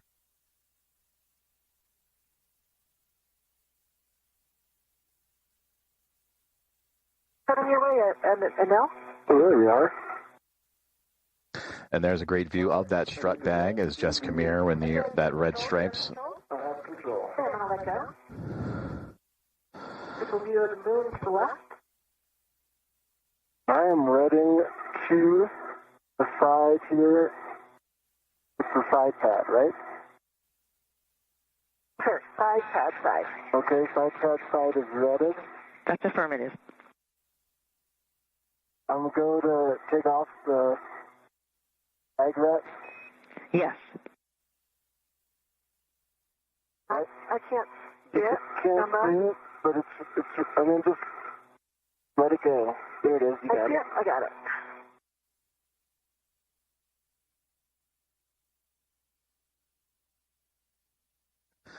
So that is Anil Menon on the bottom left and Jessica Meir on the top of your screen, starting to begin assembly of the left side of today's 3B modification build outside of the 3B mast canister of the International Space Station, and all in support of the future rollout of a rollout solar array to provide additional power to the orbiting laboratory.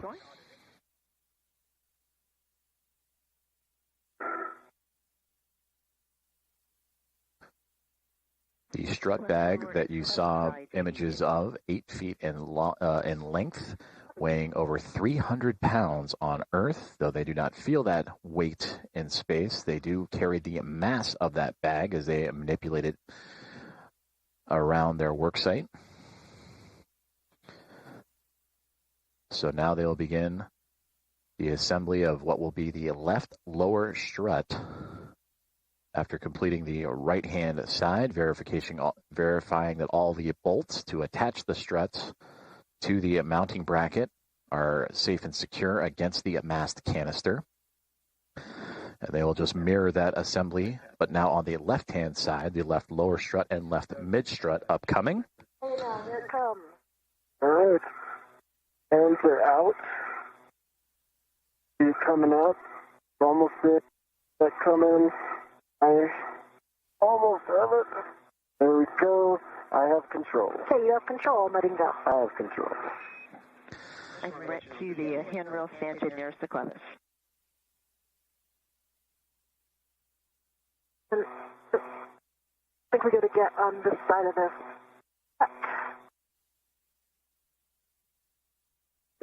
Can you repeat? Yes, just a friendly reminder, right to the handrail stanchion nearest the clevis. Okay.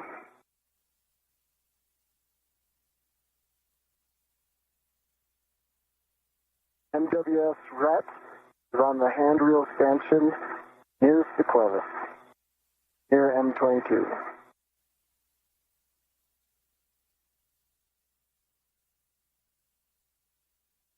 one's not just staying right to the bag?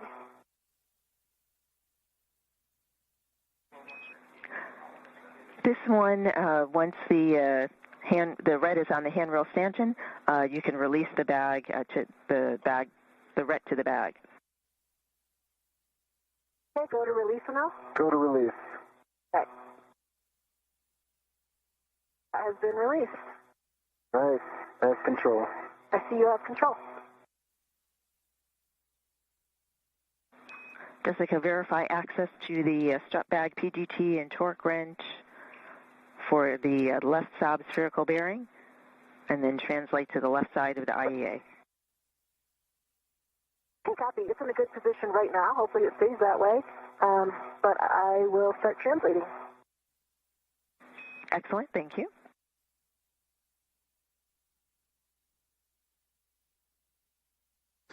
Zeroing in on 3 hours and 15 minutes into today's U.S. Spacewalk 96, featuring NASA astronauts Jessica Meir and Anil Menon, the sixth of Jessica's career. And for Anil Menon, who just arrived to the station after launching 22 days ago, it is his first of his NASA career. Today's spacewalk is to build out a modification kit to the 3B mast canister and augment the 3B power channel for the International Space Station. And this modification kit, this structure that they are building, is to support an International Space Station rollout solar array that will be installed on a future EVA. Those solar arrays will arrive to station both to support the 3B channel that we've been talking about today, and also the 2A channel that EVA would complete a similar structure over the last couple of EVAs for these astronauts and for the International Space Station. The most recent back on March 18th, U.S. Spacewalk number 94, that Jessica Meir was a part of alongside with NASA astronaut Chris Williams.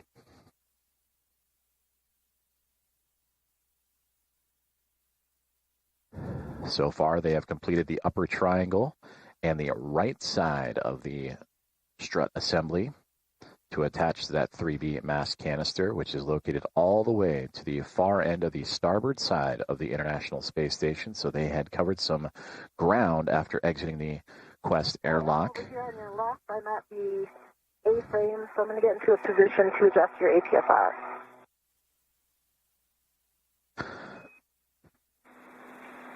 Copy. Friendly reminder for the roll changes from Charlie to Hotel. Copy, Charlie to Hotel. And that is Jessica Meir relaying communications to the ground as she has moved around backside of where she previously was, supporting the right side build out of the structure. She since has gone up and around Anil Menon and is now popping up on the left side of the structure to help build out that left lower strut and left mid strut. Meanwhile, Menon at the bottom of your screen, he is locked in to an articulating portable foot restraint to help extend his reach, which I think might be a song. Copy, a slow roll for Anil. Hey, Anil. Do my theme song. I've got a...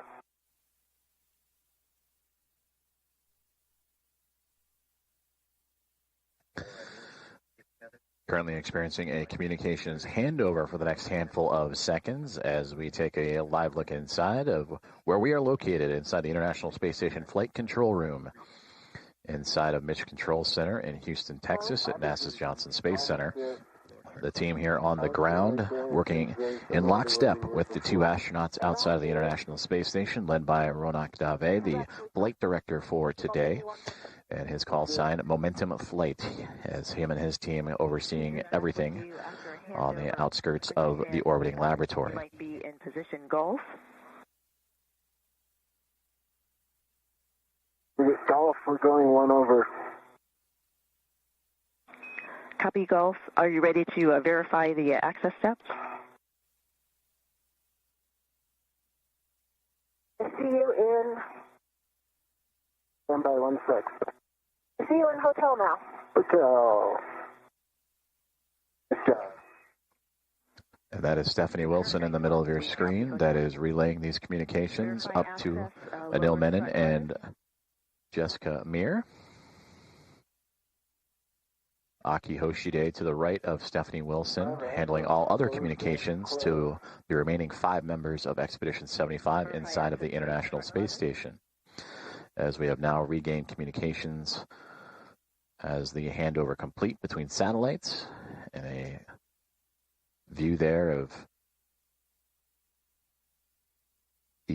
that is Anil Menon on the bottom right-hand side. As I look a little closer there, if you were to flip it upside down, the upper triangle has now become the, quote, lower triangle in this view, with the long lower struts now extending from the base all the way to the basically top of that 3B mass canister. So now, since we are viewing it from essentially upside down from the original construction, what's now left is right, or right is left.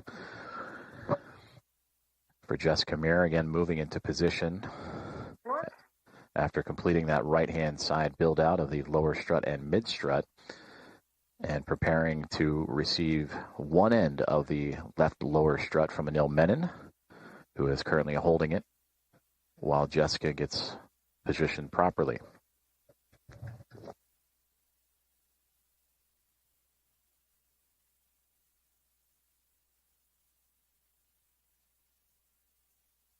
Stephanie, I'm at that location. I am going to get a BRT down on this side. It'll make it a lot easier. You're on the appropriate side now.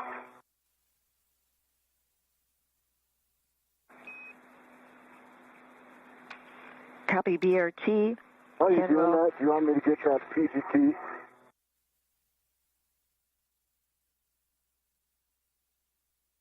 I can reach it. I think.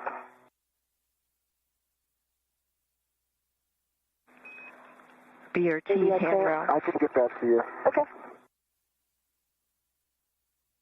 Go ahead, Stephanie.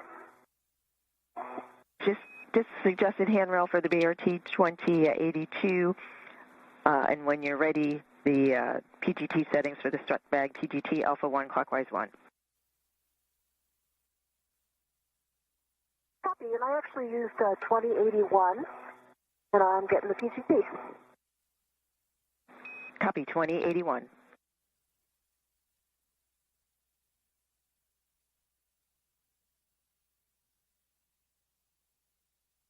So I'll give it a cow.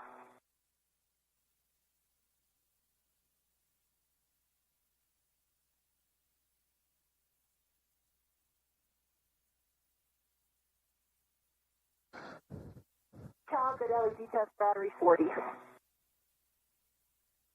I'll actually take settings before we line up this strut. Copy your report on the numbers. PGT settings Alpha 1 clockwise 1.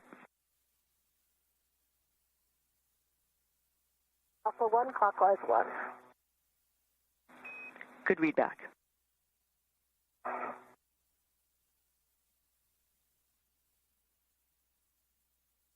That is set. All right.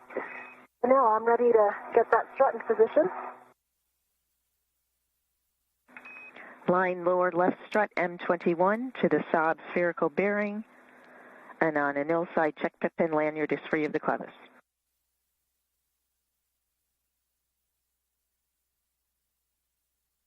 And now? I'm just checking the lanyards. See, I can help you out with... The bolt is aligned right there. Can you hold steady there? Holding steady.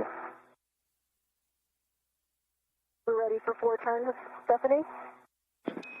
Drive M21, 4 turns. You have a go.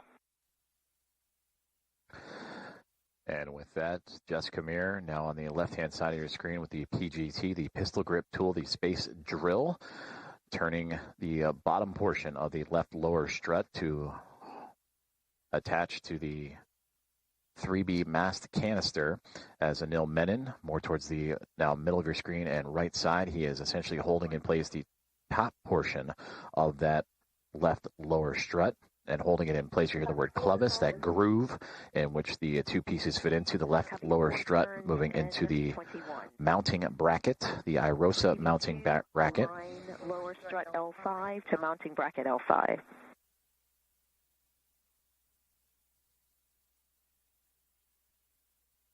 So while Jessica Meir on the left is attaching the lower portion of this strut, Anil Menon just receiving instruction to now arrange that strut and properly align it into its correct configuration, and now properly aligned to the mounting bracket. Settings for your PGT, Bravo 1, clockwise 2. Is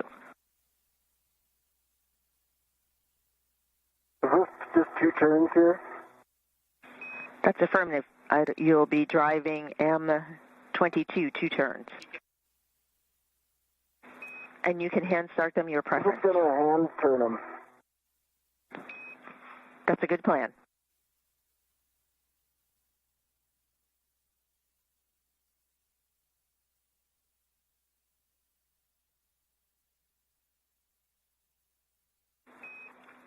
For EV1, while EV2 is hand driving M22, get ahead PGT settings for you, Bravo 7, clockwise 2 on the strut bag PGT. Bravo 7, clockwise 2. Right. Good read back. Turn, Stephanie. Copy 2 turns M22. That means we are ready for EV1 to drive M21, 9 turns, driving to torque. Copy, inward.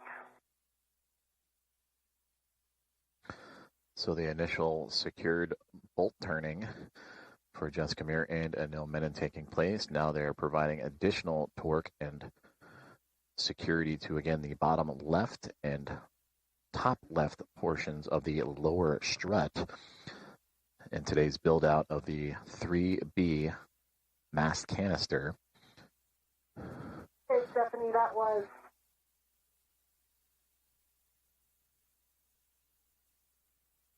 9 turns. I've got a red light, low torque, 16.3, so I can hit it again. I do see black line is like pretty much left, so I think we're very close.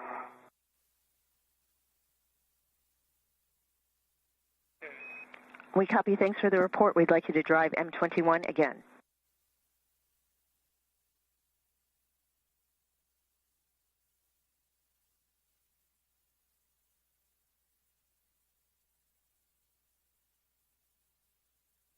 Okay, that was about a quarter turn. I got a good green light. 21.8, it does say it's a good green light, so I'm assuming it needs one more hit. Okay. Negative will go to the torque wrench, but M21, 21.8 torque, quarter turn additional to the 9 that you got previously, green light. Go for the torque wrench. Looking for 2 breakovers with a turn count.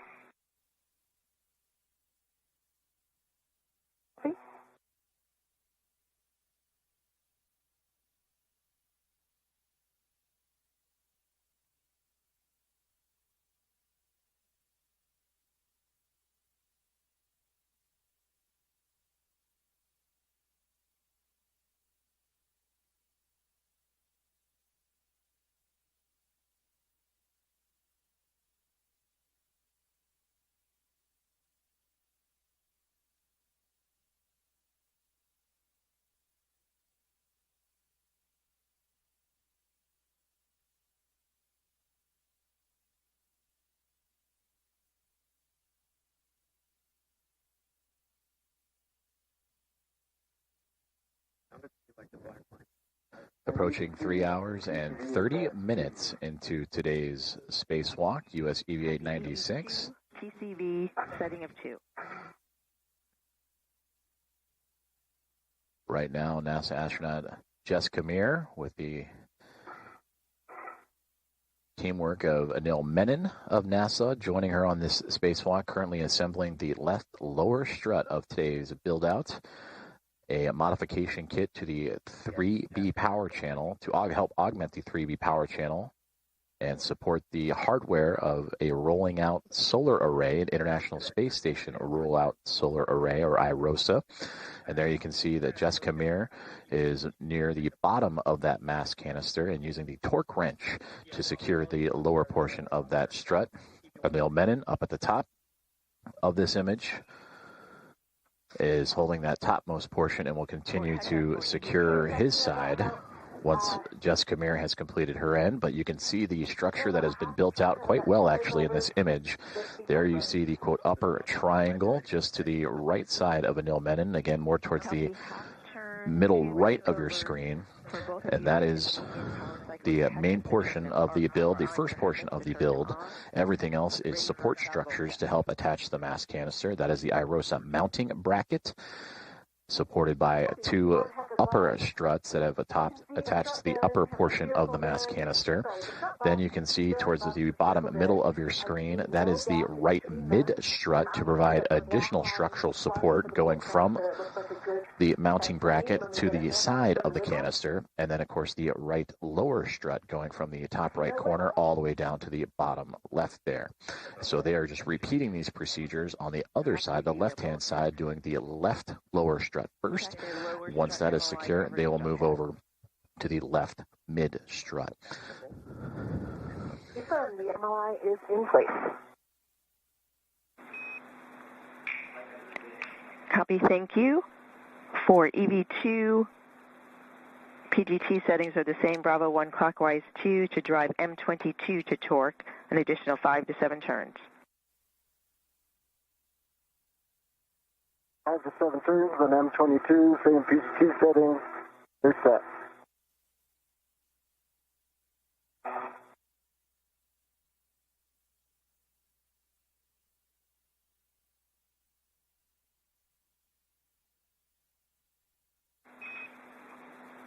Jessica, with the completion of your Saab bolt checks, when you are ready, you can translate to the left side pad installation location. Okay, copy that, Stephanie, and my TCV settings back at 4.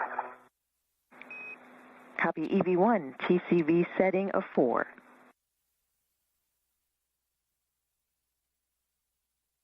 And on M22, 7 turns, green light, 11.8 torque, backline flush. Copy M22, torque 11.8, 7 turns, green light, black line flush. Stow PGT, release the ret from the lower strut. And with that call out and releasing the ret from the lower strut, the ret is the retractable equipment tether. That is to make sure that the equipment that they are working on, in this case the left lower strut, were not to break away from their workstation. The left lower strut has now been assembled after Jessica Meir did the bottom portion and Anil Menon did the upper portion, and you just saw a great helmet cam view from Anil Menon where you saw the upper triangle build. The right side has been completed, and then we go back to that camera. So that's a great view of that upper triangle. That is the IROSA mounting bracket on the near side covering the bottom portion of your screen with those two top struts, left and right, attaching it to the top portion of the 3B mast canister. So there you can somewhat see off the left-hand side of Menon's glove, the lower left strut going from the mounting bracket all the way down the canister to the bottom left-hand portion. Jessica Meir, who is floating just off to the top of the left-hand portion of your screen in the red stripes, she has now moved her way to the mid-center pad location. What's going to happen now is that they will prepare to install the left mid-strut. Jessica will be in charge of fixing the portion that will attach the mass canister, and for Anil Menon, he will attach his side to the upper triangle and the IROSA mounting bracket. So again, the NASA astronauts Jessica Meir and Anil Menon continuing to proceed along with today's spacewalk procedures, now passing 3 hours and 32 minutes on in, and they continue to cruise along with today's build of 6 struts and 1 mounting bracket. So once this left mid strut is on, that will be strut 6 of 6 before moving on to their next task, which would be helping assemble cables and additional installations in preparation for that installation of an IROSA or International Space Station rollout solar array on a future spaceflight. Full length pending the side pad towards the mass canister.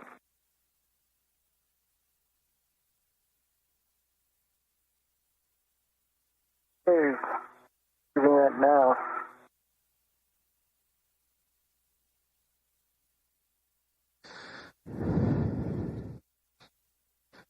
And now the International Space Station making its way into an orbital nighttime. We've had a handful of those throughout today's spacewalk. As you see, Anil Menon starting to properly line up that left mid-strut now. It is a telescoping strut that expands out, so you can see him extending that mid-strut, in which he will hand off the end of that to Jessica Meir. I've got a hand on the NLI,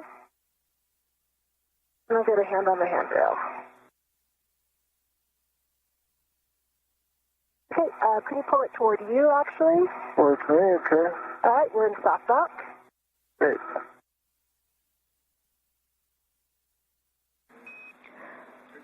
Copy soft dock. PGT settings. Jessica, with your PGT, Alpha 2, clockwise 2. So from this view, Anil Menon, those are his hands. He is holding in place one side of the left mid-strut as it is extended out, and Jessica Meir has the other end. The constructions of her pistol grip tool to help Alpha 2, clockwise 2 is set. connect that other end of this left mid-strut to the side of the 3B mast canister. Roger, 2 turns.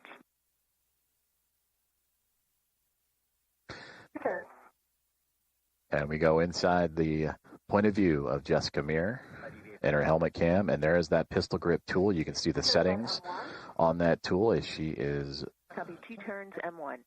attaching the bolts to the side of the mast canister.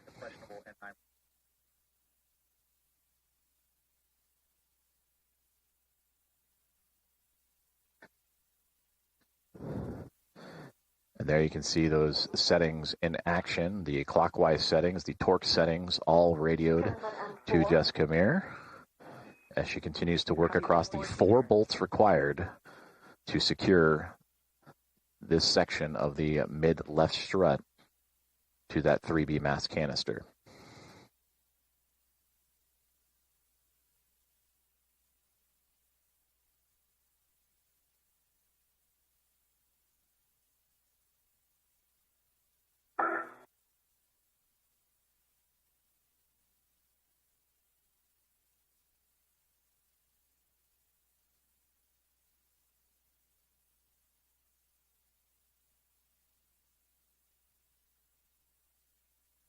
Turns on M2.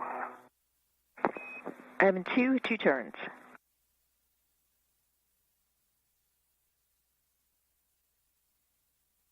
Turns on M3. Copy 2 turns. Well, actually, I did get 2 M3. turns. I'm going to hit M3 again. It didn't. M3 did not engage, so I'm going to do 2 more. Copy.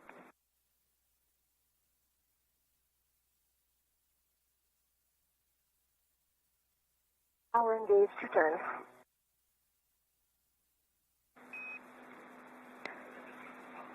Copy 2 turns, M3. Drive now M1 to M4 to torque, an additional 4 to 7 turns. For EV2, align mid-strut L8 to upper strut L8. 4 to 7 turns. EV2 has aligned L8 to L8. PGT settings for your PGT, Bravo 1 clockwise 2 to drive M28 to torque, expecting 7 to 8 turns.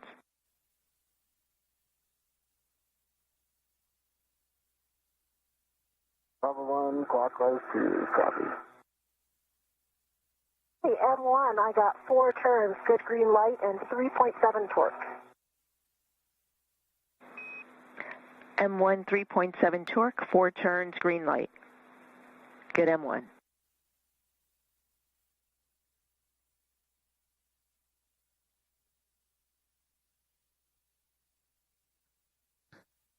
NASA astronaut Jessica Meir from her helmet camera continuing to secure the 4 bolts to attach one side of the left mid strut. M4 was also 4 turns, good green light, 3.8 torque. M4 3.8 torque, 4 turns, green light. Good M4 bolt. She initially provided the initial security, so a couple of turns, 2 turns each for bolts M1 through M4. That is the 4 you see on your screen. And now she is going back around to create additional security and threading of those bolts into the side of the 3B mass canister. M2, 3.8 torque, 4 turns, green light. 28, 2 turns.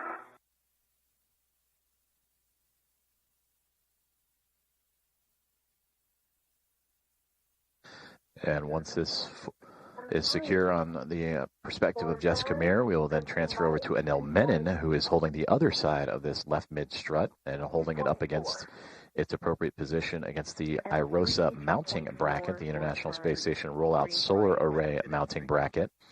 And then he will take his turn with the PGT, or pistol grip tool, the space drill, to attach the other side of this left mid strut. Actually, that was 3.6 for M3.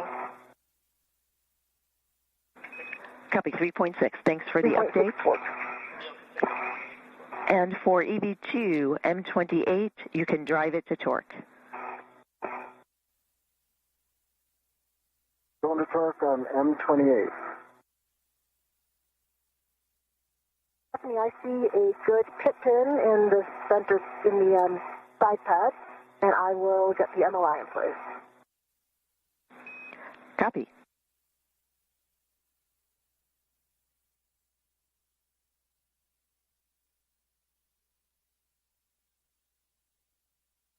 Additional turns on M28, so a total of 9 turns on M28. Black line flush, green light 11.4 or 11.9 on the torque. M28, 11.9 torque, 9 turns total, green light, black line flush.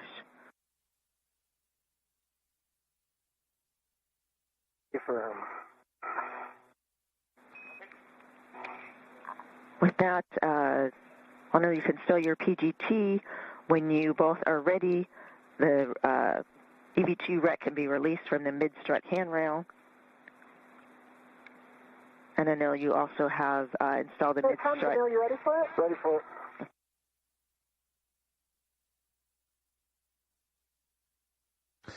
So with those call-outs, you heard the 4 good bolts from the perspective of Jessica Meir, and then Anil Menon on the other side with his bolt also good.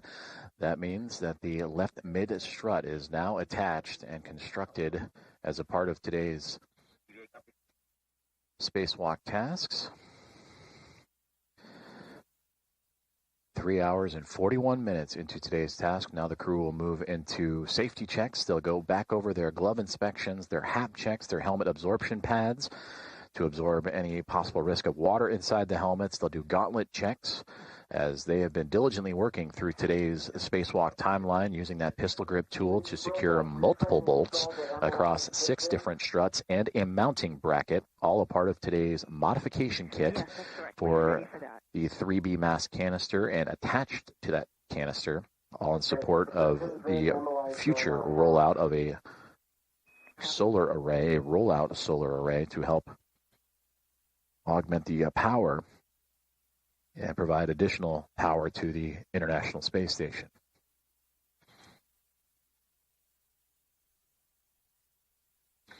And again, we have had these glove, HAP, and gauntlet checks. Again, HAP, the helmet absorption pad, all throughout today's spacewalk.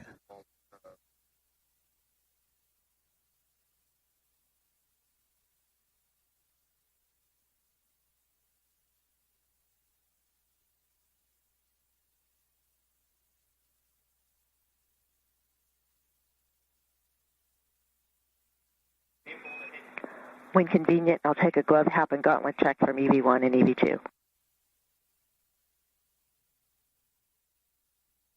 EV1, dry HAP.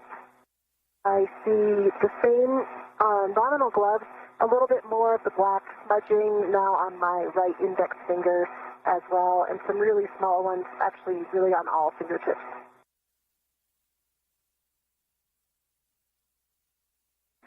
Copy for EV1, nominal gloves a little more smudging, especially on the right index finger and all tips.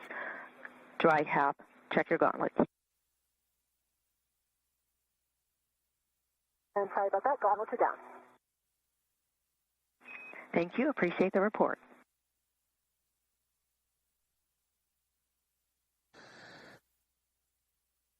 As they move through those safety procedures, temporary loss of communication and loss of signal with the International Space Station, which we will regain here shortly. It is anticipated with the handover of communication satellites. So we bring you back inside the International Space Station Flight Control Room at NASA's Johnson Space Center in Houston, Texas. We still have audio communication coming down from the crew as the flight team here inside the room, led by Flight Director Ronak Dave and his Momentum flight team, working through today's spacewalk procedures. To the left of Ronak is Chris Dobbins, who will support an upcoming spacewalk here in the month of August. Today's is the first of 3 this month. The next one, U.S. Spacewalk 97 on Thursday, August 13th, and then U.S. Spacewalk 98 scheduled for August 25th. So it is a busy month for astronauts inside the orbiting laboratory to journey out into the vacuum of space. Stephanie Wilson, the spacewalk communicator, was to the right of him, followed by Aki Hoshide, the Capcom, who's communicating to the other 5 members of this Expedition 75 crew. Now we return to communications and visuals from the International Space Station. This is from the helmet cam of NASA astronaut Anil Menon. He is on the very edge of the upper triangle build of today's modification kit construction. Nominal gloves dry half, gauntlets down for EV2. EV1, perform socket swap to the 2-inch rigid from your trash bag on your PGT. York.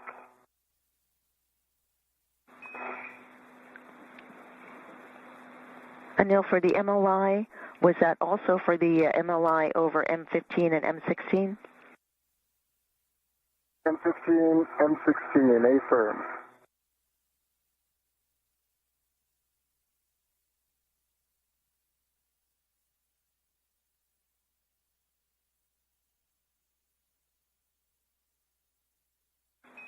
And we like the action that you're taking now. Thank you.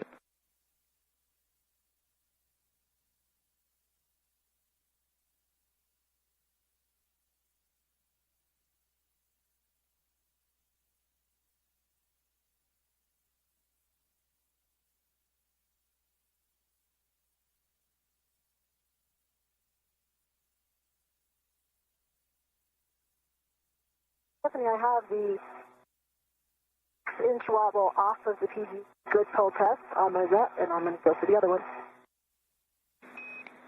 Copy EV1.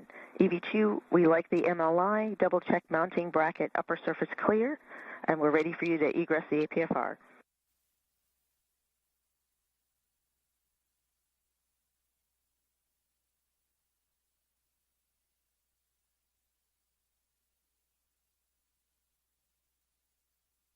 Line bracket up from surface is clear. Thank you for the report. Jesse.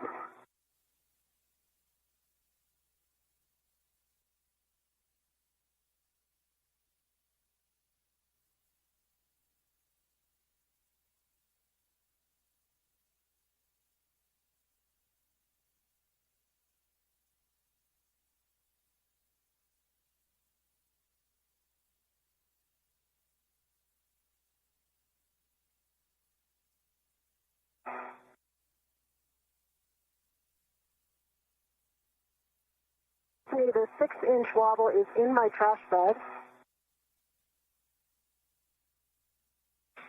Copy, Jessica.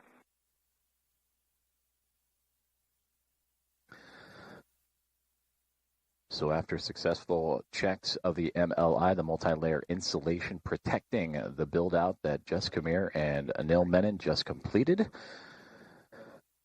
Anil Menon has been given the clear to exit the articulating a portable foot restraint and begin the next tasks on today's spacewalk journey. Non-axial loads into mid-strut while driving collar bolts. You can adjust your body position to reach the mid-strut collar. And for EV2 and adjusting the APFR, it's a roll to a foxtrot. Rolling it to foxtrot.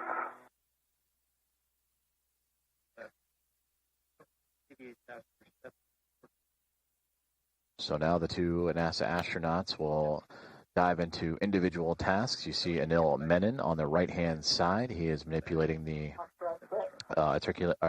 portable APFR, articulating portable foot restraint, as he has just departed his position where he was locked in during the construction of today's modification kit.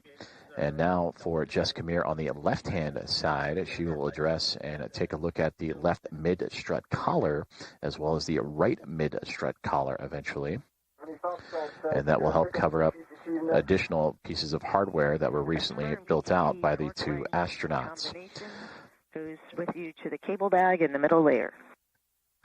Now 3 hours and 49 minutes into today's spacewalk is Meir and Menon continuing to progress well along today's timeline as they and their Expedition 75 crewmates, 272 miles orbiting above Earth and currently passing right through the midsection of Antarctica and Australia in the southern hemisphere.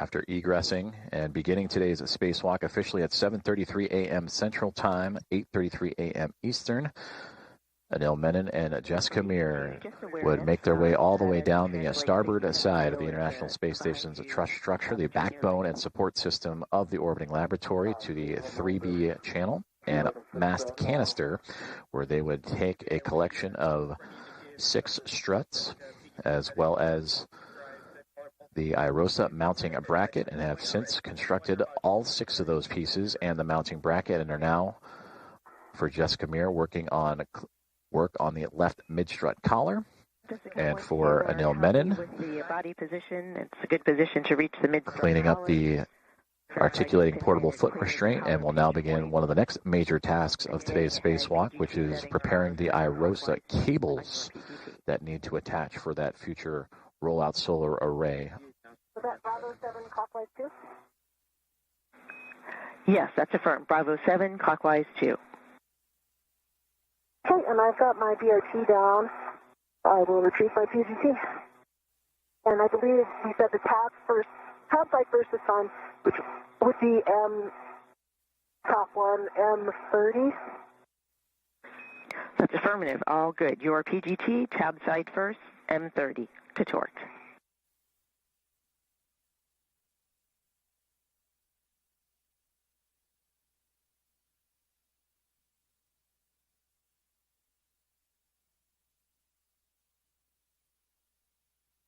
All right, I believe I have my tether fixed. I'm headed over to the cable bag. Copy. Nicely done. And just a reminder that my tether is on top of your tether. Copy. That's okay. Just I recommend translating back the same way you come. So.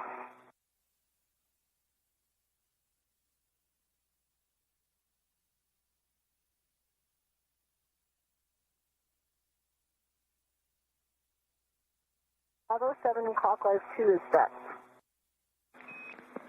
Good settings. Drive M30 tab side to torque. About 4 to 5 turns. 4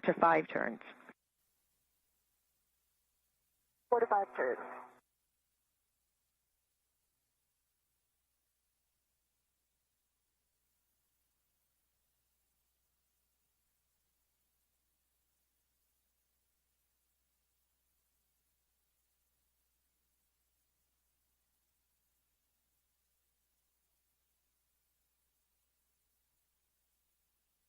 Hey, Stephanie.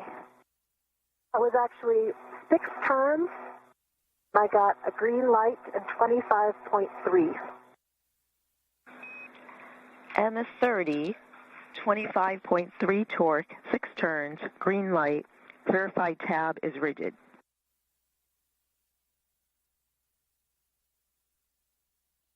But the tab is not rigid. Copy checking.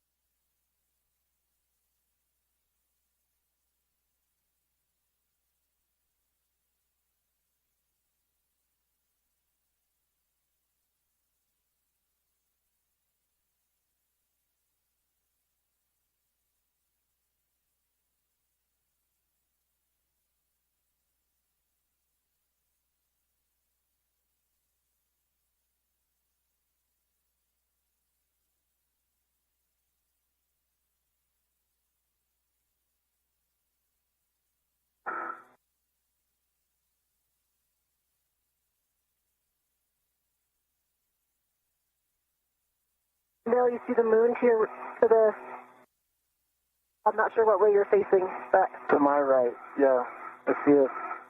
Thanks for the heads up. I can see a future moon base there. See it too.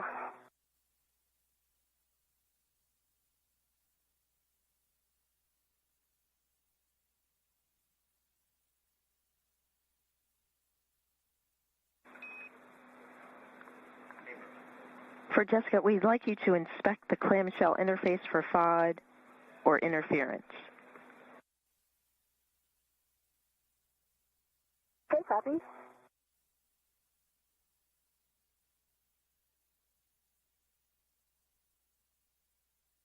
Don't see any FOD or interference. It looks like it's almost all the way to the tab on both sides, but I can still move the tab. I don't know if you can see that in my view or not. But I would say it's, it's definitely not, the two sides are not completely mated. I think I recall in the other ones they may have been a little bit tighter, but that may have been after I did the torquing with a manual ratchet.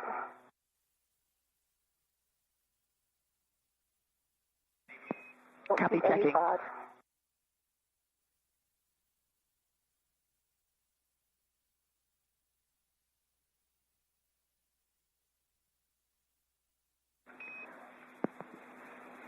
Jessica, we appreciate your words. We'd like you to drive M30 again, same PGT settings, Bravo 7, clockwise 2. Copy, and work.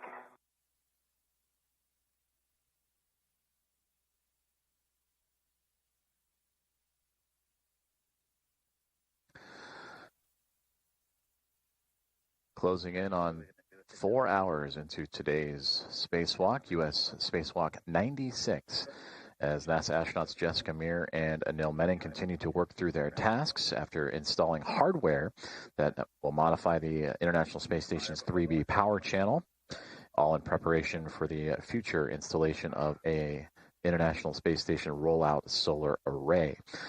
After exiting the airlock and beginning their EVA at 7:33 a.m. Central Time this morning, they have moved to the work site, the far side of the starboard end of the International Space Station, where that 3B power channel and mast canister has resided. And from there, they took a collection of 6 struts, 3 on each side of left and right, an upper, a mid, and a lower, and have since constructed that hardware to support the International Space Station rollout solar array. And for now, Jessica Meir, you see she is currently affixing collars to the struts,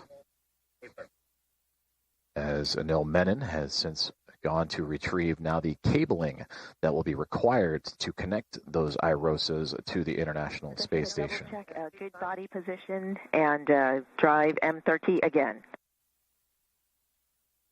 I believe that was really well braced. I mean, I felt very secure, and I had 2 hands on the PCC, so I will repeat that. Copy all.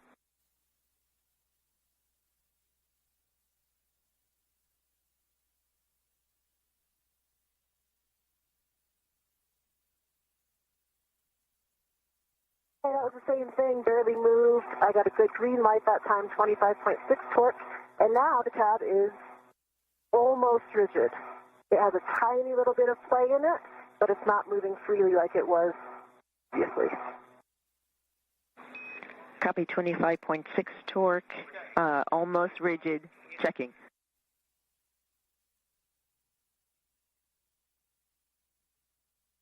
If you have a heck of view right now, I can move it for you and show you, but I'm not sure if you have a view. Thanks for the report and your work on M30. We are ready to move to M29, drive M29 to torque, 4 to 5 turns. Work.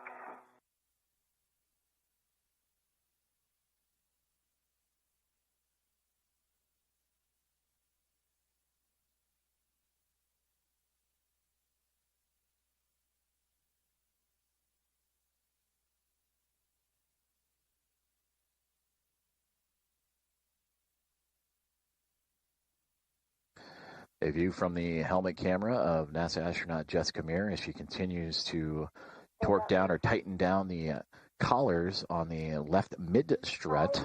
I did get a low torque that time. It's actually reading only 5.2. Red light. So I can try hitting that again, try to brace a little bit better. Yes, we'd like you to drive M29 to torque. Anil, nice work with the cables. And a nice update there for Anil Menon as we continue to monitor Jessica Meir's tightening of that left mid-strut collar. She will then move over to do the right mid-strut collar, part of the assembly that they did earlier on in today's spacewalk. And you heard the update on Anil Menon. He has since gone off and grabbed the cabling required to set up the portion of today's spacewalk that'll help the future spacewalkers connect the International Space Station rollout solar array to the space station's power systems and provide additional power to support critical station operations. The tab side to final torque. Okay, copy, and just wanted to give you one note before I do that. Maybe it's expected at this phase, but I do remember, like last time we did this, there was an uneven gap. Right now, it looks like there is still a gap that it's fairly even. It does look like it's a little bit more open on the M29 side. Very slightly. Definitely not the same difference as the previous one I installed. Copy the report and appreciate the words. We are still ready to manual ratchet clockwise M30 to final torque. Copy, I'm in manual ratchet. I'll put that in work.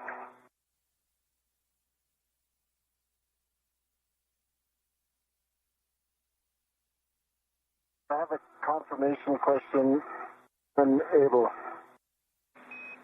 We are ready. Okay, I have the cables and I'm ready to them for my MWS. I do not need to bring the ret from the cable bag along with the AET that's holding the cables, right? I can leave the ret holding the AET and I can leave it with the cable bag. That's a good assessment. We concur. Ret stays in the bag. Right, we use that red for the... Stephanie, I've got 2 pops on M30. And with this communication, we have officially surpassed the 4-hour mark of